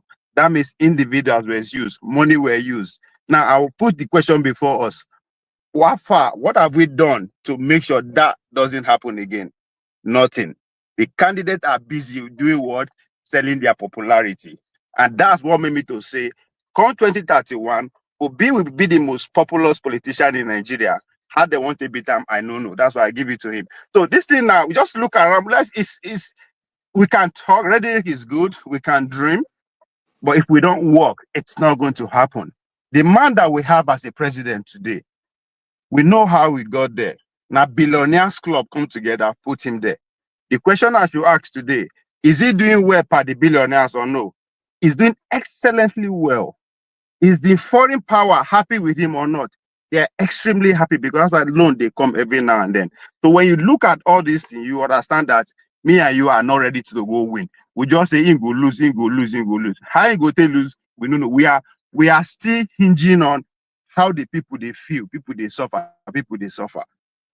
For the past 10 years, it they worse every year. It's gonna get worse next year. It's gonna get worse after Tinubu. It's gonna get worse in especially. So the idea that we should capitalize on people they suffer and things go change is not going to, because we believe in we they prepare just like the elite, right? DC, Omo was saying something that if we are talking about 27, we don't really live with 1 year. No, we don't late with 4 years. Not like Olympic preparation. You cannot just come in 2 years. You say you want win. What you are probably coming to do, you are coming to mobilize. And I've said it, I'll say it before, I'll say it again. You cannot out-mobilize people in power. They have monopoly of everything. They can print money. They will use the force. They will use everything at their disposal. So, and again, look at the judiciary. We disagree with the judiciary. Has anything changed? They are gaining more power. So when we look at all these things that we all agree that need to be put in place before things will work for us, we are not doing it, even from our own self. Our elder brother here that spoke before me said something. Political power. We can articulate anything all we want. If we don't have political power, nothing can be done. How do you get political power? It's organizing, it's coming together. That's why we are all curious about Kemi. Anytime she talks nonsense about Nigeria, we are hungry because we are powerless. The Nigerians in Britain are powerless. They don't have any political power to either campaign or vote against that, or even use money to push out of the way. They don't have it. So we should start deceiving ourselves. The man in power today, he is doing well, but how he will get there? It is not the vote of the people that will get him there. It never happened anywhere in the world. If you want to use America as an election as an example, you see what they did. They worked despite the fact they are complaining that the election was rigged. Donald Trump complained from day one till he won. 4 years ago, they complained. But guess what? Work was being done on the ground. And that's why I give it to our guests. Everything he did was to sell his candidate. On a good day, I will say that's not good, but that is his job. But he never mentioned the job that is being done on the ground by Obi or people that believe in Obi ideology. He hasn't said that. That is because there's nothing like that happening. So Tinubu no go win. Who won't win? Person know their power. All the powers around the country were against him. Even outside was against him. But he pulled it off. We might disagree with him, but the power that be agree with him immediately. Now when he come there, now he won't lose. I think we should stop deceiving ourselves. I agree with your analysis very well. In fact, that's the side I lean to. Because once you are in a position of authority in Nigeria, it's like everything revolves around. The president makes statements, it becomes law. Even if it's against the constitution, it is accepted. Now, people rule in one of Buhari's time in government. He said that you saw somebody they accused of stealing so much money. You want the person to be walking on the streets, and it became the person. Those people were held indefinitely with no reason whatsoever, and that's how it's been operated. But I will leave it. That's my own idea, and I probably be wrong. Yeah, sorry. The man said it is my turn, and he did it. Think about that first. And now energy never stop. The guy is fresher. He's fresher than before now. Everything nothing is working against him. Okay, hold on, yes, sir. Hold on 1 minute. If you are going to write, just 1 minute. I see you, Mr. Yeah, 1 minute should not be enough because he made some valid points. Valid points. Hold on. Now I want to come to you. I'll come to you. I have one other person who his network is not stable. I want to. Yeah, I will forget my line of thought. This is very urgent, sir. This is very urgent. Please, he made some very valid points, but we're looking at it from the oppressor's perspective. Something has to give. Okay, beautiful analysis. We're still looking at it from the status quo. We cannot be there, we join them. Nothing can change these people. I know what he's talking about. No, because me and you are not doing anything now. We are not doing anything. Wait. We are not doing anything to defeat the status quo. I'm coming back with the solution. Hold on. I have a question for you, comrade. The man asked a question. Where are the 6 million people who voted Obi? Why didn't they take up this? Since you are dwelling in that position, let's go there. What did his supporters do when it was time? It was known that he won this election. When you knew that River State was taken from him by force. When you knew that the laws were changed against him in Abuja to suit their own narrative. What did his supporters do? Right now, if you come to DC, the people who moderator, you trying to shape my opinion. But if I talk this way now, I would talk. This is not area I want to go to because obedience will not be happy. If you want my honest truth, obedience will not be happy. They will to make them very uncomfortable. But I didn't want to toe that line today because some people see me as a spokesman or a voice of Shogure. No, I'm not. I'm for anything that will make Nigeria work. You know, my life is not limited. My activism, my support is not limited to Shogure. But if I answer your question the way I'm supposed to answer it, a lot of people will be angry, and I don't even care. Answer it now. We are looking for solution. Okay. Yeah, I will be speaking against Obi, which I don't want to do today. This is where leadership comes in, my brother. The difference between that election and the NSAS was that NSAS was not built around an individual, and NSAS was not seeking for political power. So it was a movement. Obedience was a movement, not a political party. It was beyond any political party or any political affiliation. As soon as that thing was done, Obi, in all respect, he's a gentleman. He has a lot of things to his advantage, no doubt. But a true leader that wanted power from people like Tinubu and Buhari shouldn't have been at home at that 2, 3 a.m. sleeping. So that was the beginning of that was the genesis of the problem. Eshowore will not go home. Eshowore will prefer. Not even 2 million was too much for Eshowore. This is all. I don't want to go into this area today. I just want to know. Talk to my brother Ovie for the valid points he laid down, and I will come up with a solution. But now you trying to divert me. You trying to put me in a very dangerous position for obedience to assassinate. I'm the moderator. I ask the questions here, Oga. Okay, I will answer you. That is why I don't feel comfortable. You putting me in a very tight position, and I don't want to speak like this. So since you've asked your question, you see why Tinubu go win. You see why Tinubu go win. Obi say that show will be a problem. Show will say that will be a problem. That's why Tinubu go win. I'm not interested in what Obi said to make Obi realize that if you finish 2027 is over, that 2031 is even more bleak for Obi. So this is the dangerous trap I don't want us to fall into. If you're giving it to Tinubu right now that it's all over, I understand your calculation, I understand your sentiment, I understand your emotions, I understand your factors. You know, everything is towards Tinubu. I understand you.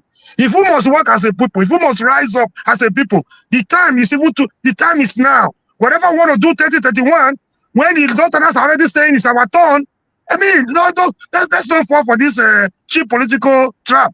It is not going to work. The chance of 2027 is better for Obi than 2031. And I will give you why, and I'll tell you how I'm going to counter them. If we must move, the time is now.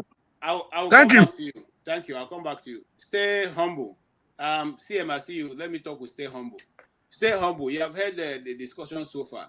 And the way it's going now, Ovie has said that, look, already every apparatus of government have been stationed to deliver 2027, whether you and I like it or not. I have seen that. Wike has appointed new district heads and made them emirs in their various wards in FCT, and has given judges houses, okay? And is still pushing out more largesse. Do you think the obedience people can take 2027? Thank you very much, and good evening, everyone. That is on here today. I've been listening, from the background. I followed what Dr. Moore said, and I wasn't surprised, really. For those of us that have known Peter Obi, I'm from Anambra State, and he was in secondary school when Peter Obi became governor of the state, and we followed, his government, through to the end. I know his qualities, the way he handled the state was irreproachable. and his statecraft was unimpeachable as well, though he was impeached by some reckless, individuals at that time. Yeah, so what he said was what we knew about Peter Obi, though the new thing was just the pre-election dynamics going on. He's been following Peter Obi around, so he probably knows better than we do, what's going on, the negotiations and the rest of them. I think so many things have been said. You can understand what Olivier, is trying to say, because we have a culture of giving up easily. When things don't work out, or when we face very huge obstacles, we tend to just give up and say, "Oh, I supported Peter Obi 2023, and Tinubu read it. Therefore, I'm not going to waste my time again." We just have to keep on going and going and going again and again till we achieve, what we are looking for. Yeah, I know about the political calculations, yeah, against the Igbos, really, in Nigeria, but that should not deter us, from putting in our best. And because the reason, like someone said, if we had 10,000 people on the street on the day the Supreme Court delivered the judgment would have been different, but, nobody was there, really. So Leadership was somebody needed to show leadership. Get No, that no, no, point. no. Somebody needed to show leadership in a revolution. Something must give.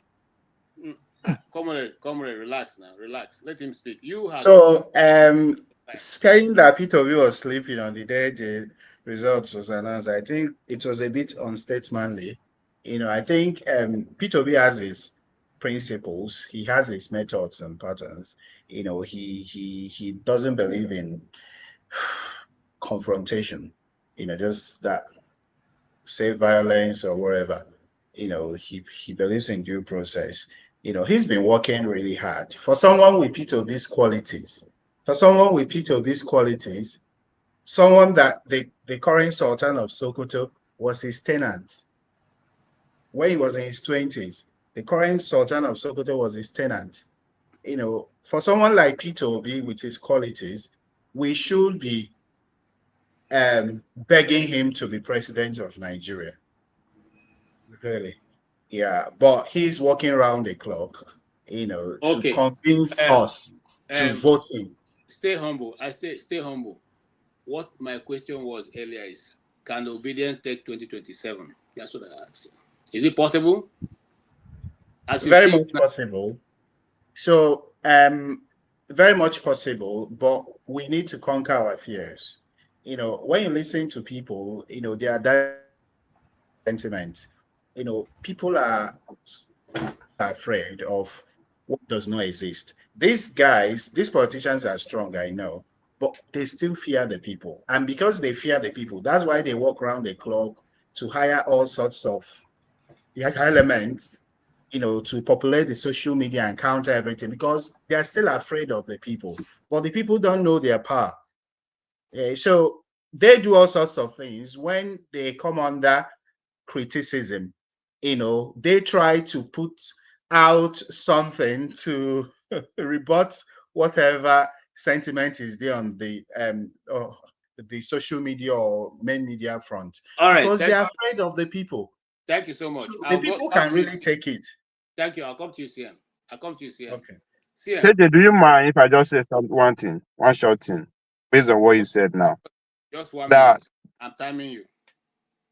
What he said now is already playing out step already in Lagos. People don't understand that if to say Tinubu gets 100% assurance, saying his son will be Lagos State governor, it will not be out by now campaigning, because now campaign be this. When you hear people talking about them, because of all these things, they are trying to build popularity around the guy, so that they will be easy for them to make case for him come 2027. So it's all work in progress. So that's why in sport, in athletics, they say if you know they train, your opponents they train.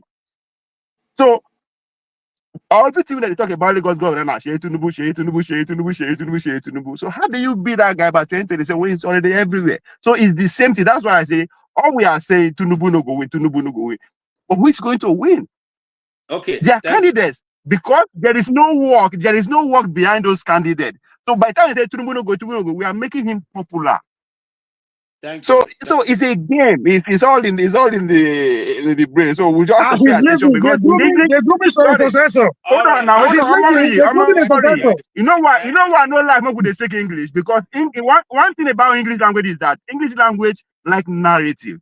If you can sell a narrative, no matter how wrong that narrative is, you can just sell it. It's all about narrative. Okay. That's all English wants. So let's I want you to for that. Selling let's narrative. alleviate the conversation. Now you brought something that is been in my mind, but you just brought it in. So let's okay. I don't know how to use the word now. I have for speaker for Igbo, but it's not be Igbo. Now, Ovie has said, see, I'm coming to you, and I'll go from CM, I'll go to the Igbo basics, and that they'll go around. CM, this what Ovie just talked about, very important. The Speaker of the Lagos State House made a statement, and within hours, he was deposed. What was it about? The concerning 2027 governorship election. And now, do you see any connection with getting the son of the president to become governor of Lagos State, vis-a-vis making sure that that seat is secured? Because if he can become governor of Lagos State, then that means that his father definitely have to win Lagos State. And then Abuja is secured. And then Kano is secured. And then Tinubu comes back 2027.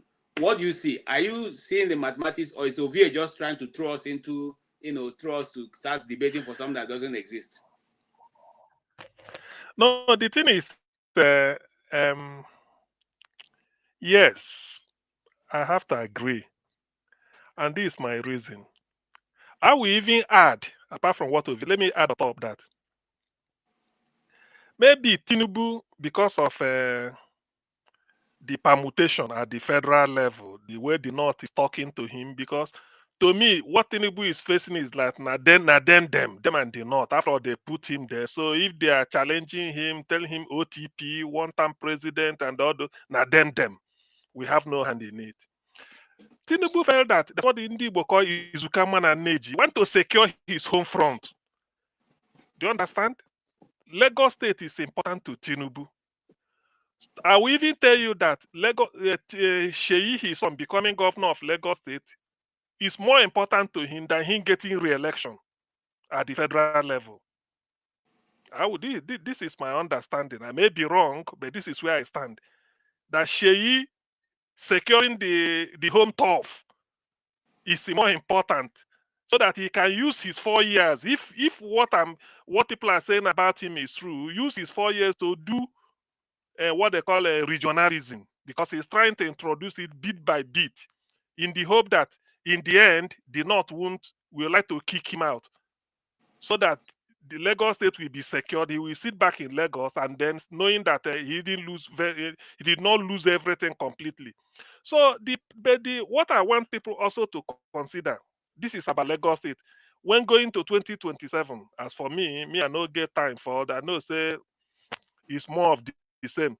But let people, what I want now is, what if Tinubu, the way he's going, he succeeds in doing regionalism or decentralizing power his own way? Part of it, if the man should get it very well, the way the Yorubas are telling him to do, let him regionalize the country. It will make the position of number one not that attractive anymore. And whatever he says, because he has the backing of the South, particularly Southeast and South, to regionalize the country, because that is what will be good for us. So if he continues with this trajectory and then he achieves it, it now means that he's ready to do the one time and get out and secure Lagos State. That is the way I see it. Either way, he has won. That is what I'm saying. That is the way I see it. Thank you so much. Igbo basics.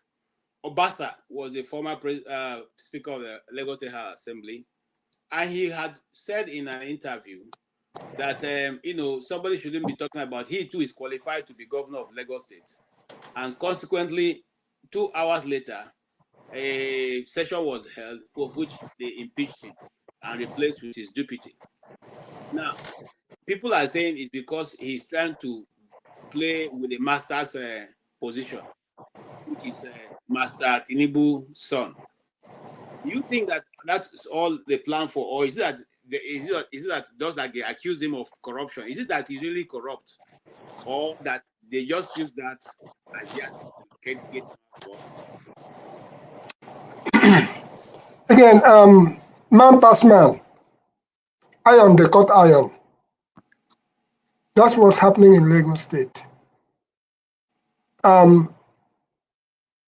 Securing your home front. If we remember what happened in the last election, Tinubu lost Lagos State, period.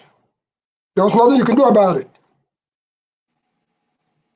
All kinds of games were played in Lagos State, even to stop the Igbos or the visitors or whoever you may call them from participating. You saw people being daggered in Lagos State.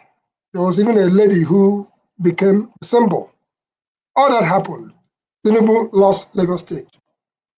In the game of politics, for somebody to lose his home turf is a very tough thing. So that's what that game is all about as far as Lagos State is concerned. Whether it leads to regionalism or not, I don't know. My brother Michael here talked about the home front and how we are in exile. That's my own word I'm using now. As you make your bed now, so you go lie on them. All we as individuals.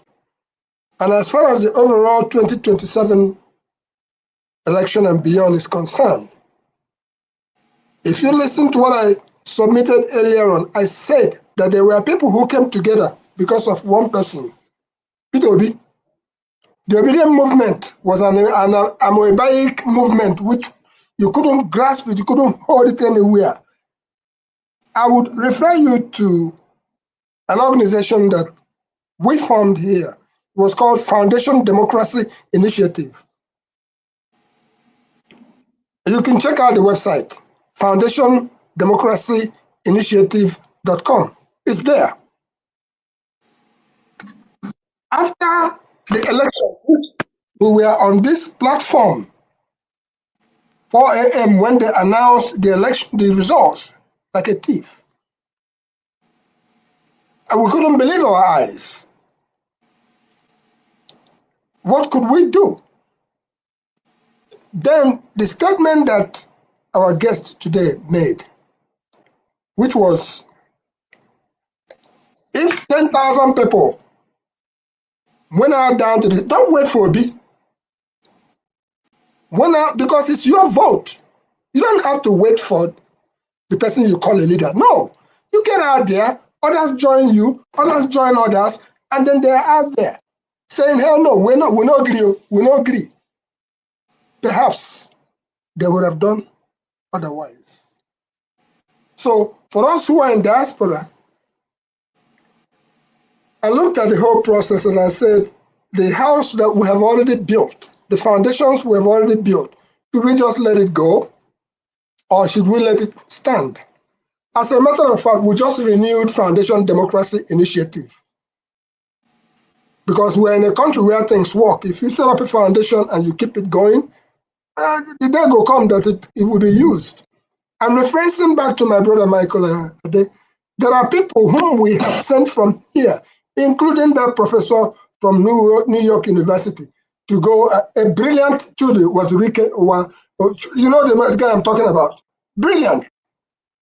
He went there. It became a different story. We don't know about him again. Okay, they swallowed him. The system swallowed him.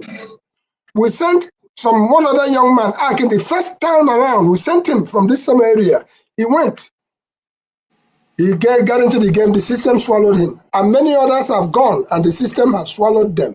People like Sowore, who is here and there, is actually dancing a master game. a mastercraft game. You should go and study the politics of people like Ojo Zokalo, who, by the way, ran for Nigerian president in 2007. He understands they were the founders of PDP. I said it here earlier on. The man understands that a hunter not going to talk everything what you see in the bush. It's the game of survival that they're all playing. If you don't understand, that's why I said to my brother Kene, as far as you did there, hunter not going to talk everything where you see for bush. Eja lawyer BCJ. And I made mention of Obadiah Medlafia of the Middle Belt. He came out and some of us were following, say yes, the Messiah is coming from that angle. But guess what they did? They did him in before he could even do anything else. And there are others like that. So if you are playing in the game of the politics called Nigeria, I just remind you that you still carry this thing called the green passport. Until otherwise is said, that is what we have in our hands. And on that note, what can we do in order to better for years ahead, not even 2027? On the note that Peter Obi, Nigeria happened to Sunday Boho. When it happened to him, it wasn't because he wanted to come out and start massacring whoever that was destroying his people. But somehow the spirit got into him and he started defending his people. And you saw what happened when they tried to make away with him. The West banded together, made sure that he was not wasted. So he's still a force somewhere there with all the underground forces that he has garnered. The East has had quite a few characters. From one Tuesday was Rike, whom it happened to. He meandered. And then Nnamdi Kanu, it happened to him. Nnamdi Kanu just didn't get up and start trying to be Nnamdi Kanu. Nnamdi Kanu something got into him. If you come to my house and defecate the floor, I'll take a stick and break your head, according to Chinua Achebe. It happened to Nnamdi Kanu.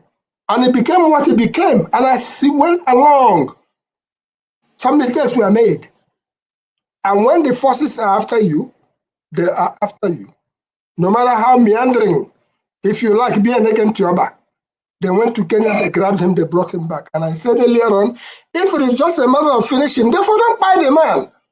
Okay. Or they don't say if they buy him, they have a bigger problem in their hand.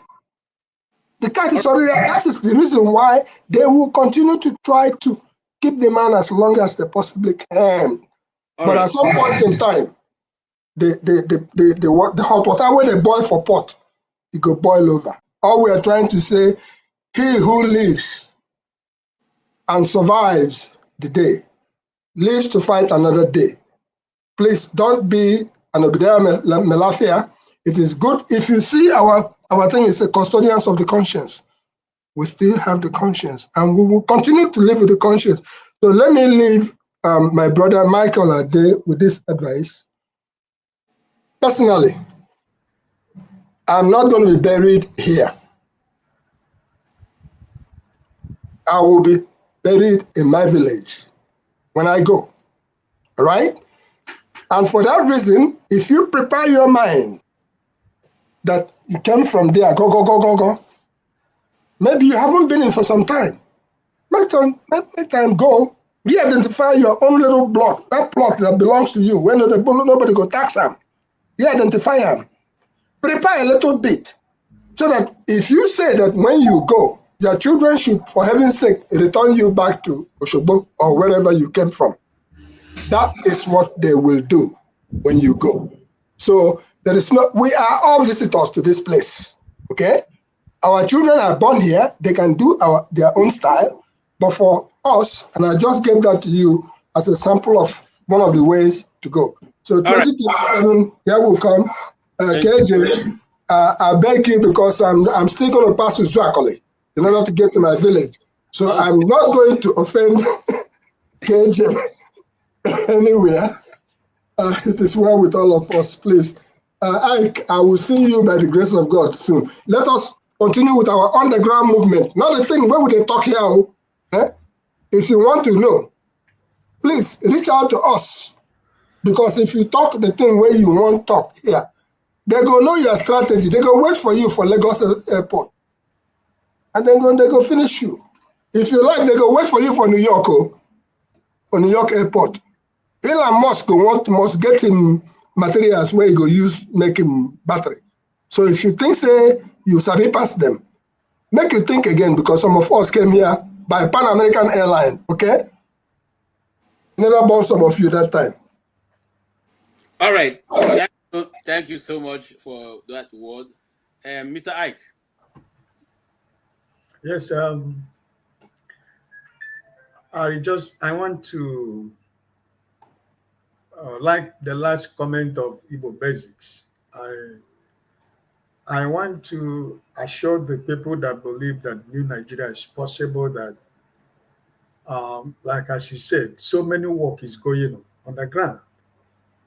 The experience of 2023 will be utilized to work for 2027. And the mistakes of 2023 will not be a stumbling block to make us not to work for 2027. Like my Stay Humble said, we all saw what happened. We have garnered experience. We have known where mistakes were made. And the man we believe in, Mr. Peter Obi, the man we believe in, he has recognized so many things. And I think if we are trying to be honest, Nigerians, since after the election, from the last day, after the Supreme Court gave his verdict, today Mr. Obi is working. He has never slept. He never slept 24 hours. He's always on the move. He's moving. He's working. And at the end of the day, it's not everything that you see, oh, you went to put borehole. They carry it on the social media, or you went to give some donations to hospitals and schools. There are so many other things beneath all those things that is going on. So what I want us to understand that for us to be able to get that new Nigeria that we want, we have to work together.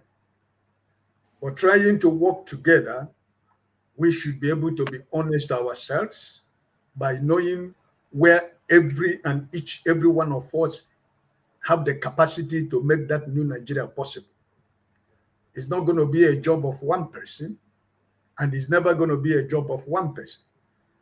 So for the idea of what Ovie said, I want to tell you, and that's my belief, they tried everything like Igbo Basic said in 2023. They lost Lagos, they lost Abuja, they lost Rivers. It doesn't matter whatever was announced. It doesn't matter the figure that was given anywhere. They lost it. And it's on record that they lost it.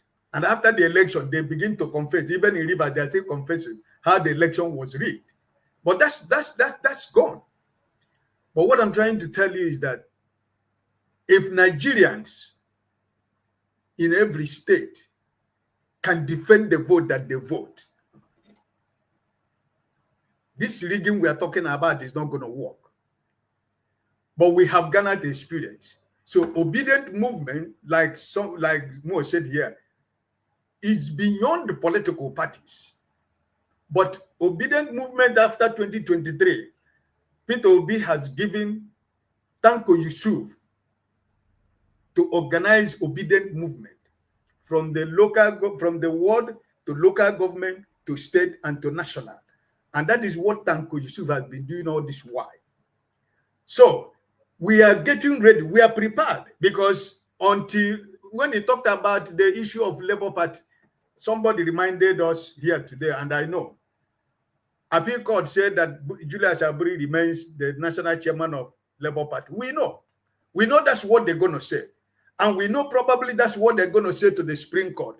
But I want to tell you here, no, not even me or anybody can change who Mr. Peter Obi is a man of process. He will follow that process to the end. And that process will end at the Supreme Court.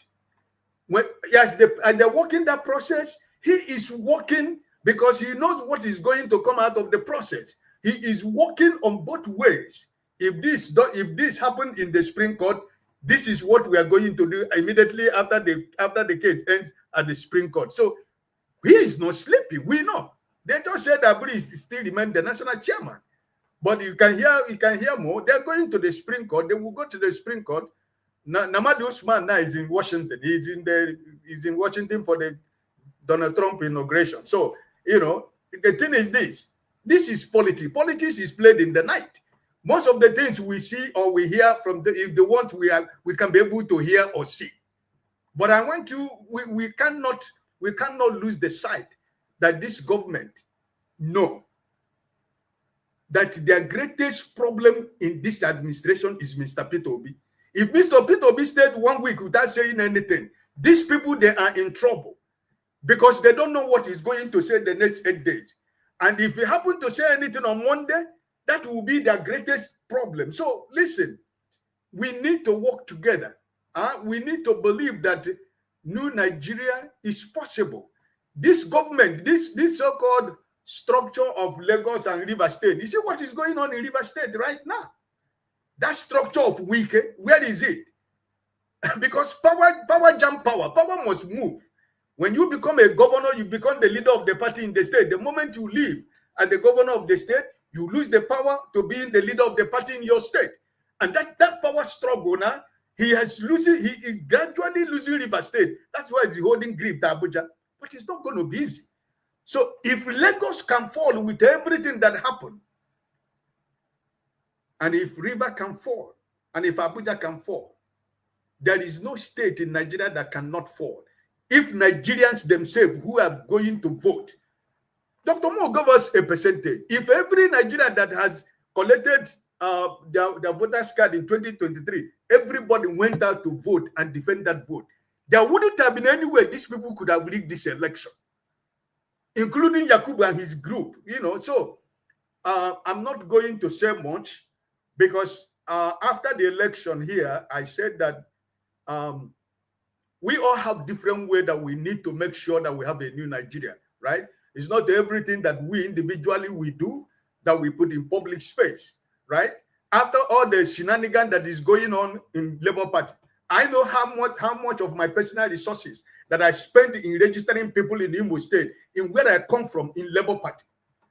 Even with the shenanigans that was going on, I didn't do it because I have anything to benefit or to get there, but because people are running away from my zone because of insecurity in Imo State. Because I don't have a governor who is hope, is not my governor. Every young man in Imo State has gone away from Imo State. Imo State is an empty place. Because if they see you as a young man, you are in opposition to APC. And Hope Uzodinma will hunt you to anywhere. You see what is happening to Gochinyere? So this is Gochinyere is a politician. But you can see what is going on to what of a common man like me, right? Most of people who I grew up with, my younger ones, most of them have left the village and the towns and run away from Imo State because of insecurity. But it has not stopped some of us to continue to encourage people, because when you run away from those your fears, when you decide not to stand against your fear will consume you. Because if we continue to say, oh no, after all, we voted 2023, what did they do with it? No, I'm not going to go again. I've spent a lot of money. And so what that means, you are giving them the great opportunity to take over everywhere. But since then, by the special grace of God, I have never relented. All right. Thank you. Thank you, Mr. Ike. Thank you so much. I actually... Moderator, why do some people have unlimited time while some people are restricted? I mean, this is a big bias, man. Comrade, Some people talk without ending. You can't even allow us to land on our point before you kick us out. This is not fair. Yeah, I'm actually very, very. You see, when you come to this show, it's not a public arena. It's somebody is controlling and moderating it. You don't go to other shows and talk to the moderators that way. I don't know why when people come here, you feel like you have this thing. No, you're not controlling the show. Somebody's running it. And let the person run it. If I feel like giving him all the time to speak, I can as well do that. I can make him a guest. It's my prerogative, please. I don't want to take anybody out. I don't want to do that. Please don't push me to that point. All right, we are actually rounding up in this topic, and I will allow AY to come in and make make his own contribution, and then we'll move quickly because we're supposed to have ended the show. I just want to touch on something that is very pertinent to me. Since I saw that news coming from Nigeria, I've been so disturbed. That's the story of the young girl, 24 years old, an NYSC member who was murdered in Anambra State. It's been a very touchy story. And no, in fact, it's so touchy. What I was trying to do was to get the video, but I don't know why my system is refusing to download it. The story is so pathetic, but I will let AY go ahead and make his contribution. Then we'll switch quickly and talk about that and then close. I see you, Mr. Richard, but no, let's move on because we're doing too much on that topic. Please, a little, just 1 minute about Peter Obi, please. 1 minute. See, we can't exhaust it. Let us leave it. We can come back next time. Please go ahead, AY. Thank you, Mr. KJ. Good evening, all the panelists. Yeah, good discussion so far. I listened to the guests that came up today. I mean, it sounds quite intelligent, and it seems he was a real politician as well, because some of the stuff he was saying. But the question I would have loved to ask him, he's very optimistic, but the truth is, what is on ground, it doesn't seem the opposition are ready in Nigeria. This is the honest truth. Why am I saying that? When you look at our electoral reform, is supposed to be a continuous process. After 2023 election, there were issues. Part of the issues, results were not transmitted, presidential results were not transmitted electronically. So when they went to the courts, part of the conclusion on that is it's not compulsory to transfer result electronically. I think that is one loophole the opposition would have worked on to make sure in the next election, result must be transmitted. This is a continuous process. There are little stuff here and there, you got to keep blocking those loopholes politicians are using. But none of that they've actually done. The opposition in the Senate, in the Rep, they are all dumb. They're doing nothing. In fact, I've not heard any. The only people you hear even speak in the Senate, they're actually members of APC. You don't hear opposition. They are too silent. As of Rep, safety, they are dead. I think some of them now, they are even migrating to APC. This is the problem we face ourselves. I even heard Ned is planning to declare to APC this coming week. You see, these are the issues because all they are interested in their pocket. It is actually a big problem. On Peter Obi's side, Peter Obi, somebody rightly said, he has been moving around. To be honest, especially in the North, Peter Obi has been doing a lot of work. I see him in almost all the states. He did not moving around, try to build more alliance, which is a good thing. It is a good thing. But here is it. No matter what we're going to see, let's stop deceiving ourselves. We need to face reality of these issues. In Nigeria, you need political structure. Not only in Nigeria, you need political structure everywhere to win election. You must continue building that political structure. It's very important. Even in America, that's why you hear Democrat, Republican. It's not going to happen that. How many times have you heard that Democrat win a Republican state or Republican win Democrat state? What you see is those are the swing states. Swing states are states that are neither Democrat or Republican. They move around. But the core Democratic state is because of the structure. That is why you don't go there to win those states. It's because of this political structure. So we need to really understand this. But in 2027, they need to start acting. Yeah, I've also heard the background article, Peter Obi, Congo, so they're having some kind of discussion. Nobody knows what they are discussing. But one thing I know, I also heard the panelists say, one thing I know, for sure, Atiku, the highest will tell Peter Obi is be my vice president. After 4 years, you will come in. Foul. He's a scammer. He's going to lie to him. If I were Peter Obi, I will never be vice president to anybody. I will fight until I get what I want. I think he's gonna keep building his momentum. It doesn't really necessarily even Labour Party. I don't trust Labour Party as a party. He can really look at it and move to other party to contest. He has the followership. Good. The other thing is even the issue of comrade around Nigeria, like man. I don't know how far he has gone. Peter Obi can talk to some people, send message to people like Showore, work with Showore. Hey, listen, come, let's work together. Around, even in the north, you have these comrades all over. You know the way you you have them. They are all over the state. Try to work with these people to make sure probably they can align with your vision for the country. I see if they can come together to work with him. So that's the only thing I'm going to contribute. Thank you, KJ. I appreciate it. Thank you so much. I'm sorry if my son was trying to disturb me here. Okay, I don't know who sent it to go and mop the floor. It's working hard. Thank you so much. Thank you, Mr. Stay Humble. Thank you for your contribution, and I appreciate what you said. You see, if we allow the structures, it will continue to be a problem to us.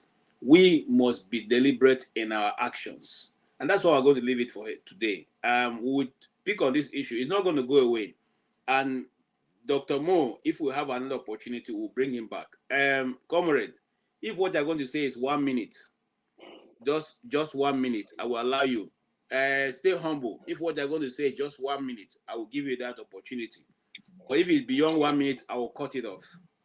If that's agreed, we'll go ahead because we need to round up. And I just have one. Yeah, I see you, Mr. Richard. Also, we have one more topic to touch, which is very touching, which is very heart moving. In fact, if I could play the video, I don't know why the system is refusing to allow it to be downloaded. If I could play the video, it would have been, I mean, all of us would live very sad, you know. Okay, yes. So let me stay with you. Stay humble. 1 minute.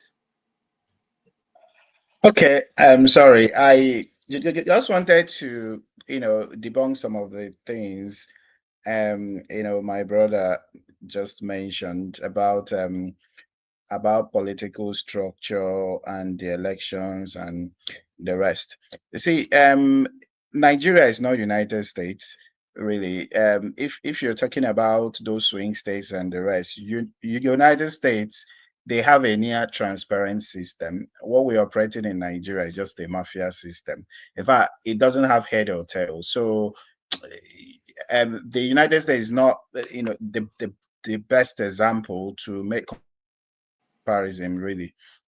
Regarding that, I think Peter Obi, following 2023 election, he identified some of the issues. Yeah, the election was rigged, massively rigged, really, but the rigging was mainly in the north, because in the north, usually there is no voting. What they just do is just to manufacture figures, which I've known since 1999. But the thing is that Peter Obi wants to get the people behind him so that the manipulation, the falsification of figures will reduce to the barest minimum. Because if the people do not allow it, if those their leaders, clerics, and the rest do not allow those figures to be manipulated, so the north is open to whoever. Now, Tinubu seems to be losing some ground in the north, which Peter Obi wants to capitalize on. Regarding political parties, really, Tinubu may not allow another strong political party to be established. It's back to Obasanjo days. Even with the National Assembly, Obasanjo was running a one-party state, and Tinubu is just copying Obasanjo.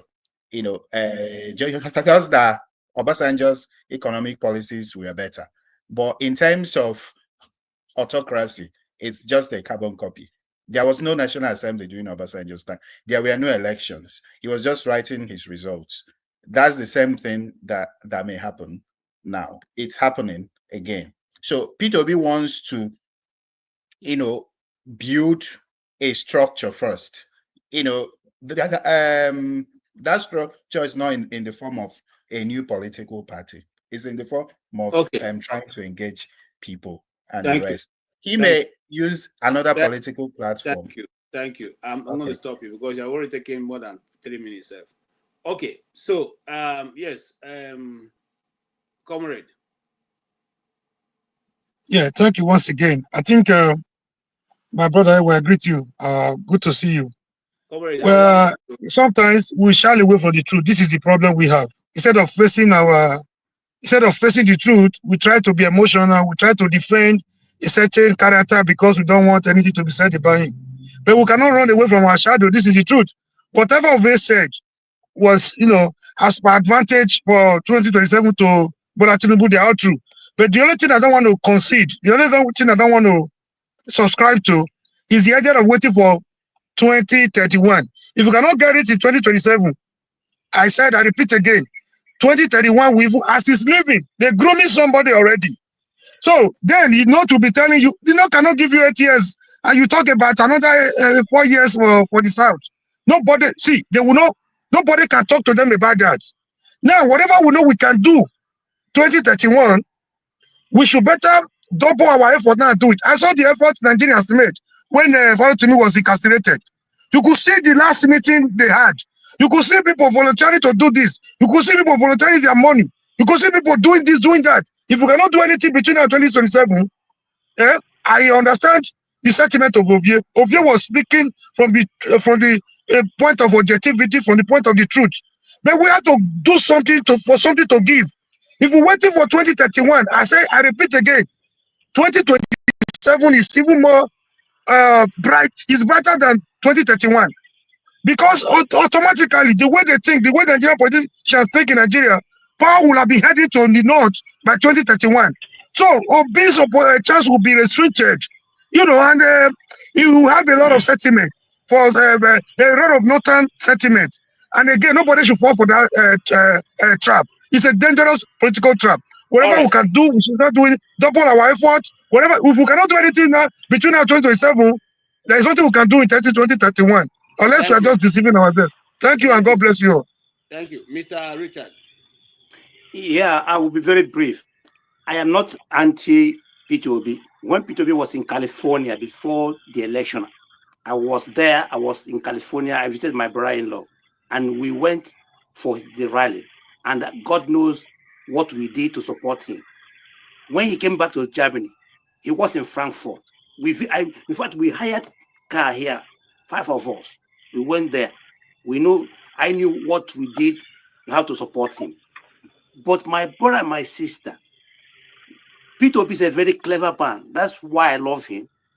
If Peter Obi had pushed those 6 million to go out and demonstrate in Nigeria, Nigeria would have been another thing as we speak. So anybody who is asking him, why didn't he tell the supporters to do something? To do what? To go out and protest in Nigeria, where people are not united. When you look at Sri Lanka, what happened in Sri Lanka is because Sri Lanka, 74% of Sri Lankans are one people from one tribe, from one religion. That's why they were able to chase corrupt people out of the politics. So anybody who is telling you where was those 6 million people Obi gathered, that person is doing Obi Obi very, very harm, because Obi was very clever not to say go and demonstrate. And that's where in fact, that was their trap. They wanted to trap Obi from that perspective. Go and demonstrate, and then we deal with you. So Obi is a very clever man.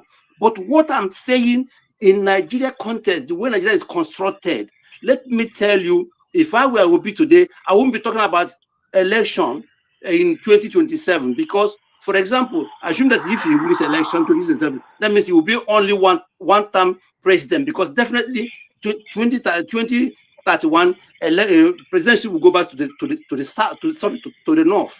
So if I were Obi today, I'll count down. I have made my name. I'm a good man, but Nigeria doesn't want me and doesn't want my Igbo people. Thank you. Okay, thank you so much for your contribution. Now let's move on real quick, and that will be the last topic. Okay, let me give Pansa the opportunity to say the last thing on this issue before we move on. No, I will respond after All right. Pansa. Thank you very much, KJ. Let me say that I recall when you couldn't even bring somebody in or take him out here. So you've made a remarkable progress as a host, and we thank you for that. I was kidding you on the comment section where I said it's a good thing that I know you here now, that you're from the Southeast as one of my brothers, because of your remarkable resemblance to Northerners. If I see you in the forest somewhere in the Southeast, I'm gonna smoke your ass, right? But let me say this. Hello to all the panelists here, those in the comment section. One of the problems we have in discussions here is that we just speak in broad terms, right? But it's minutiae. The whole thing is in the detail. We don't get to actually get to the detail, but you can't blame anybody. Nobody can speak forever here. But talking about speaking, let me ask that my time be extended to as much time as I may consume. I have a couple of things I want to say. Now, KJ, when we look at the characters, right? Peter Obi, Showere, Tinubu, Buhari, all these people. It's not just whether they're good politicians or they're not good politicians. That's a mix. Everybody, every human being is dynamic, right? Somebody like Showere, he has some positives. For full disclosure, let me say that I made a deal with Comrade Omoriye in another platform.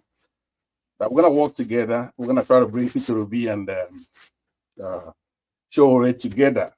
That they will be better for it, right? So we're not. You notice he's been nice here. It's because of me. I'll take credit for it.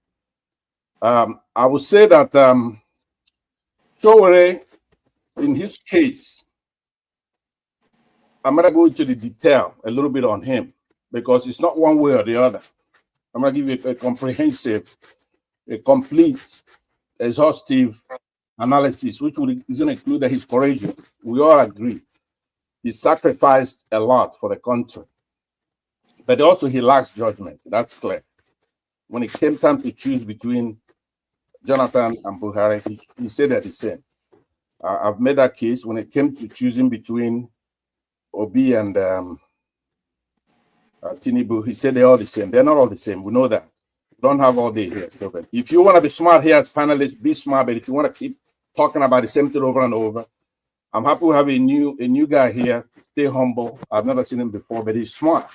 He got a good head on his shoulder. Richards also, to a lesser degree, I haven't heard everything he has to say, but I agree with a couple of the points he made.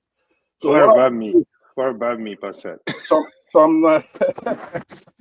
points we've hashed out here are in order. The guest today was very good, right? We're hearing from the horse's mouth.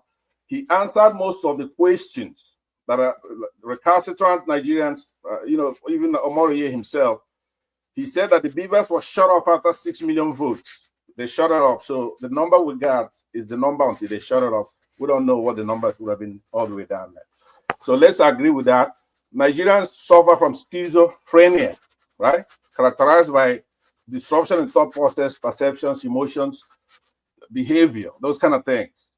Hallucinations, even, I will add on that. Delusions. What do you expect? You're a country that you've been a military dictatorship, even though they took off their army uniforms and put on a toga. So now you get somebody such as Peter Obi, and you're there picking and choosing. Peter Obi is the best Africa has brought forth, period. He's honest. He's been tested as a governor. He's humble, respectful. He doesn't have any of the usual animals like jingoism and animals like tribal, religious. So what do you want? Somebody who studied everything. He's run. So if you can be picking and choosing, nitpicking Peter Obi, you're just stupid. You have on your forehead, look at me, I'm a stupid guy. The only thing we have to do is what do we do? The question that was asked today was posed by Okija, I believe. He says to Dr. Mo, what are you going to do about the electoral process? INEC chairman is corrupt. Now, he answered the question briefly by saying that his time is up. He's going to retire sometime this year. All right. He even wished that he'd come back to correct it, but I believe that's just rhetorical stuff. So now it's not the candidate who's going to do something about reclaiming a mandate and actually going forward. It's all of us. So the sooner we get Peter Obi and all the others, including Showore, to work together, the better if we're serious. If we're not serious, then it's going to come down to we, the Igbos, who nobody have any respect for. We're going to take over that country, and we can. Right? This is what you don't want to hear, but I'm going to tell it to you again. We could take over that country. We have the scientists who go to school. Unlike OVS people, we go to school. We have engineers, we have doctors, we have everything. We have soldiers. We took over OVS place not long ago. We can do it again. So what I'm saying is that let's stay in the democratic path. Comrade, that's another thing. Let me conclude by saying this. I appreciate the courtesy. This comrade thing, I spoke to Showore. I said, Showore, are you a communist or are you a capitalist? He said he wasn't a capitalist, but he kind of left it open. Maybe he's a socialist, right?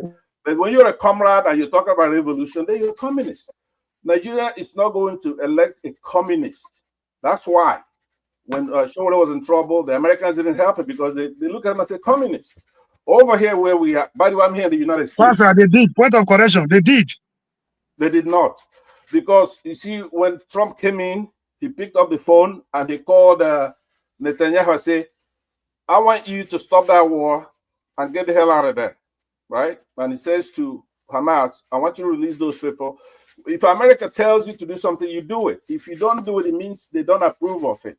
Right? So when he made that call, they did it. They're going to do it. So if they had called the embassy and say, release Showore from there, before they hang up the phone, they will release him. So now I'm saying to you, when you're a comrade, to us here in the United States, you're a communist, right? If you want to run for office as a communist, you have to come out and say, hey, look, there'll be no private property ownership. And then Nigerians will decide. You can't be saying they're all the same and it's allegorical. Which I was thinking, why does he keep saying they're all the same? Yes, they're all the same because they're capitalists. They are not all the same because they are corrupt. Omoroye, we have this agreement and I'm going to honor the agreement. I'm not saying... But you just broke the agreement. You just broke the agreement. You attacked my state. You attacked Showore. Right. No, I'm not attacking Showore. Look, Showore, like I said, nobody praises Showore more than I do. And nobody's done more. You said you captured my state. You said we were captured. Okay, I take that back. All right, I take that back. And KJ, let me conclude. I appreciate this. All I'm saying is this. We're not going to come here every day getting on the knees begging you to do the right thing. You have to do the right thing. Everybody who's listening to me now, both in Nigeria and on that comment section, I'm here in the United States, right? It doesn't mean anything anymore because of social media. Before you should come here to talk to me, you should go get a visa. I remember when I used to come home in the 80s and 70s, as somebody who came from America, if I said to AY, get on your knees, and he would do it, right? We're here in the United States, it's $32 billion GDP. We have to have some respect. So it's our internet, it's our YouTube. You don't get a visa. All right. Here I am, you're talking to me. Thank you. Thank you, Pansa. All right, now, I appreciate it. Thank you very much. Thank you so much. And then that goes also to our Nigerian audience. I heard that the president have approved new tariffs for your telephones and your data and all that. So it's going to be increasingly more difficult if it goes through. Although I hear it has been approved. But if it goes through, it means that it's going to be even more difficult for you guys to get information outside of Nigeria or even to make phone calls. Now we'll end on this final story of a young, beautiful, young woman who has all her life in front of her, was mowed down by a crazy idiot called Timi Layen Ajayi in Nasarawa State. This young lady's name is Salome Adio, and she is just 24 years old.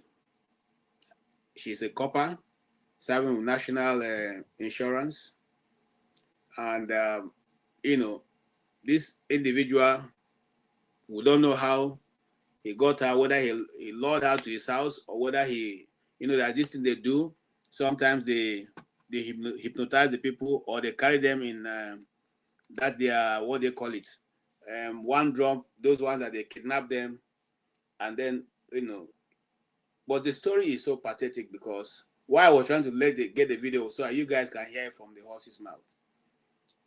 When the story was told in Brekete family, this guy took her to the house, and on being arrested, because his being arrested was done in a mysterious, it was quite God's hand that just brought him out. He would have escaped with this evil without being noted. As in my view, it's like he had been doing this before. Yeah, this one ran out of him. Took her in the house. He had gone to the house and butchered her. In fact, he only butchered her. He severed every part of her body, cut it like you cut cow meat, put them in 6 different polythene bags. And then, according to the report, when they went to the house, you could see that the guy already is like a butcher house. He has a butchering table with 2 big knives, one big knife, 2 small ones. They want to butcher the legs, the bones. They want to now divide the bodies. So he severed her head and put it in a polythene bag. And especially that it is, he was able to stop all the blood from flowing out. I think the uncle said it's like he has a gas cooker or something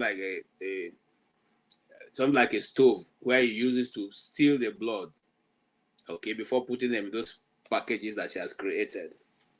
And he came out with a head, obviously going to meet whoever they are in cahoot with, and stopped a bike man who noticed that there was blood coming from that polythene bag he was carrying.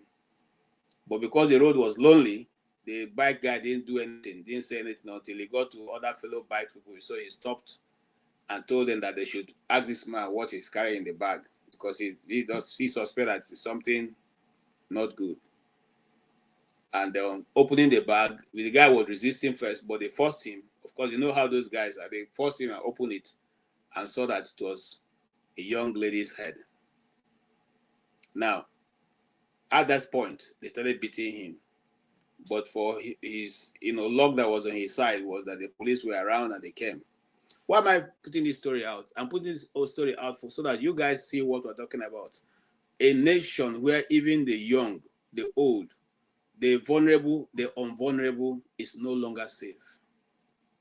A nation where just today, when you listen to Dr. Mo, he has already told you how many people have gone to meet their Heavenly Father just this week alone. Is that a nation that we should encourage? This young girl have not done anything. No. She didn't do anybody any harm. Now, this guy went to the police and started claiming that the girl is his girlfriend and was cheating on him, and that's why he decided to do what he did. But the sisters and the people, the family people, unfortunately, he just met the wrong family, because there's some families before the people go out, they tell their siblings where they are going, at what place. Relationship is not a hidden thing for them. They know who your friends are, where you hang out.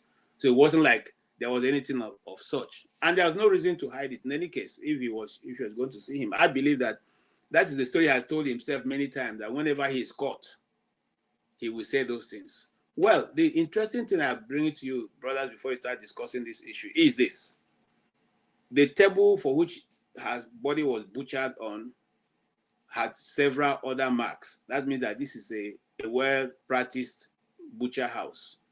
It has basins of ready, water ready, buckets ready, and piles of polythene bags for which they use in distributing it.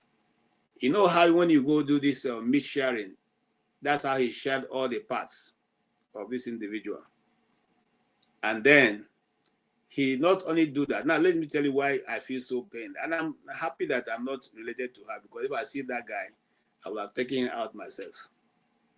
He removed every part of her bone from her body, from her flesh.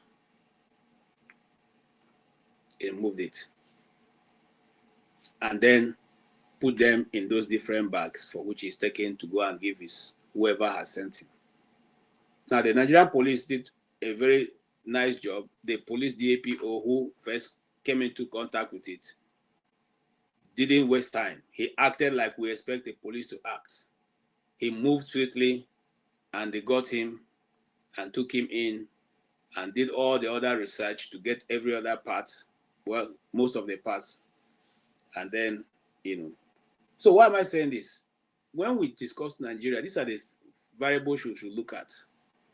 One of the first right of a Nigerian, a citizen, is your life protected by your government, your property protected by your government. It's not about politics alone. It's not about tribe alone. Salome is not Igbo. But I feel pain that a man who have a family that have trained their child to this point of looking forward to seeing a better life for your daughter, for your children, and then somebody comes to tell you, oh, she didn't die in an accident. It's not that anything happened. It's another person who decided in his own wisdom to turn her into a Fulani cow. Gentlemen, if you read the story, what do you have to say to young people and to the nation, the government that have refused to protect its people? What is your own take, sir? I'll start from Mr. Ike.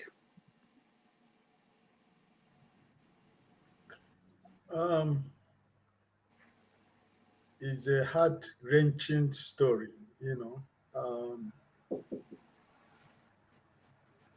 First of all, may our soul rest in the bosom of the Lord, and may the family, find fortitude to bear the loss. It has really happened, and there is nothing any of us can do. We cannot bring Salome back as she's gone. It's only a lesson for those that are living, more especially the younger ones, our children, and our brothers and sisters who are very young, the so-called the Gen Zs of our generations, who really do not check who are their friends or which kind of people that they keep, which kind of company do they keep. We are in a society today where parents has no more power to control their kids. We are living in a society where some parents indulge in encouraging their children to bring money. It doesn't matter however it comes. The most important thing is to bring money in the house. And that's the society we live today. So it is very, very dangerous today. If you have a younger ones, or your kids are young, and probably they're still in secondary school or they're still in higher institution, where occultism has been the order of the day in Nigeria. So there are so many things that is going around that every day we wake up in the morning and the day go by and you hear news that nothing happened to your children or your grandchildren or your family members. We really have to thank God, because it's a story for every day. I was talking to somebody this week because of situation. He went as far about thinking about suicide, and somebody get me in contact with him. He's in Holland, and I have to get to him, and we were talking, and after our conversation, I told him, listen, if you think that your situation is worst, I tell you, walk from your house to the next street in your neighborhood. You will see somebody that you're better off more than 1 million times. And that sound you're hearing, if you take your life, your problem has never been solved. Rather, you are into double problems because you take your own life. So, after a lot of, we are still talking, but at least the thought is going away. So this is the world we live today. It's a very dangerous world. And in Nigeria today, we're talking about the politicians, and we're talking about the old guards. What about the new generation? What are they thinking? When they see KJ drive a very big car, they want to drive a big car. Some Nigerians today, in secondary school or in universities, are thinking about becoming Obi Kubana without any investment, without any without any source of livelihood. They want to be, they want to be Zenko, they want to be Lord, they want to be Ononoga, they want to be Nedo of from death. This is the end time. Because the politicians themselves who use these young men at the end of the day, dump them by the wayside. They use them for the election, and after the election, they are dumped by the roadside. And because they have enjoyed that luxury for a few months after the election, when the man might have won an election and they abandoned. So that luxury that they have enjoyed during the campaign, they don't want to leave it. So you see, there's so many crimes going on. Government is part of it, like AJ is saying. A government that have lost completely the security, the protection of life and property in a country. That government is not supposed to exist. But that's the country we are today. Because the people that are supposed making laws to protect the citizens, because they are protected, they don't care what happens to the masses. Because they travel with the security men, with bulletproof cars. They fly with helicopters, thinking that dead cannot come in helicopter. But I remember that last month, there was a plane crash in South Korea. More than 1,000 people died. So there is no place that there is no death. No matter how protected you think you are, the day that it comes knocking, you cannot resist it. So I think it calls for complete social and moral reorientation of the younger ones today. And for all of us who are parents or who have younger ones, we have a bigger job in our hands in trying to check and trying to make sure that we know what is going on with our children and our brothers and sisters that are young because of what is going on every day in our life. So this family, after spending so much, don't you know what it costs to send somebody to university in Nigeria? They don't live in a country where there is a free education to university. When you finish school, you start work, you begin to pay back your student loan. We live in a country where your parents will have to sell everything they have to send you to school if your family is not well to do. And this family, after so many years in the university, the story is that somebody, somewhere, who is a monster living in a human body, who decides to do this. What can I say? Because at the end of the day, you might not be the first person. This is a job from the description of KJ. This is a kind of a court. This is a kind of a business because it is something that he's doing. And there are people that are sponsoring. There are people that are buying. So this is the society we find ourselves. So my advice to parents is, please watch out for your kids. It doesn't matter where they go. Try to find out the company they keep as much as you can. We know that our children of these days, they might not want to tell you anything. Some of our kids who are born here, they tell you human rights, they are above 18. You don't tell them what they have to do, but not in my own house.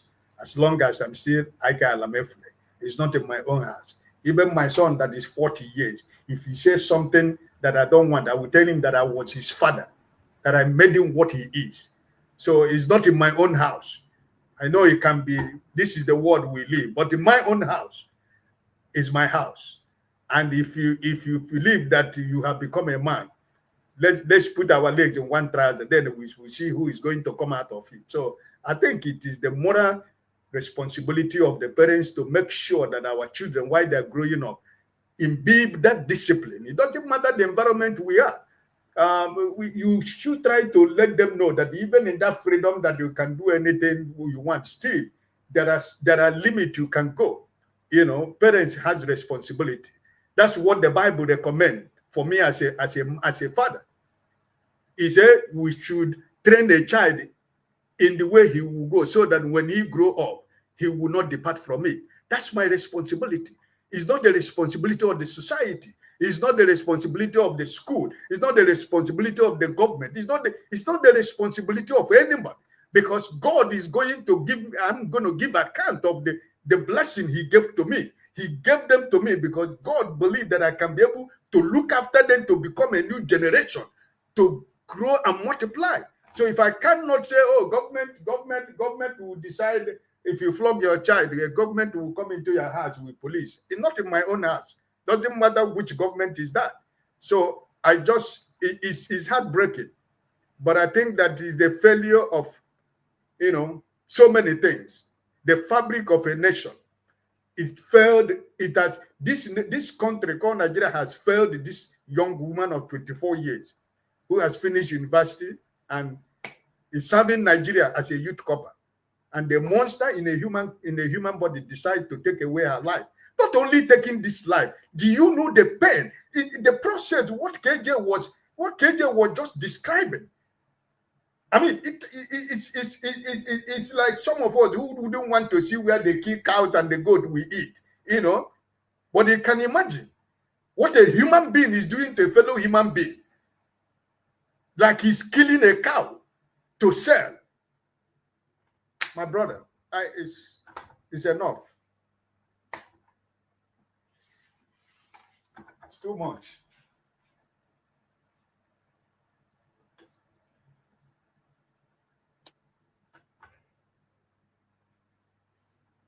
It's too much. Sorry, it's a lot. KJ, are you hearing me? Okay. The story, I watched it as you did, and is, I don't know how to describe it. It's just like you are watching a horror film, just like what you watch in Stephen King, you know, horror film or something like that. And sometimes after watching it, I went back and watched it, and I couldn't understand what went into this man's, you know, I mean, skull to commit such barbaric, you know, barbaric and heinous crime against. That he said he does not have any regrets. Yes, there was no remorse. In fact, when I watched when he was being interrogated, there was no remorse, nothing. I watched it and I just like, I closed my what do you call it, my laptop, and I said, come on, this society, this is not, it's no longer a society. This is a country that we are here trying to make it, you know, great again, and look at what is happening. And this young, I believe that man is a serial killer. That's my observation. I believe that was not his first time of killing a human being, you know, because that guy is a psychopath. In fact, he's a psychopath. But this is not. If you look at the amount of ritual killings in Nigeria, ritual killings, how human being kill his or her fellow human being and nothing happens. Do you know how many serial killers are moving around in Nigeria today? Do you know how many? Because the system is not, you know, the system is very weak. The police is very weak. Everywhere, that is, the government establishment is very weak. People can commit crime and get away with it. All sort of crimes. You look at even the government, you see them releasing murderers, Boko Haram, who have murdered, pillaged. You see them releasing them. You see governors negotiating with, you know, dreadful bandits or terrorists, you know, telling them go home, and don't commit sin again. And these people have pillaged villages, have killed villages, ransacked villages. You see them hugging together with the governors. So the society, honestly, the society is just, I don't know how to say, but the society is I don't know whether it's redeemable or irredeemable. I wouldn't say it's irredeemable, but it needs a lot of hard, a lot of because I don't believe in too much prayer, because we have prayed a lot. Africans, we prayed a lot, and God do that, this, and nothing is working. I am a believer too, but we have prayed enough. I don't know the solution to Nigeria, because the country is, everything about that country is honestly disgusting, very disgusting. You cannot even watch that video and many other videos. You cannot watch them. Human being cannibalism in 2025 in broad daylight in Nigeria is unfortunate. I pray that the family of Salome will get, grace to endure that kind of, killing her, but butchering her, dividing her flesh is even worse than killing her. That was barbaric. That was barbarism. Good night from here. Good night from here. Bye-bye. Thank you, Mr. Richard. We appreciate your contribution and your being here. We'll be here again next week, so please keep your time to hang out with us. All right, yes, go ahead. Stay humble. Dr. Adama, why are you going off now? Okay, thank you. Hold on. Okay, sorry. I'm sorry. Can you guys hear me? Good evening, everyone. Yes. Yes. Sorry about that. I just had to look at my phone. I'm sorry. Okay. But you're not on call, so you still have some time, right? Yes, sir. All right. What's that? All right. Let's hear you. Yes, let's hear you. Hold on. Stay humble, please. Hold on. We normally give women the first right on this channel, so let her go ahead and make a contribution. We'll come back to you, sir. Uncle Ike and there was AYT. Good evening. Thank you for last night. I appreciate you, Jide. Thank you so much for stopping by. Thank you, Mr. Mori. There was and stay humble. Good evenings. Uncle KJ. I really love this. When you started this topic, I was listening. It breaks my heart to see the way Nigerian youths, the way they're just, I don't want to use, I don't like using the word wasting away.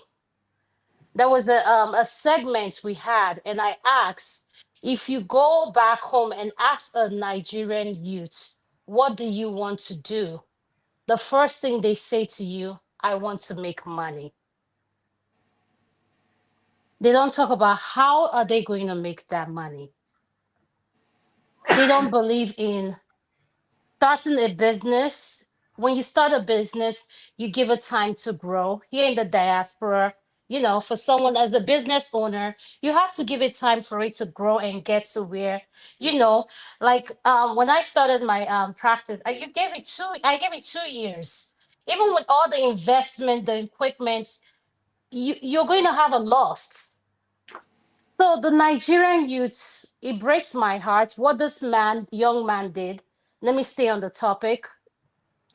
I agree with what the last panelist said. This is not normal. If you look into that guy's eyes, and if he should be evaluated by a psychiatric, you will see that he's not there. Something is missing.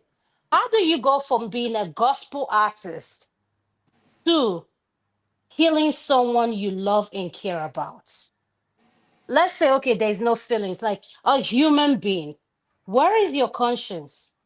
And to the point of how you distributed her body parts, how you have everything. It's like this is a normal behavior for him. If I was to evaluate, not that I'm saying that I'm a psychiatric, but observing, something is not right. Sorry, Adama. I want to just give you more info. He did a clinical, what you guys call clinical. The operation in the theater was so clean. There was no spillover. There was nothing. Everywhere was clean. There was no spark of any blood drops anywhere. Even the flesh didn't have any form of blood. It was totally done and cleaned up. So everything didn't have any, there's nothing. No water coming, no red, it's coming from it anywhere. So it's and then of course you see that the way the action was carried out, the way the division was done, you know that this guy, his mind is somewhere else, and this is not his first time. I just want to give you that information so you know. Yes. Of course, you as a doctor know what it takes to stop blood flow from such, you know, that kind of And the question I ask is, when he was butchered, like what kind of tools does he have? Because the family, her uncle made a statement to TVC saying what they found in his home, allegedly, the tools, the knife, everything. So you can tell there's been this is not something you wake up and say, I snapped and something happened. To have this kind of tools, like cutting up, the neighbor said he keeps his audio when he's playing music so loud. So it makes me question, is this the first person he has killed? That's my number one question. Number two, now I'm deviating. There's another video I saw. I saw this video today. My brother sent it to me specifically. This is about a young man targeting Uber drivers who drive luxury cars, and he killed two. 22 years old. 22 years old. You start asking yourself, has the country failed the youth? What are we missing? Why is our youth, everybody wants to be Obi Kobana, e-money, everybody wants to keep up with the trend. Nobody believes in hard work, going to school. Like my dad says, school is not for everyone. But there's something that he always say, figure out a way to take care of yourself. Do not depend on anyone. If you don't want to go to school, that's fine. But figure out a way of how you're going to take care of you as a person. And we lack that. So now the conversation I think we need to start having is this. How do we encourage our youth? There is dignity in labor. You work hard, be patient, you will get to where you're going. It doesn't happen overnight. So maybe some of our panelists here can help answer that question, because the truth of the matter is, you know someone, every one of us knows someone. And if you ask them today, what do you want to do? They will say, I want to make money. Why is that a response? So thank you, sir. That's what I have to say, sir. Thank you, Dama. I will pally that question to stay humble. Stay humble. I know you're trying to stay humble, but how do you stay humble and still make money in Nigeria? Because as it is now, everybody wants to drive an Escalade, and all of them want to drive, be like a big cabana, and they want to also be like e-money.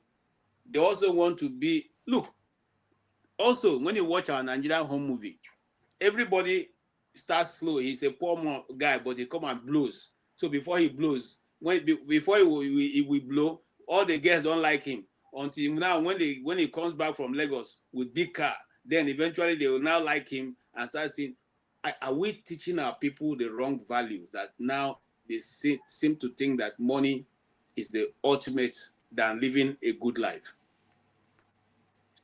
Okay. Yeah, personally, I don't think that every youth wants to grab money at all costs. It depends on where one is and which part are you? Yeah, I don't think every Nigerian youth actually wants to do things the wrong way. There are so many young people that actually do things right. And what we saw 2 years ago was a testament to the fact that many youths actually want things to get good. So many youths actually put their lives on the line to ensure that, to strive to get the best out of the process, which failed them eventually. So, how did they want to get the best out of the process? Know what I mean? Yeah, I don't want to go back to 2023. So what do you mean? Like, can you not like explain in details, but like, what do you mean? Yeah, can you give us a highlight of what you're talking about so that the viewers will know? That was a good question. Can you answer that question Jide posted? Yeah, so people usually say that youths, that young people want to make money at all costs. I know some young people want to cut corners, really, but there are still many people who want to do things the right way. So let's not paint everybody with the same brush. Okay, but the key issue here is that, yeah, sadly, what's happened, and this has been happening in Nigeria even when we were kids. If you remember the Otokoto saga, so this is a recurring decimal in Nigeria. People have been butchered, murdered by ritualists and the rest of them, whether they are ritualists or some kind of, let's say, whatever is going on, some mysterious disappearances and murders. Even some of our big wigs, top politicians, have butchery whatever in their backyard, where they kill their political enemies. So these things have been happening. Many people have been missing since we were kids. So, but the thing is that we're in the edge of social media and internet, and it's helped, yeah, to expose and unravel some of these things and bring them to light. But they've been happening, really. Let's not be very quick to blame the young people, because the people that we even consider elderly are the people that are messing up the system. They are the purveyors and authors of all sorts of despicable attitude and characters, that you could ever think of. Most of the people that are polluting the air in Nigeria are people 70 and above, unfortunately.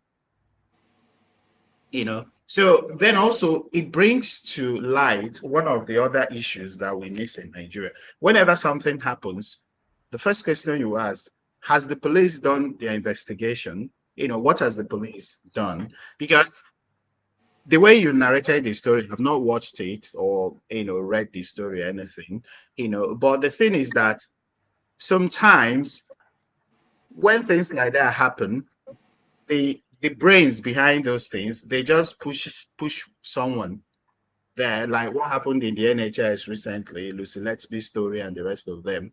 We don't know what other things happened, but Lucy Let's-Be was the scapegoat, right? So they will make someone the scapegoat. My point is not to exonerate whoever was found at the scene or whoever is the prime suspect, but the point is that these things happen, and there are other brains behind these things, but because of their position in the society, they are let off the hook.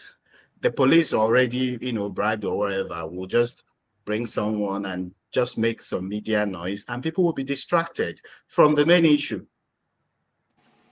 So, but Okay, stay humble. Can I ask you something? I'm trying Yeah. to, but Stay humble. Jide asked you a question, and I think you didn't answer the question. yeah, I Now, think I want what to what pose this I question to you. My hold on. question is, why are the youths in Nigeria, just this is a question to you directly, why are they so vulnerable?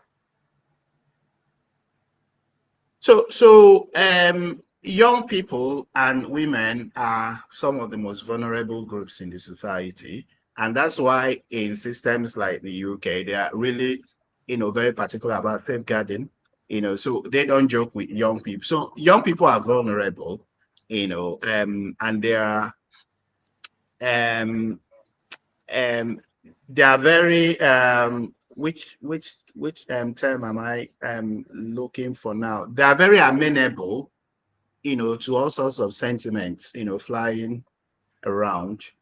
Okay, so yeah, they are vulnerable. How you come I to don't know. the Hold Nigerian on. system? Sorry. Stay humble. I don't know if you understand what is going on here. And if you said you follow the story I told you, it's not just enough that this guy took a life. He virtually made her a shish kebab. Sorry. Removing a shish kebab. You know how you make a shish kebab? You remove every Okay. bone. Every bone was strapped off the flesh and put in a polythene. And the bones discarded. The police have not even been able to find where the bones were thrown. I don't know if you understand what I'm saying. Think Yes. of the fact that you do not know at the stage this individual was when these things were going on with her. whether she was still partly alive, whether she was in. You don't know. So you don't. So You the don't.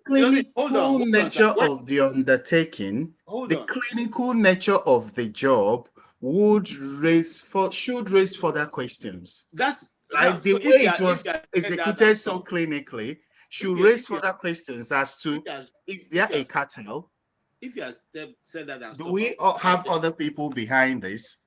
no, you see that if you had said that and stopped, I would have not, asked any question. But you are saying that there may be people who pushed him forward. Look, there's a saying in America: if you can't do the time, don't do the crime. So the method that you chose to align yourself with this means that you are ready to face the consequence. And like the idiot said, he does not have any regret whatsoever. He said it to the police, said it to everybody, said it to the press. Has no regret. So now, and then he keep making one stupid comment that wanted me to even slap a TV, thinking I'm going to slap him. That life is reciprocal. Life is reciprocal. I don't understand what he means by that.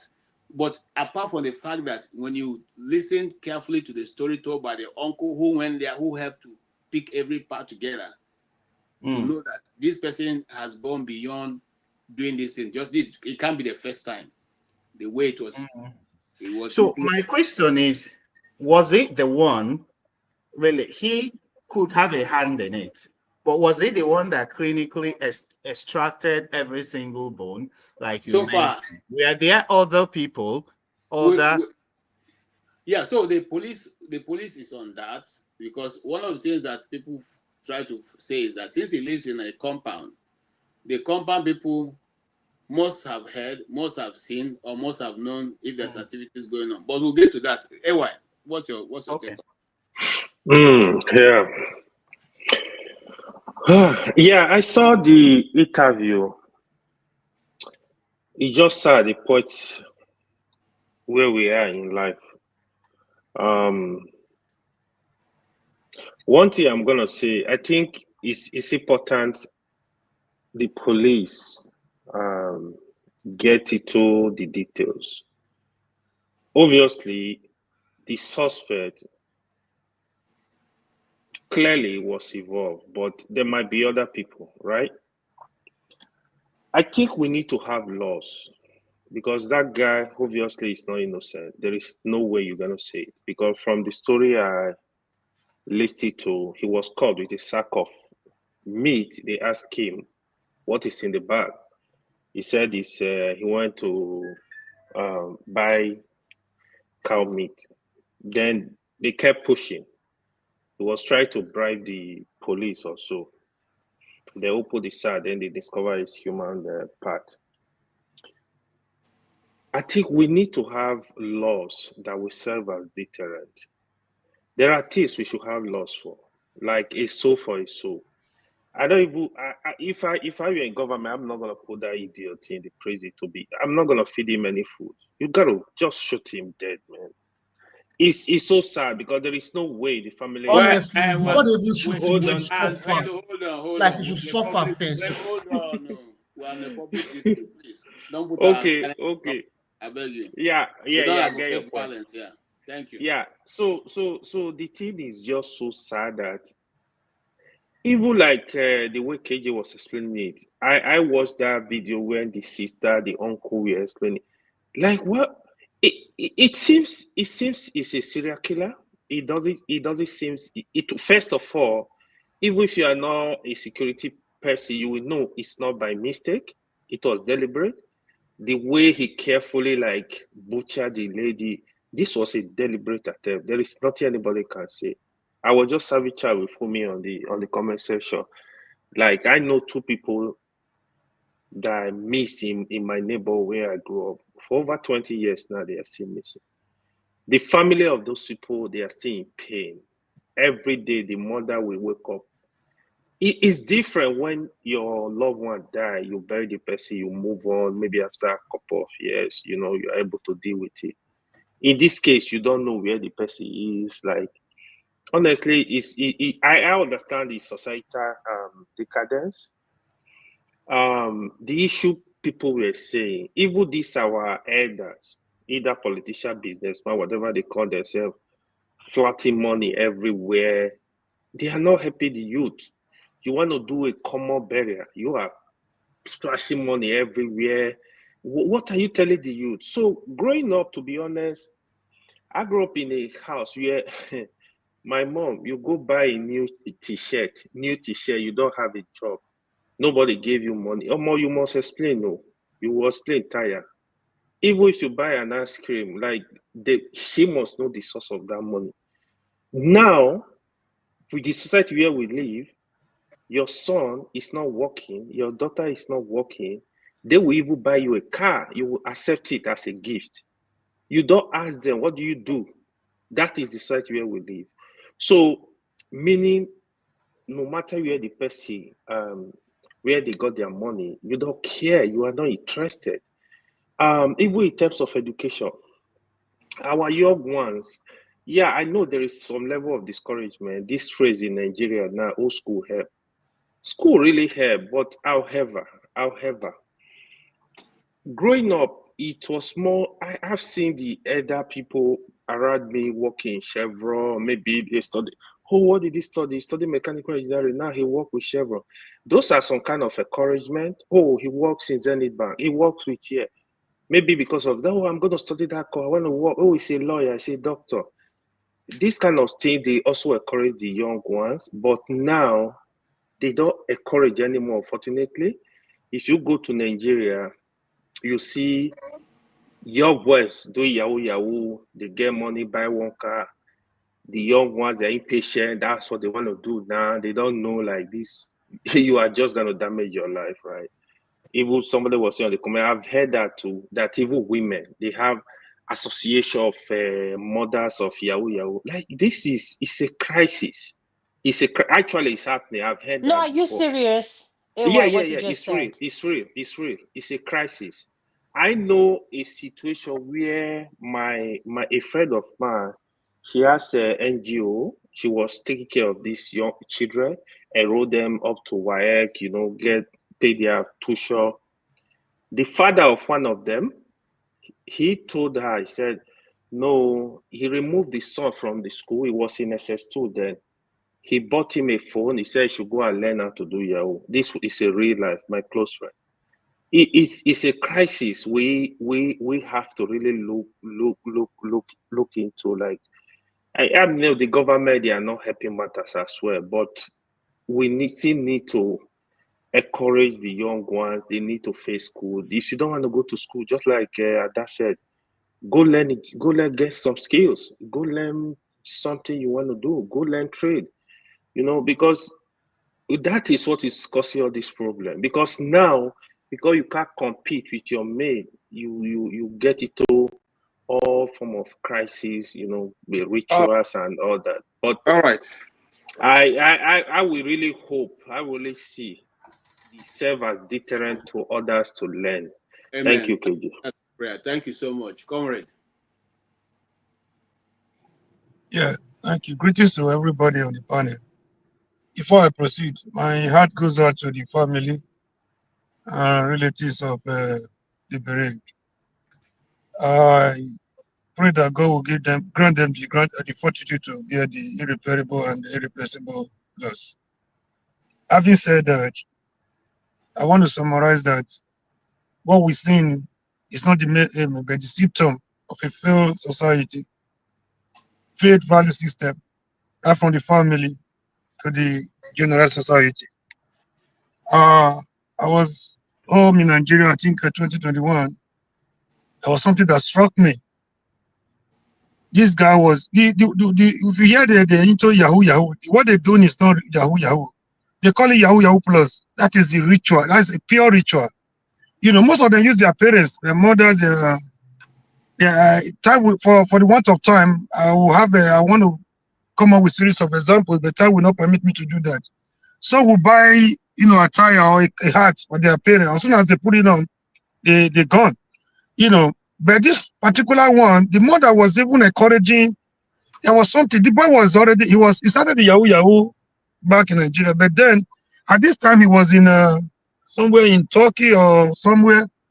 There was something he wanted them to do for him at home. The mother was involved, and this still requires what is I mean is so palatable to mention on this platform. They went into that, and the mother was involved on getting things done for the boy over there. To tell you the level of atrocities going on in Nigeria, what that boy did was absurd, was dehumanizing, and most disgusting. And he didn't act alone. He was trying to paint a picture that they were dating. No, you cannot treat somebody you be dating like that. You see that girl was lured. That girl told them how he was going to see the boyfriend, right? So along the line, either he was lured or something happened along the line, kidnapped or something, was lured into where she found herself. That was not her original destination. And the way she was treated, the boy, the person we have to praise in this whole thing is even the bad man. He was a bad man, but he had more than the wisdom of Solomon. As they were going along, he suspected a foul play. He saw something dripping, but he didn't want to, question the guy because they were in a lonely place. He asked the bad guy to take a lonely path. As soon as they got to where they are at junction where he could have the support of his fellow bike men, he stopped and said, there's something fishing in this bag. So that was how they discovered. They opened the bag and saw the one was inside was nothing to be said here. So while they were trying to pounce on him, he threw the intestine and part of I don't want to mention that part. He threw it across the fence. It took days after he was already in the police station to discover that something was oozing in that environment. Only to discover that he smartly threw something out of that bag before he was discovered. And to crown it up, he said he was not remorseful. He didn't feel there was no regret. So I don't want to believe that they dated. Either he was lured to social media or he was kidnapped on our way to the boyfriend place. After doing what he did, he started chatting with the girl's phone to create the impression that it was the girl that was chatting with the boyfriend. I think what he did is nothing. He's not a human. He's not fit to build in the society. But what I will blame for this is that our value system is questionable. Society where you worship, riches, you don't care how he makes the money, but what you want to see is people flaunting the money. You don't care how the money comes. All of us are guilty of what is happening. What we are getting back from the society is a reflection of the seed we have sown in society. We praise the politician, we worship money, we don't care how the money is made and all that. So look at the churches. They care more about your offering and your tithes. Comrade, give me 1 minute. I think the video is... Sunday, January 12, the nation was shaken by the gruesome murder of Salome Adaidu, a 24-year-old Kogi-born member of the National Youth Service Corps. The brutality of the crime allegedly committed by Timi Ajayi, who claimed to be her boyfriend, left many stunned as reports emerged that her head was severed and body dismembered. Since her demise, many accounts of the incidents have surfaced, leaving even more questions than answers. Channels Television visits the residence of her family at Nyanya community, a satellite town nestled between Nasarawa State and the nation's capital, Abuja. The family, friends, and neighbors are still mourning her loss. Salome is gentle. She's beautiful. She's brilliant. They describe the deceased as an intelligent, respectful, and reserved young lady built to finalize her service in March, who had ambitions painfully cut short. Salome was someone that had ambition. She wanted to be like her boss, the person she's working with.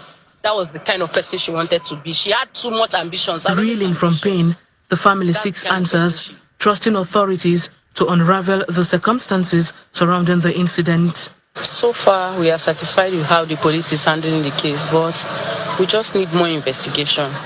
We want this case to be done with so that me and my family will have peace. In Lafayette, there's a Sharia law that is stated that anybody that is seen with a woman body or any part of a woman body is going to go on the same road as that woman that he killed. So let the guy face justice. Let him just face justice. This is Papalada community, a suburb of Karu local government area of Nasarawa State, where Timi Ajayi resides. An eerie silence settles in the neighborhood.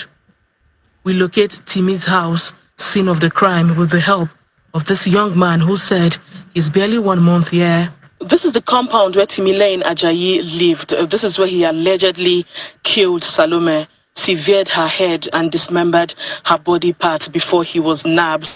The compound has 3 flats. Timi lived in one of the flats. The compound is now deserted. His neighbors have vacated the premise. Even the neighborhood is very quiet, and everyone around here is jittery. His neighbors only knew a solo young man as they grappled with the shock. The only thing I know is he's a solo person. I don't see him with friends. Each time he passes through by my house, he greets and I greet, and that is it. So for me, he has a deceptive look. Let me just put it that way.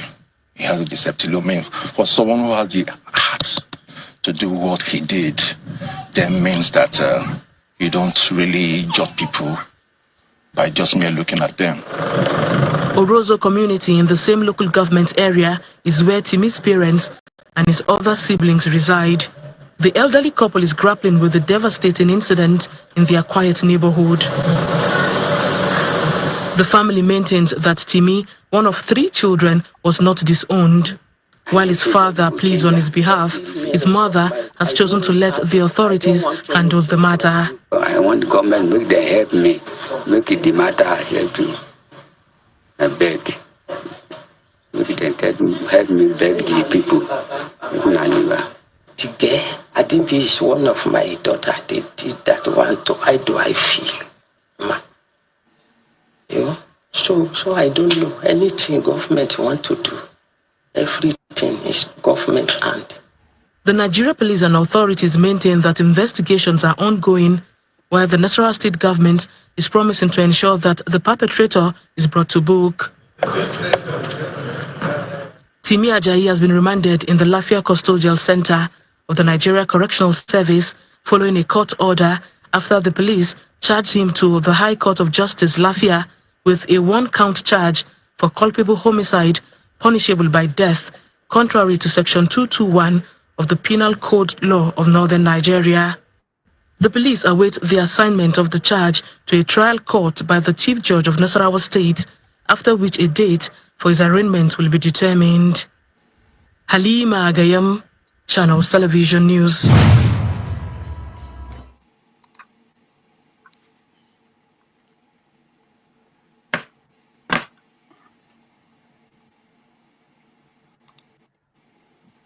Okay.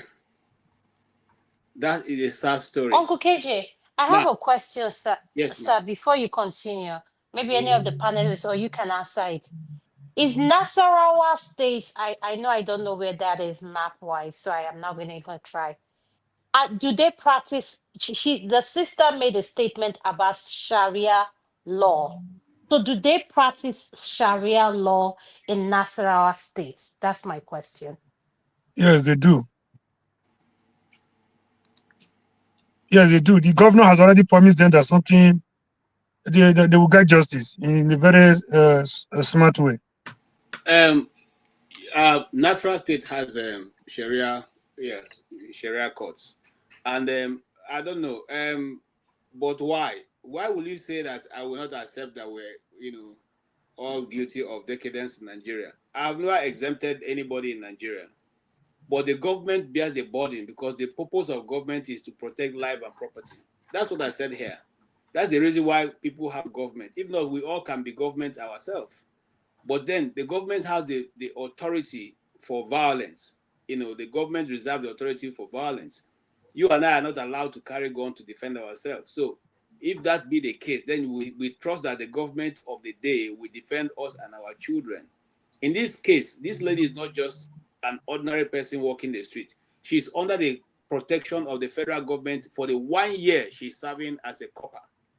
So it then means that the government is responsible for her welfare until the time she's discharged from the NYSC as a copper. So it's just the same way that when a Nigerian army person loses his life the government of Nigeria had to be the one to be responsible for every other thing. So it's not as easy and as simple as you're looking at it, And then look at the locality where the individual lives. Do you think she went there on a normal day? Because even me, being a man, I will not go there on a normal day with somebody I don't know very well about, very much about. I'm not trying to hold fault for anybody. I'm simply saying, when Nigeria happens to you, this is how you begin to ask questions upon questions that normally don't have answers. But I'll go to Jide. Jide may tell us something different, which he knows, which we don't yet know. I think I was still on my I was still on my feet when you conclude. Then we'll move to Jide. All right. The reason why I said we are guilty of what we see in our society is very simple. We have come to accept a lot of barbaric things as a norm, as a normal way of life. Number one, he didn't act alone. The distance between where this incident happened and where he was caught is a very long distance. So if we're just going to discard what he had in the polythene bag, the distance will be enough for him to do so. He was heading somewhere with what he had with the head. Why he already shared the other parts into 6 places. Maybe a portion to each destination. I don't know. So the reason why I said we are guilty of what one thing we are smart to blame is the political leadership we're looking at. The religious leadership in Nigeria, there was one platform I said, one man show. I went there to tell them that there's a leadership conspiracy against the Nigerian people. The traditional leadership is even worse than the political leadership. I have examples I can give you from my locality. The religious leadership is worse than the political leadership. The only focus we deliberate on is the political leadership, because that's what affects us on day-to-day activities. If I want to give you examples here, you will be shocked at what the traditional rulership is perpetrating in my area. I will give you more than 10 examples that will shock you to your bone marrow. When it goes to that angle, everybody want to be quiet. Even the professor from the society, even the most educated from the society want to be quiet, because they will think that is a no-go area. In the religious cycle, you feel they tell you touch not my anointed and do my prophet no harm. Why do we expect a better society when we're all hypocritical? Thank you. I rest my case. Thank you so much. All right, Jide, please. Thank you so much, KG. This is very sad, man. I'm trying to hold myself back. I'm trying not to lose my head right now. I will try not to. I'm a man. I won't lose my head. Thank you so much, KG. This is heavy. This is heavy. Nice to see everyone again. Adama, it's good to see you again. Ike, AY, Comrade, Pansa, it's good to see everyone. The listeners and those making comments, I greet everyone. It's a very sad story. You see, when situations like this happen, I look at it from a social angle, right? It's the society where that happened, and from a social analysis, right? Like the youth of Nigeria today. I'm not that old. I'm just I'm still in my 20s, so I'm not old. So I'm also a youth self. If I was in Nigeria, I've left Nigeria. So Chide, you're Gen Z. You're an AY at the same. Just say you are I'm millennial. I'm not Gen Z. No, I'm not Gen Z. I'm millennial. The age of youth in Nigeria, you stop being a youth when you're 66 years old. As long as you're less than 66, you are a youth. Uncle KJ, he didn't get it. He kept saying he's millennial. So let's leave him. Uncle Pastor I'm just telling you that no matter how old he is, he's still within the youth, because Nigerian youths are from 66 upwards. It's only when you get to 70 you stop being a youth leader. But apart from that, Kene is not here today. You are in the same group as Kene. Kene is watching. Okay, I greet Kene if he's watching. That's what youth is in Nigeria. Why are you laughing at that man? 66 and above. And that man will make youth. All right, go ahead. I know what he said. What Kide did not catch it. Oh my God. I did not catch it. I wish I caught it, honestly. I wish I did. Okay, let me continue. So that's even good to even console. It's a very heavy story. So this is the thing. Nigeria as a country, and I've mentioned this on the show, but I didn't emphasize so much on it. You see, we failed to understand Nigeria from a place of class analysis. In Nigeria, we have the rich, we have the poor. Majority of Nigerians are very poor. Majority of the Nigerian people are very poor, and the numbers are increasing. What you have is the poor people of Nigeria, among themselves, there's a lot of competition, hatred, discrimination, stigma, right, in Nigeria towards other poor people. The Nigerian youths, because of our educational system has failed the Nigerian youths, it has made them, not everyone, when I say Nigerian youth, it can't be every Nigerian youth. There are always exemptions among Nigerian youths. The Nigerian youths do not have lost political consciousness. They do not have any political education, number one. Number two, the educational system itself is very poor. It's extremely poor. So what are they exposed to? They are exposed to because these youths, they look up to our elites in Nigeria. They look up to our Nigerian elites. Their values, their behavior, how they spend money, their lifestyle, what they acquire, what they desire, they see it. It's everywhere in the world, even in America. The youth look up to the elites. It's everywhere. It's not a unique thing in Nigeria. But what you have is that our elites, the values, what they cherish, what they desire, this is what our youth, particularly the entertainment elites, because these entertainment elites, they are connected to those political elites. Those entertainment elites, majority of them, those people that we dance to, we praise, we go for their concerts in Nigeria. Those, I don't want to mention their names, but we know them. These elites, these people, they are the people that the youth look up to. And what do they desire? What do they cherish? Is to be rich. What kind of music do they play?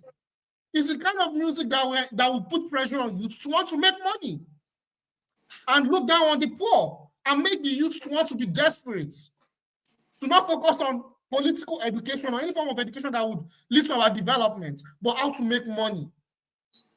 It is this entertainment elite, and our political elite spend billions of dollars. You guys can go and do the research after this show. Billions of dollars on distractions, on this so-called entertainment and sports. You know, I mean, it's okay to listen to music, to play soccer and all that at leisure or wherever. That's not what I'm not saying. Anybody should not listen to entertainment. What I'm saying is these forms of these resources, they are distractions, and what they do is this entertainment elites, this petty bourgeoisie, these musicians, comedians, and co. These people, they put what? They are very materialistic. I'm going somewhere here. They are very materialistic. And the kind of message they pass across is for the youth to be desperate. To be desperate, to want to be millionaires, billionaires in their 20s, in their 30s. These so-called entertainment elites, and on social media, it does not help matters. You see all these entertainment elites, what they post, their materialistic lifestyle and everything. It puts pressure on these youths. And I think someone asked, I think it was Adama that asked one, or I think it was Stay On when he was here, that what makes these youths vulnerable? Why are they vulnerable? Because the Nigerian political class do not invest in our youths. No program for our youth. Our educational system is in shatters. A lot of them, when they graduate from school, no job. I mean, when they graduate from university, no job, no opportunities.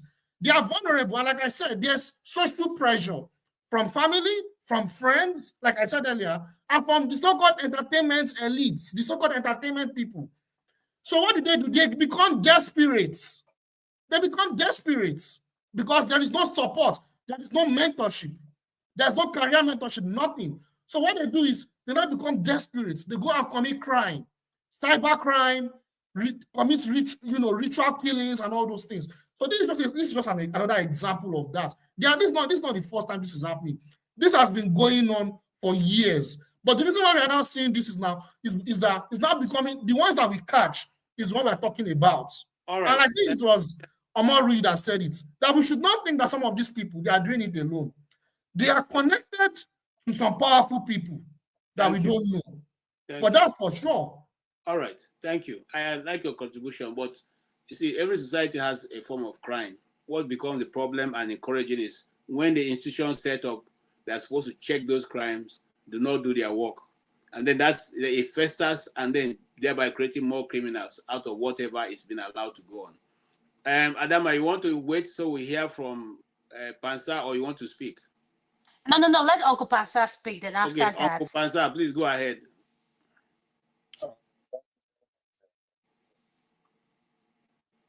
hey, while your father is here, behave yourself. We dealing with obviously a tough topic, and panelists have elucidated positions that we all share. So there's no dispute in this case. Plus, the video you played covered the issue, but there are a lot of other things on the ground. I believe the gentleman you had here that I praised earlier, that is smart. He was using words like clinical. He wanted more investigation to see if there are others involved, and I thought that he should have been heard. He should have been heard. But the panelists were all one in this case. AY gave tribute and, in a way, some kind of moment of silence, as much as the implication of what he did. So we all share in that. But now we start talking about penal code because we have two systems of justice in our country, one for the Northerners and then one for the Southerners. What they call their own penal code up there. This guy is for Sharia. And women don't have the same rights that we have. And they have all kinds of weird things there. In this case, this corporate now, if he's guilty of committing this crime, maybe one of his relatives will say, okay, pay me money instead, right? And they will accept money in what they, instead of what they call kisas there, which is retaliation, right? They may go for something they call dia, and their family member will get paid instead. So those are the larger things that we need to expose so that we can begin to recover our country. Because if Northerners are going to say they want their own way of criminal justice, they want their own way of doing things, just then go your own way. And let your own leaders become a country, a Sharia Islamic country. And then let the rest of us who have a different jurisprudence do our own thing. Because it doesn't make any sense if you're fighting for your jurisprudence to be different. You want your people to be head of state, somebody from your place to be your own head of state. You want to keep your own resources. You want to be taxed the way you want to be taxed. Then what you are in essence saying is that you want your own country. Prasad, you are off the topic. And I'm not. You need to focus on the topic. There's a nexus. The topic is been exhausted. So shut your mouth, AY. We played a video. What else are you going to add to it? You've prayed for the victims, and then KJ played a video that was comprehensive. You know you are obsessed with tribe. I just no, it's not me. Listen, it's not me who is describing the reality, right? It's not me. I'm describing reality in the country. The country is obsessed with tribe. If you have a justice system where somebody is a serial killer, right? But we don't have the same code. I just told you something you don't know, right? If one of the relatives chooses to say, okay, pay me money. No. Let me correct that, please. You don't pay dia. Okay, let me quickly. So dia, you don't pay dia money when you kill somebody deliberately. It's when you kill somebody mistakenly. For example, an accident. Let me reclaim my time. Okay, deliberately, I take it back. Deliberately, you can't pay dia money. It's soul for a soul. Hold on. I'm sorry, Uncle Pasad. Uncle Pasad, sir. I'm sorry. Please, what is dia money? Is it the dia that we? No. Dia money is called blood money in Sharia context. So you pay that money if you, for example, if you mistakenly kill somebody, let's say an accident, you can pay that money, or the family said they forgive you. But when you kill somebody deliberately, it's a soul for a soul. You have to go. All right, hold on, because that's then where the problem is. I listened to that corporate when he still is alleged to be the killer, right? He says in his own words that he mistakenly, right? Listen to what I'm saying. If he makes that claim, that he was so enraged that is his girlfriend, even though the family says it's not his girlfriend. He's saying that he was messing around and stuff like that, and he killed her out of that ridge or whatever it is. He also mistakenly removed the bone and butchered that's him. what I'm saying. So, but what I'm saying is that what he claims, we're not going to limit it to this. My thing is not limited to this particular case.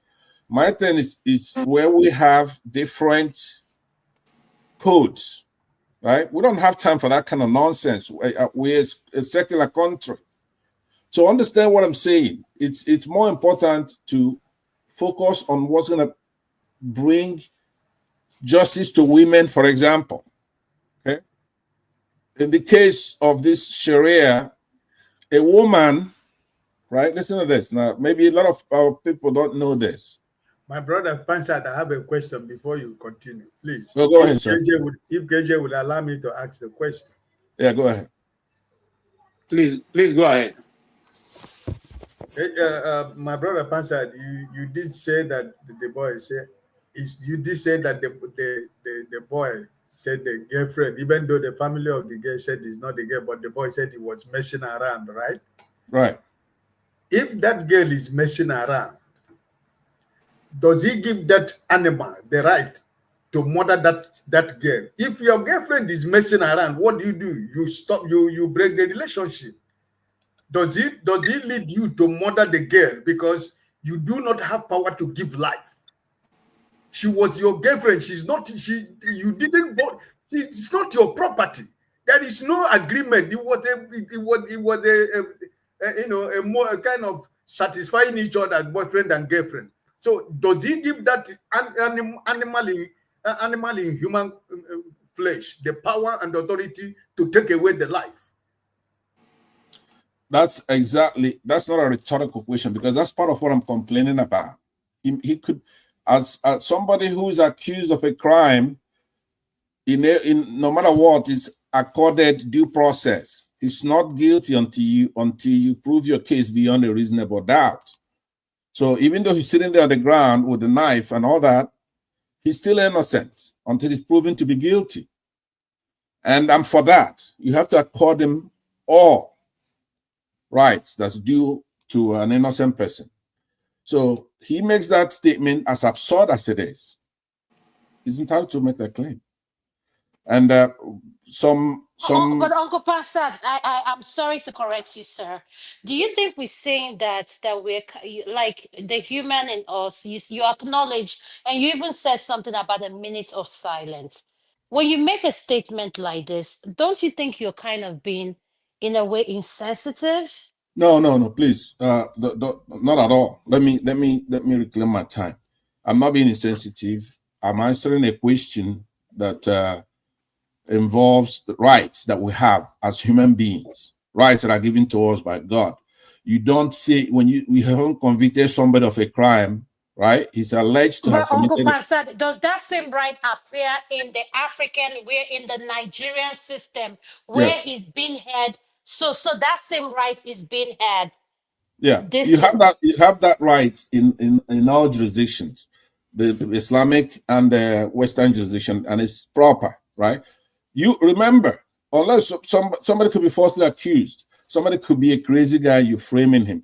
But it's unlikely in this case. I agree with you, but don't miss my main point that I'm making here. The other stuff, yeah, I mean, you have to live with the country you have. For example, not everybody goes and cuts off a girl's neck, right? There are things that are more common, such as a woman getting raped. Over there in that penal code, right? You need 2 witnesses. If a woman reports that they've been raped, which is more common, forget about somebody cutting somebody's neck. Okay, that's extreme, right? But the daily occurrence of a woman getting raped, in their jurisdiction up there, you have to have 2 witnesses. There's something they call zina in their own, and that, because these things now are. But sir, you are off the topic. No, I'm not, because I want to expose you today, what you're doing there. Okay, what is zina? Explain to the people, what is zina? What is zina? KJ, you need to stop us, sir. You know. No, but just, I'll give you some of my time and I'll stop. But what is zina? No, let's not go. It's not what I'm talking now. You want to interrupt me. If you don't want to say it, then I'll tell them what it is. Because we keep saying Sharia, Sharia. What is Sharia? Women are they're subject to all kinds of... That's not the subject we're discussing. The subject we're discussing is in regards to the killing of what happened. We're talking about the youths, Nigerian youths, and you've been going all about Sharia law. Okay, Let's stay focused on the topic. KJ, let me reclaim my time. And Before I is reclaim my obsessed time, with I want you to tribalism. know that AY That's doesn't the want me to problem. talk. I made the summary conclusion that that particular topic has been covered very well. The video covered it. AY prayed for us. Adama, I want you to hold your horses. I'll be gone in a minute. I know you're picking on me. I'm not going to bite. I'm going to try to be nice. You're my sister. You have no respect for your elders. Maybe just to Ike here. Let me conclude by saying, well, it is true that a lot of it is off topic, but the nexus, you've discovered, you talked about everything else. You don't have something else to do. We've got it, the video, everything has done with that. What I'm saying is that we have two systems of justice. So to conclude it, a woman cannot, if she reports that she's been raped, right? Like this woman here, she was killed, but that doesn't happen every day. So you should be concerned about this, Adam. If it's a lesser crime such as a rape, she needs 2 witnesses in that penal code. And then because most sex happens clandestinely, you don't have witnesses looking at you when you're having sex, right? Or when you're raping somebody, you don't have any witnesses. So when they make that report, because they then don't have those 2 witnesses, they then have accepted that they fornicated. In essence, they had sex. What's called the zinas. I have to stop, Pasad, yeah. Because what you're going to is exactly, it's totally taking us away from the sensitive matter we're discussing here. This is a young lady who is 24 years old, whose life just started. I don't care whether she's sleeping outside. No, I don't care. What I'm simply concerned about is that someone's life whose parents have spent 4 years training in the university, who is just about to start her life, serving as a property of Nigeria under the NYSC scheme, and now she is cut short by somebody lunatic who does not think that life is irreparable, and that's what we should. I don't want us to do the. No. Let me conclude this. I'm done because, like I said, that what you just described now. Family get justice in Anambra State. That's what we. That's what I'm saying. That's what I'm saying. Want to go to it because it's not covering. No, I know, but KJ. Listen, I don't feel nice discussing this issue of rape at this point. Okay, all right. Yes. That's what Adama does here every weekend, talking about sex with Pastor Oyenkoro, right? So, and I'm sure everybody knows that, but let me just dial it back to what you're saying. Pastor, you need sleep. Pastor, you need to go. You're right, but let me say this. I'm done because it's not easy to avoid linear thinking, right? Especially when there's a paradox involved, like AY.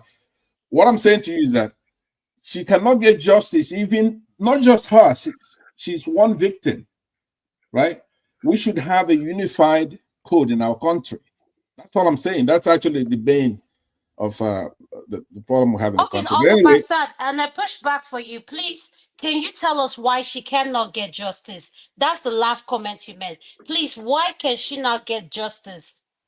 She cannot get justice because, according to the penal code, there are many loopholes that you have to understand that in the jurisprudence you're thinking about, she would have to show that killing was not done by mistake, right? If he could show a doubt, any kind of doubt that killing was done by mistake, then what will happen is that one of her relatives would then say, pay me money. I don't want retribution. I was using the legal words for the. Pastor, let me ask you a question. Yeah, hold on. Hold on. I want to answer Adama's question so she understands. Let me ask you this, Adama. If one of relative, because she's dead now and gone. If one of her relatives come and say, you know what, I don't want retribution, I want to be paid money, do you think that's justice? Can you answer that? No, her relatives are not going to ask that. That's already been taken care of. No. That cannot happen. Yeah, That can. There's not even there's not even a space for negotiation. Okay, hold on. That's because you don't know. They have two things that could happen. Hold on. There are two things that are You're limited to happen. confusing me. When you say I don't know, what I know that I was born here in America. Please, what don't I know? Please. Okay, just let me answer that. Hold on. It's not just because you're born in America. In their code, you have two things that will happen. Moderate. Kisas and dia. That's going to depend on what that. Hold on now. No, hold on. Listen to me. You listen to me. Can I answer her question? What you're saying, events have overtaken that. Because this no. I'm answering her question. Hold on. This person was not only her life was not only taken out. Her parts were distributed in different polythene bags, and each bone in her body was taken out of the flesh, and the flesh put in different polythene. So there's nothing like mistake here or no mistake. This is a deliberate act. We have gone beyond that point. We cannot now begin to reverse back to what we were saying. We are imagining that it didn't happen. No, that is already past. Okay, let me answer you, and then I'll conclude with Adam. KJ, that's another thing. You just keep going on and on. I hear you. Here is what you're forgetting. If they prove, first of all, that he was murdered by mistake, right, or a passion, do you understand? That's different. And then if he can then say, after I killed her by mistake, then I had to cut up his body so I could hide it. It's a legal question. That's what I'm telling you. Then they have what they call kisas and dia. To pronounce the punishment, the judge is going to say, "Okay, look, I'm going to give him a chance." The relative, right? So the relative is the one who's going to choose, not you and I. If he chooses kisas, then they're going to pay money. Do you understand? So that it won't be justice. That's it. I'm done. That's answering your question. Look it up. Let's move on. Thank you. Yes, Mr. Ike, let's hear our last comment because we're rounding up.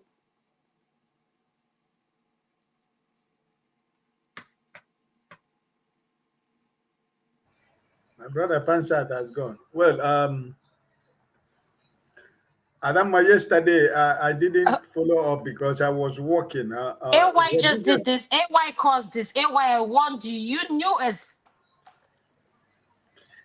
Yesterday, I want to apologize to Adama. Yesterday, I was working in the office, so I couldn't continue with the program. So that was why it was time for me to log off from office to go home. So I was not able to continue with the program yesterday, right? Yes, sir. Uncle Ike, I just want to say thank you, sir. When you were working, I worked a 10-hour shift, came home and had to do all my documentation. And while I was doing the show, I was working as well, sir. So it's okay. That's why I had 3 systems open. So, but I really appreciate your input, sir. You don't need to apologize, sir. You guys are always working. Okwa is always working. It's a lot of money, though.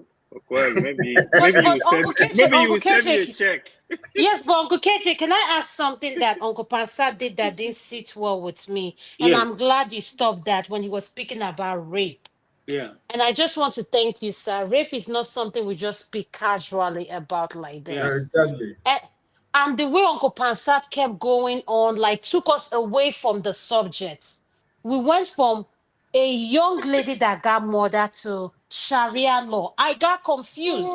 And that's why I asked the question, in Nasarawa, what state where this happened? Like, as the victim family, did they get to pick Sharia law or government? I don't know. And a lot of our viewers who are just like me want to learn.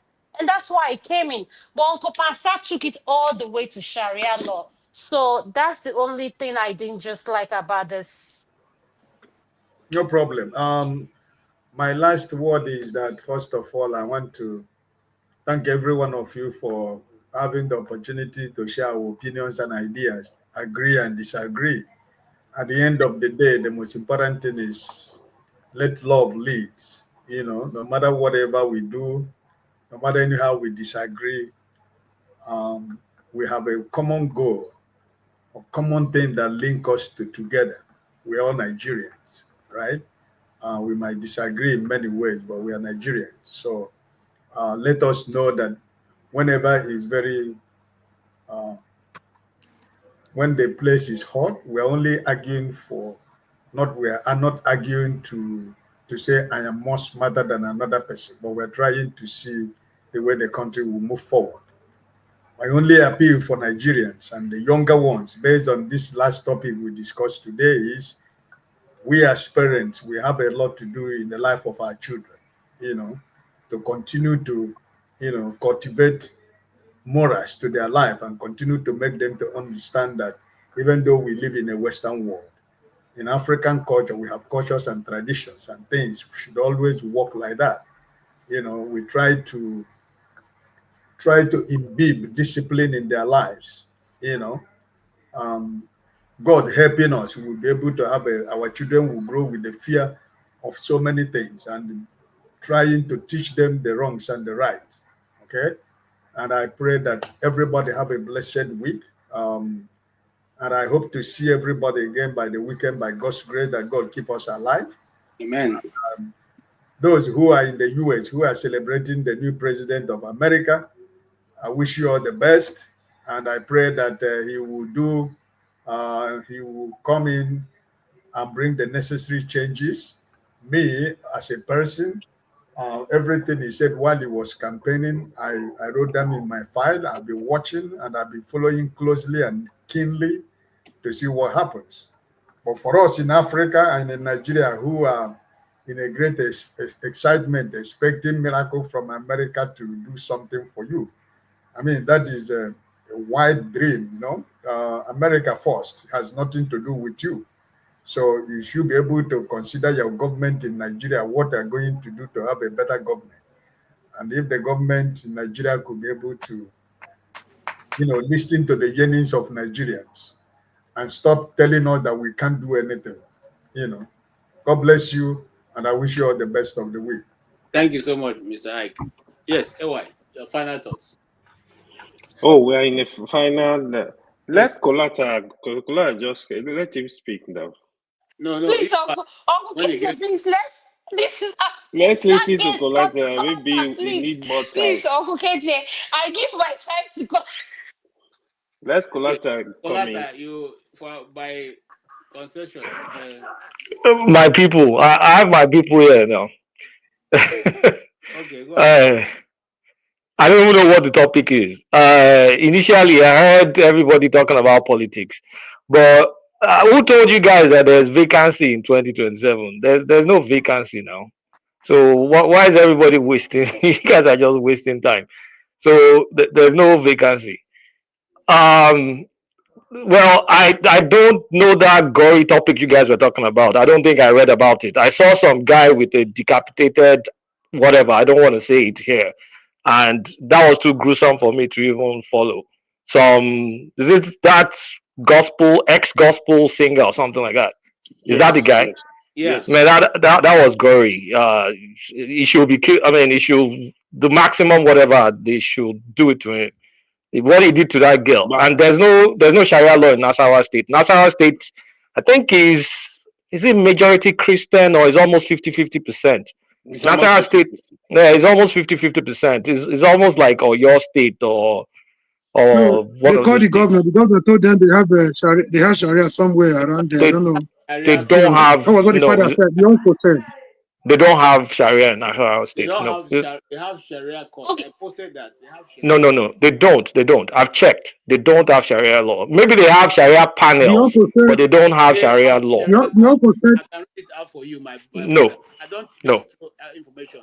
Yes, there is Sharia court. There is none in Nasarawa. There may be panels. There's a difference between. Hold on.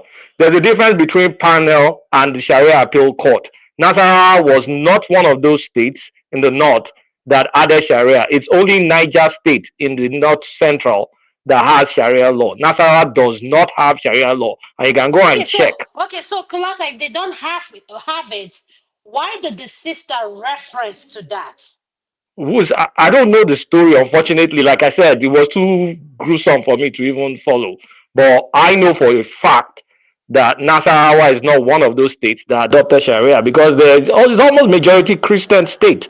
Nasarawa, Nasarawa, Taraba, Adamawa, all those states have a lot of Christians. I'm not even talking about the Plateau and Benue. They have a lot of Christians. Even Gombe Yeah, State is 30% Christian. So yeah, there's no yeah. Sharia. Kolata is right. Yeah, some of those states have a lot of Christians. They have a lot of Christians just because it's Fulani Emirates that, through that feudal system. That's why you don't even know they have. But Kulaka, this is one thing I'm saying. This is my concern as a viewer watching her. This is TVC where she was making the statements, Mm. and she referenced Sharia law. Why would she reference? And this is the state where they live as well. Who made On that a reference? law, her sister Okay. made that Even the reference. I uncle, guess even the uncle even said, the uncle made the statement as well. She said Mm. that's what they want. So why will you reference on a law that doesn't exist in a state where you reside? That's what I was trying to explain. There's something called Sharia panels, which even exist in the Southwest. Sharia panels. And then there's the Sharia Court of Jurisprudence. There's a difference. Sharia panels are for advisory. They have no power to educate anything. You just go there every week.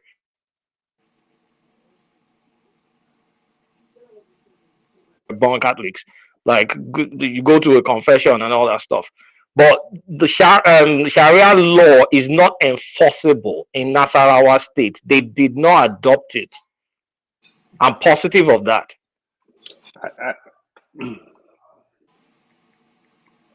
Commander Omoyi. However, no matter the Mhm, law, I just want that idiot to face the music, man. Like, no matter the mhm. law, let him face the maximum punishment. I don't even have any pity for him. But Uncle KJ, can I ask you a question? You said that law exists in Nasarawa. Where are you coming from, Sas? Because Kulata said that law Adama, you does will not. leave this thing. Now We're I gonna followed extend. this story. The story was also carried by what they call them, Brekete family, for which Ahmed Issa called the governor. For which the governor said yes, that he is interested in the story and has the maximum penalty will be brought to bear. All right. While we were discussing this issue, I asked again: is there Sharia does Nasarawa State have Sharia Court of Appeal, which is one of the? He says yes. Sharia Court has a Sharia Court of Appeal. That is, it has Sharia Court of Appeal in Nasarawa State. It has Sharia Court of Appeal. Look at it. You can't.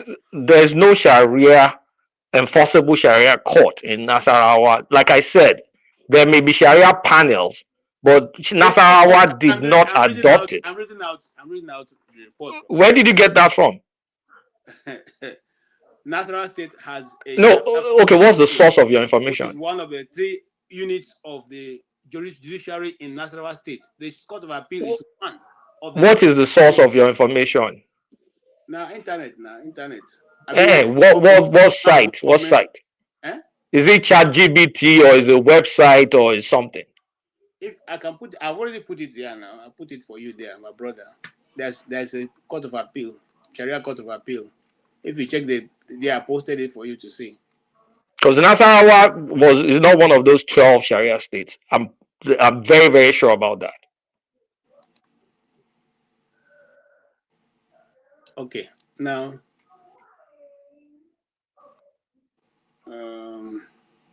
but outside of that, KJ, do you have a brother that has a YouTube channel? There's someone that looks like you, news post or something like that. I follow the guy. You guys look alike, and he's from Abia State or something like that. No, my brother. I no get. Is he your cousin? I no get cousin when they for YouTube. Okay, you guys really look alike. Now, Bro, well, hold on, politics. hold on, Mr. Kulata. Look, I'm reading from National State page now. Sharia Court of Appeal, headed by a Grand Kali, who sits with two other Kalis. How about bros? At least I go school small. Make you know they do that kind of thing now. Nasarawa did not I'm adopt. reading from Nasarawa State Judiciary Post. Nasarawa State Government Judiciary Post. I can pick it and put for you. Like I said, Nasarawa. there's the Sharia panel. You're not listening to me. I said there are different kind of Sharia levels we have in Nigeria. There are 12 states that adopted Sharia law as their law, and then there are other states that have a Muslim population that run Sharia panels. Nasarawa was not one of those states that adopted Sharia during Obasanjo's time, because Nasarawa state is almost 50-50 Christian Muslim population. I just read from Nasarawa State Judiciary website. That's why I read that. Let me bring it up. Let's see. I'll put it on the panel. You can look at the comment. Oh, I'm on my phone now. I can't really browse it. What? So while we're waiting for that to come up, Kulata, who gets to decide? Is it the percentage of the Muslim in the country that gets to decide if they want a whole state? Let me use for an instance. If they say Abia State now, we have 90% Muslim, and they say they want the judicial system to be what do you call this Sharia law? Did they vote to implement that in the system? And how does the government eliminate themselves and allow the Sharia law to be what guides the states? That's my confusion. Is the state assembly, because the way it happened only once during the Obasanjo time. The state assembly they met and they passed the law that they will use Sharia law. It's supposed to be used for it's supposed to be used for civil cases, and it's supposed to be optional, meaning you opt in. If you you're can not use it for federal crime. You can't use it for federal no, crime. you are not supposed to be able to use it for federal crime. It's really supposed to be for civil cases, and you opt in. If you are even a Muslim and you decide you want to use our what's it called? What's Oyinbo law now? I forgot.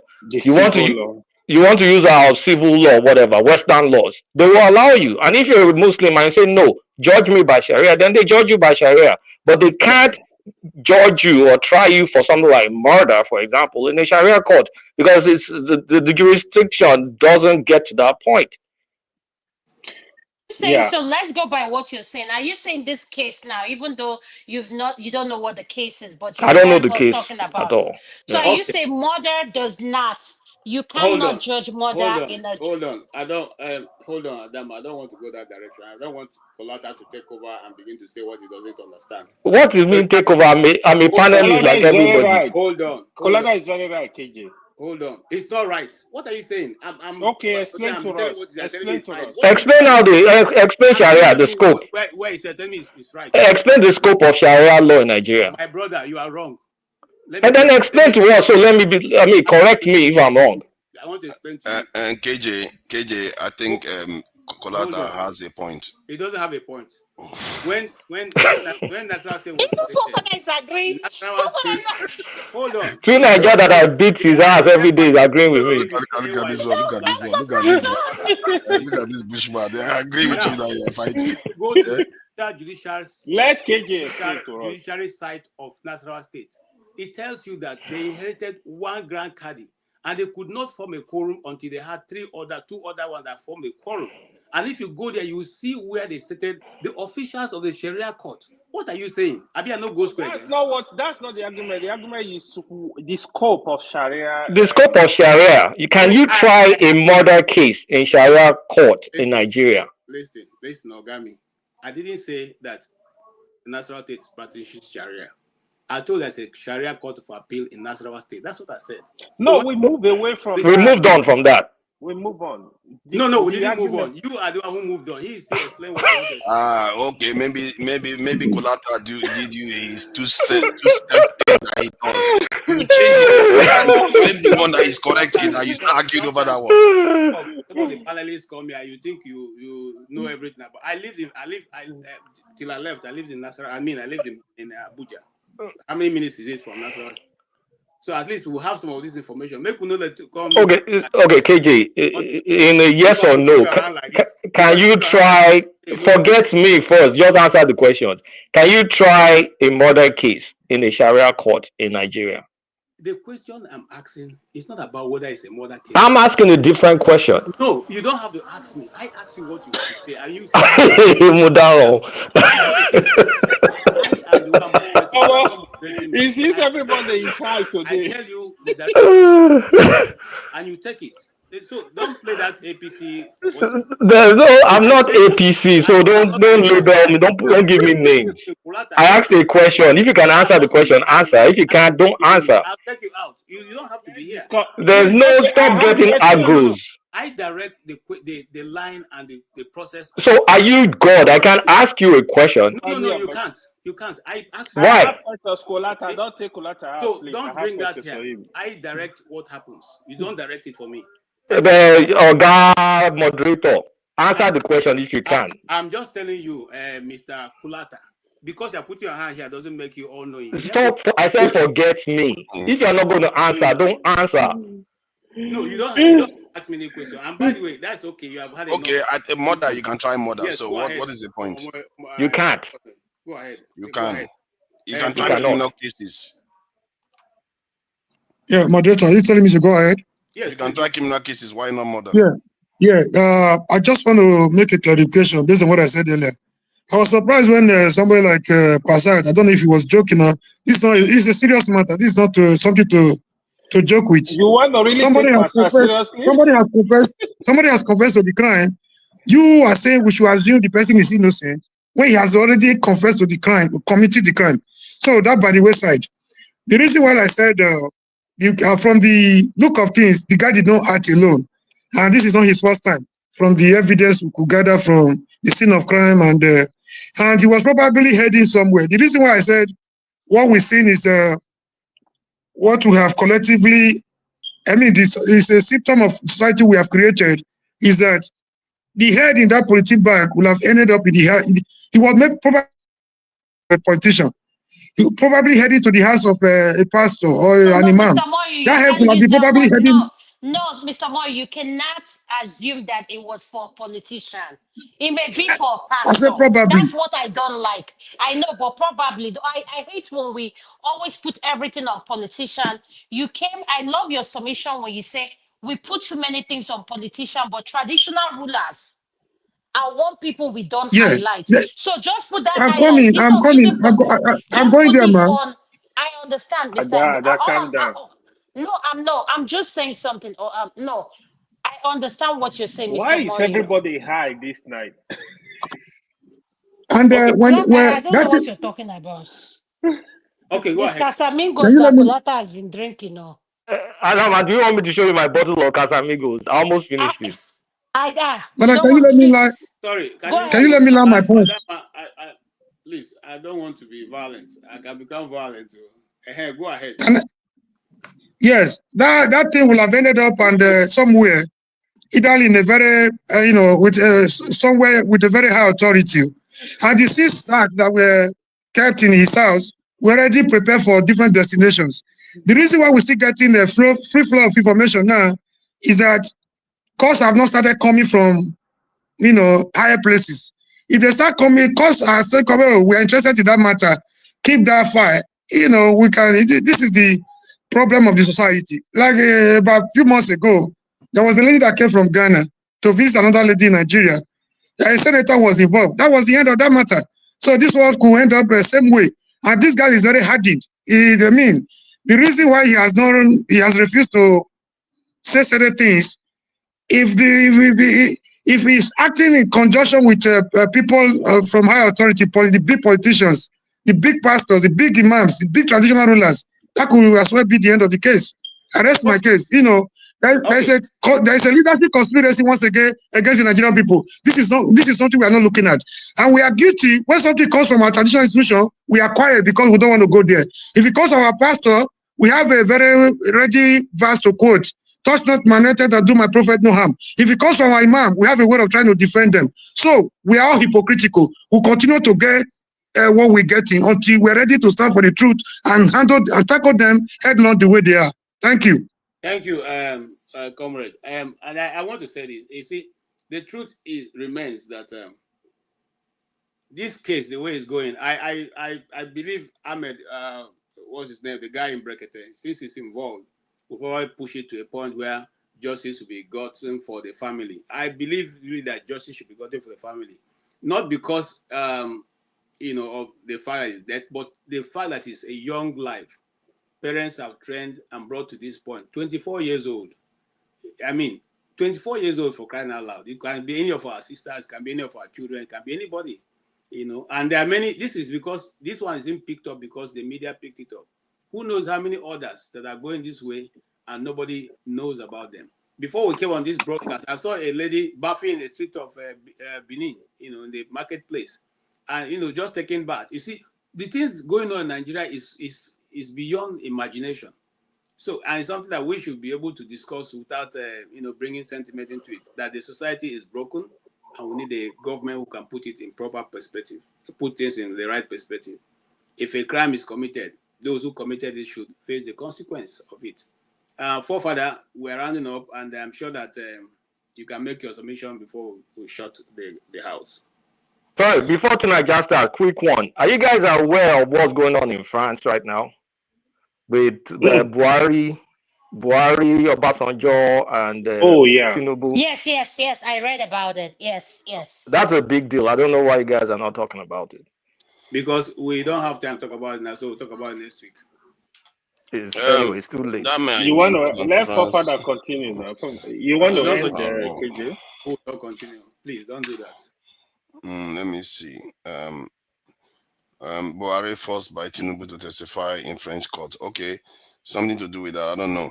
I don't know why he's testifying. It would have been interesting to have a It's a lot of about story. It has to do with one of the scandals of the bribe, you know, a bribe issue in Nigeria here. But it's something you need to get all the facts together before you go into it. I don't like to go into a discussion. I don't have all the facts and videos about it. It's quite interesting that this is France again, and Tinubu and his French friends. It's something weird is going on. The idea that Nigeria in itself, in terms of because of what that man has done with the lady, is broken. I'm not sure that we should just necessarily. I think it's because of all the other things that are going on. That's why we amplify these things. I don't think it's necessarily the case because of the reports I'm hearing in Nigeria about what happened in Dirty December. You would think some of all these things we that are online, we are shouting too much. It's like we are complaining more than the victims sometimes. Because a lot of people, when they said cities were empty, they were going to a village to go and party, and now, KJ, you are one of you know what's going on. So Nigeria has problems, just like other nations. I try to keep things in perspective. The areas that we should focus on trying to fix are the areas that are causing us serious havoc, that doesn't let us to progress, that keeps making our people run overseas all the time, and our country, we don't earn anything. Because those areas for me is far, far more important, because there's always going to be a problem where you get crazy people doing crazy things. Jeffrey Dahmer that was cooking people and eating them, in America, that was in America. They had money, they had everything, and he was still doing that. People are crazy. Like that man seems to be a psychopath, what he did, because if he wasn't, it's one thing to want money, but it's another thing to go and chop human being up and still seem like you are okay. There is something else there. So that is not a normal human being. You can want money, but when some people, when they see blood, they will faint. So when they see blood or with the remorse alone, that's not what you get from him. So there's something seriously wrong with him. And personally, you take a human life, you go. Simple. Because you didn't just take that life, you've just taken the potential generations that will come after that life. Yeah, that's what I said. You don't just do it and get away with it like that. And say, because you're psychologically flawed. Okay, go and be flawed in the afterlife. Let's do that. Because consequences have to flow from certain actions. So that's how I look at it anyway. And I just hope that we don't always try to link things up and try to act as if the entire nation is, everything is linked somehow. If he had said, okay, because of Yahoo Boys, everybody's making money and all that, so I did it to make money, you can link it. But there's something wrong with that guy. There's something wrong with him. There's a lot of other things he could have done, and he's just one of those sick people in societies that do sick things. And in this case, he's taking a life. Personally, he should lose his life. I don't know whether he's going to lose his life, and that's his craziness about Nigeria. All these will kill people, and they just walk out. They just remain. He might be in prison. The stupid governor that when they convict him to death, the stupid governor is not going to approve his execution. And we have these kind of elements roaming around in society. This is crazy. Personally, that part exercises me a lot more because it doesn't allow the good ones to operate in society. These crazies are around getting away with murder while the good people have to recede back in society. The ones that are actually going to fix society, the ones that are going to stop corruption, the ones that are going to stop all these useless politicians getting into office, those ones are intimidated and set aside while the crazies are running the shop. That is where the problem should, where we should be exercised about, because nothing is going to happen to him. And who knows, a politician might find use for him someday and say, this guy is a psychopath and he can do all kinds of crazies. Let me bring him out of prison to go and do some crazy stuff. How would you know? Who will tell you? Let me add something, KJ. Let me add something. So the danger of leaving such human being to walk freely on the street is just too high.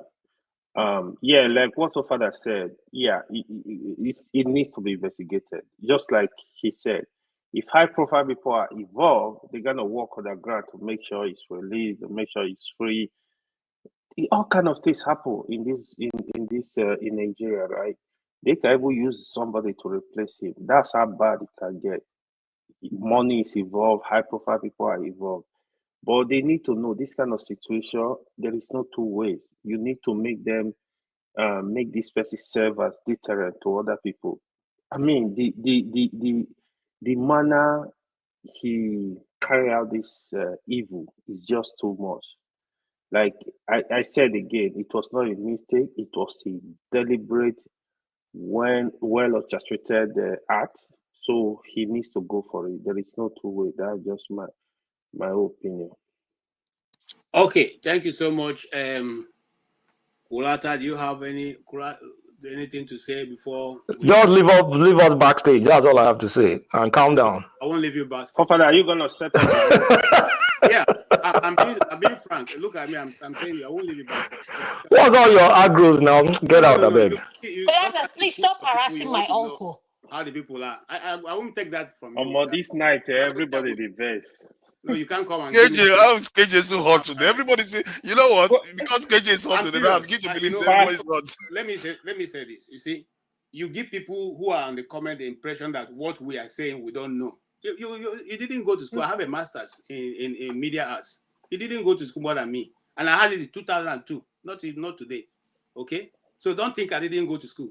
If I that's long ago. Doesn't make you think that I'm an Igbo man. I'm not ashamed of my accent. I be Igbo. My name, if I'm married name, my Igbo name. So it's not be say I'm not drag anything with anybody. When I come here, I don't think you know. Okay, you don't know. So if you come, also relax, pipe down. You know, as this guy will say, pipe down. Okay. Look at, I'm reading from Anambra State official website. You are still telling me what I'm reading from it is not correct. No. I think you may be. You calm down. I think you may be correct. Kolata did what he normally does. I'm not saying I may be. I'm telling you authoritatively. Calm down. You need to understand what happened here. I'm trying to let you know what happened. Sometimes you'll be talking about an issue. Kolata was correct. Kolata will change something. The instigator, you forefather, you came in and said Kolata was correct. No. See, try to understand. If it is education, this is why wars happen. Because nobody wants to listen. This is why wars happen. No. This is exactly why wars happen. What you do is you are helping to gaslight the people. You know. No. I'm trying to let you know what just happened because I too fell for it. No. See, there's something that happened. You made a point. Kolata changed the goalpost, and you didn't recognize it. But That is the no. difference. I did recognize. I still told him that where he's going, he's not the first person. Fansad came here. I was trying to move it to where he wanted. I said, no, that's not what we're discussing. We want to deal with the issue of this young girl. Don't come and tell me about whether there's a system in the... No, I didn't say that. We are saying that the sister of the girl said the governor has given them an assurance that if it gets to that point, they have a judicial system that will fast forward everything. So, and that is simply why I said I went to check the judicial system in Nasarawa State recognizes Sharia Court of Appeal. It is on their website, and you are telling me no, it's wrong. Who is Kulata? I don't care who is. People may know him. I don't believe it. No, you are correct in what you are saying. But what he's saying too is correct. I'm the one handling the show. Now me, they run the show. Not be anybody else. No, not anybody. KJ, I think you are correct what you are saying. Colata is also correct, but you guys are saying different things. That's where we are not paying attention. No. If we are saying different things, I am the one who is the moderator. You follow what the moderator. Yeah, is. you are the boss. You don't come with your own agenda and begin to try to implement it here. No. Oh no. I think I was reacting to what he precisely said in terms of the states that do Sharia. He was correct technically, but what you are saying is correct you react to anything Kolata say now, you know you can't withstand him. So just to give him, you react and submit. No, I'm what submitting. is going on I'm tonight? backing you up, forefather. That's okay. If you No, want to start another segment, I will support you. No, forefather, you know. As soon as Kolata came in, you didn't even let him finish the sentence. Let's be realistic. You say, yeah. KJ, I think what Kolata saying is right. So you are trying to pet him so that you will not submit as well to Kolata. So what Uncle KJ said, he maintained his lane, and this AY, the instigator here, when Passat came, he riled him up. Me that is innocent. Said he was I'm trying to agree to the truth. Who cares what Kolata? Truth now. Why did you say that when Kolata was here? It's not that he left that you're saying it. No. I said it that Kolata probably played him by changing the goal. Kolata does that with me all the time when we have a conversation. People on this he will change the topic and say something that is you're the only correct. one that was smart enough because you've been played so many times and you allowed the play to be played anyhow. And when you came in, I just came and said he was correct. That's all I said. Yes, you said, Kulata, you're correct. Okay, so we are ending on a good note. No, I told KJ that Kulata may be correct. I wasn't talking to Kulata even. I was telling KJ that Kulata may be correct. Okay, so why did you say Kulata will be correct? Not knowing and not doing the research Uncle KJ just pulled out. Why did you say that? Yeah, because Kulata made a categorical statement. Said Sharia doesn't exist. Sharia law doesn't exist in you're even convincing yourself. That is a categorical statement. You are helping my case. How is that? No, he's literally said Sharia doesn't exist in Nasarawa. That is a categorical statement, and he's correct. But what KJ is saying is on a different level, and KJ is also correct. And I didn't know that when I came in. We never said. So who do you apologize to? Uncle KJ, do you see that? Your sister is the only innocent one here. They are both correct. Yes, please. They are both correct. Yes, they are both correct. My final submission, Uncle KJ. Yes. My final submission is thank you for bringing, highlighting. Uncle Passat, if you're listening, please, next time, when you come and join the panel of where we're having on the conversation, please stay on the topic. Don't distract us and start talking about something else. AY, learn to respect your father. They said, even me, the daughter, I don't have respect. So we are in the same boat. So, Uncle KJ, I really love what you did with this topic. You highlighted it in a way that you're so right. This could be, the age of this lady, I'm old enough to be her mom because my daughter is going to be 23 this year. Come on. You have a 23-year-old. I'm not talking to you. I'm making a statement. Thank you. Okay. The point I'm trying to make, thank you. The point I'm trying to make is let us be, before we say anything for a family that's lost a loved one, let's learn to have empathy, whether we agree with what is going on or not. And I think that's, Uncle KJ, I just want to thank you for stopping Uncle Pansat from turning this to be something it's not. And that's what makes you the moderator you are. Thank you, sir. To you, Kolata, I really enjoyed that you came in. But you should have come in when Passat was here. You didn't do well. Thank you, sir. That's my final submission. Thank you so much, everyone, a single one of you. You did such a wonderful group group of people. What I don't like in my life, you see, and my early life now for military school, what I don't like is you trying to tell me what to do. You don't have any right to do that. If you don't, I don't know whether he's called Pansar or whatever is. I mean, not Pansar, but Kolata. I know you like to, mess with all, but you can't try that with me. Let just today be the last time you try it. You can't come into a panel that we already have our agenda, you bring your own and you want to roll it over everybody who is here. It's not in your place to ask the moderator a question. The question that comes from one direction. If the moderator feels like having a dialogue, which is a different thing, but you don't come and begin to determine how the direction of the discussion should go. It's not in your place. You don't do that. Most of you come here and do these things. You don't do it in other places where you go to participate in. I don't know what makes you think that when you come to Dr. Damages, you determine what you have to talk about and how you should talk about it. If that be the case, go somewhere else or you can start your channel and do that. But as long as this channel is concerned, anybody moderating will determine what is the direction of the... Oh, KJ is stuck. Fofana, are you gonna set up a new stream? Not tonight. Not tonight. You have date? Okay. No. But you leave him alone. He has a date. Leave him. Is the date he has is ChatGPT. Yes. Your wigless lady. One of you, we really enjoyed our time. Unfortunately, I see Forefather, I don't know, maybe he's setting up another group so you can wait. But we're already hitting 7 hours, and of course, you know the rules already is 3 hours. 3 hours. So no, I'm not holding a new stream. Those people that are asking, if remain here, I could remain here, but I'm not starting a new one. Yeah, so me has been asking about you. We are signing off. Okay, Father, why don't you just put your part 2 like you normally do? Why are you asking like No, not necessarily. We can just stay on this one. We'll just talk a little bit. Let's stay here for 1 hour now. No. It's too long. The rule. Let me tell you how this thing came about, brother. So you don't think. Okay. It's too long. No, KJ, let's not discuss that one here. You know, we know each other. If you want to end it, you can end it. Yeah. So that's it. We can set up another one. Backstage. Okay. I'm not setting up. Okay. Don't worry, I'm not setting one up. Let's go for the weekend, and that's the week, and enjoy our week. Father has no battery. Don't worry, man. We'll see you guys next weekend. Please take care of yourself. If you live in Nigeria, watch out for yourself. If you live in the US, watch out. But this night was fun, yeah. Okay, watch out for yourself. And okay, good night, sir. Enjoy the new administration coming.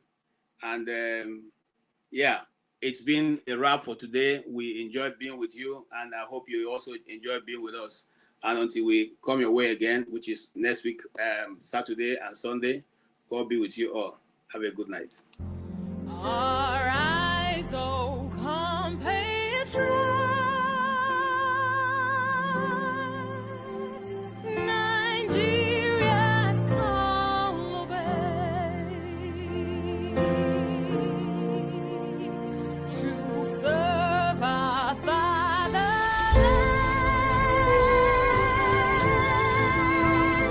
We love and strength and faith. The labor of our heroes past shall never be in vain. To serve with heart and might, one nation bound in freedom, peace and unity. Hey, that's so. Arise, O compatriots, Nigeria call obey, to serve our fatherland with love and strength and faith. The labor of our heroes past shall never be in vain. To serve with heart and might, one nation bound in freedom.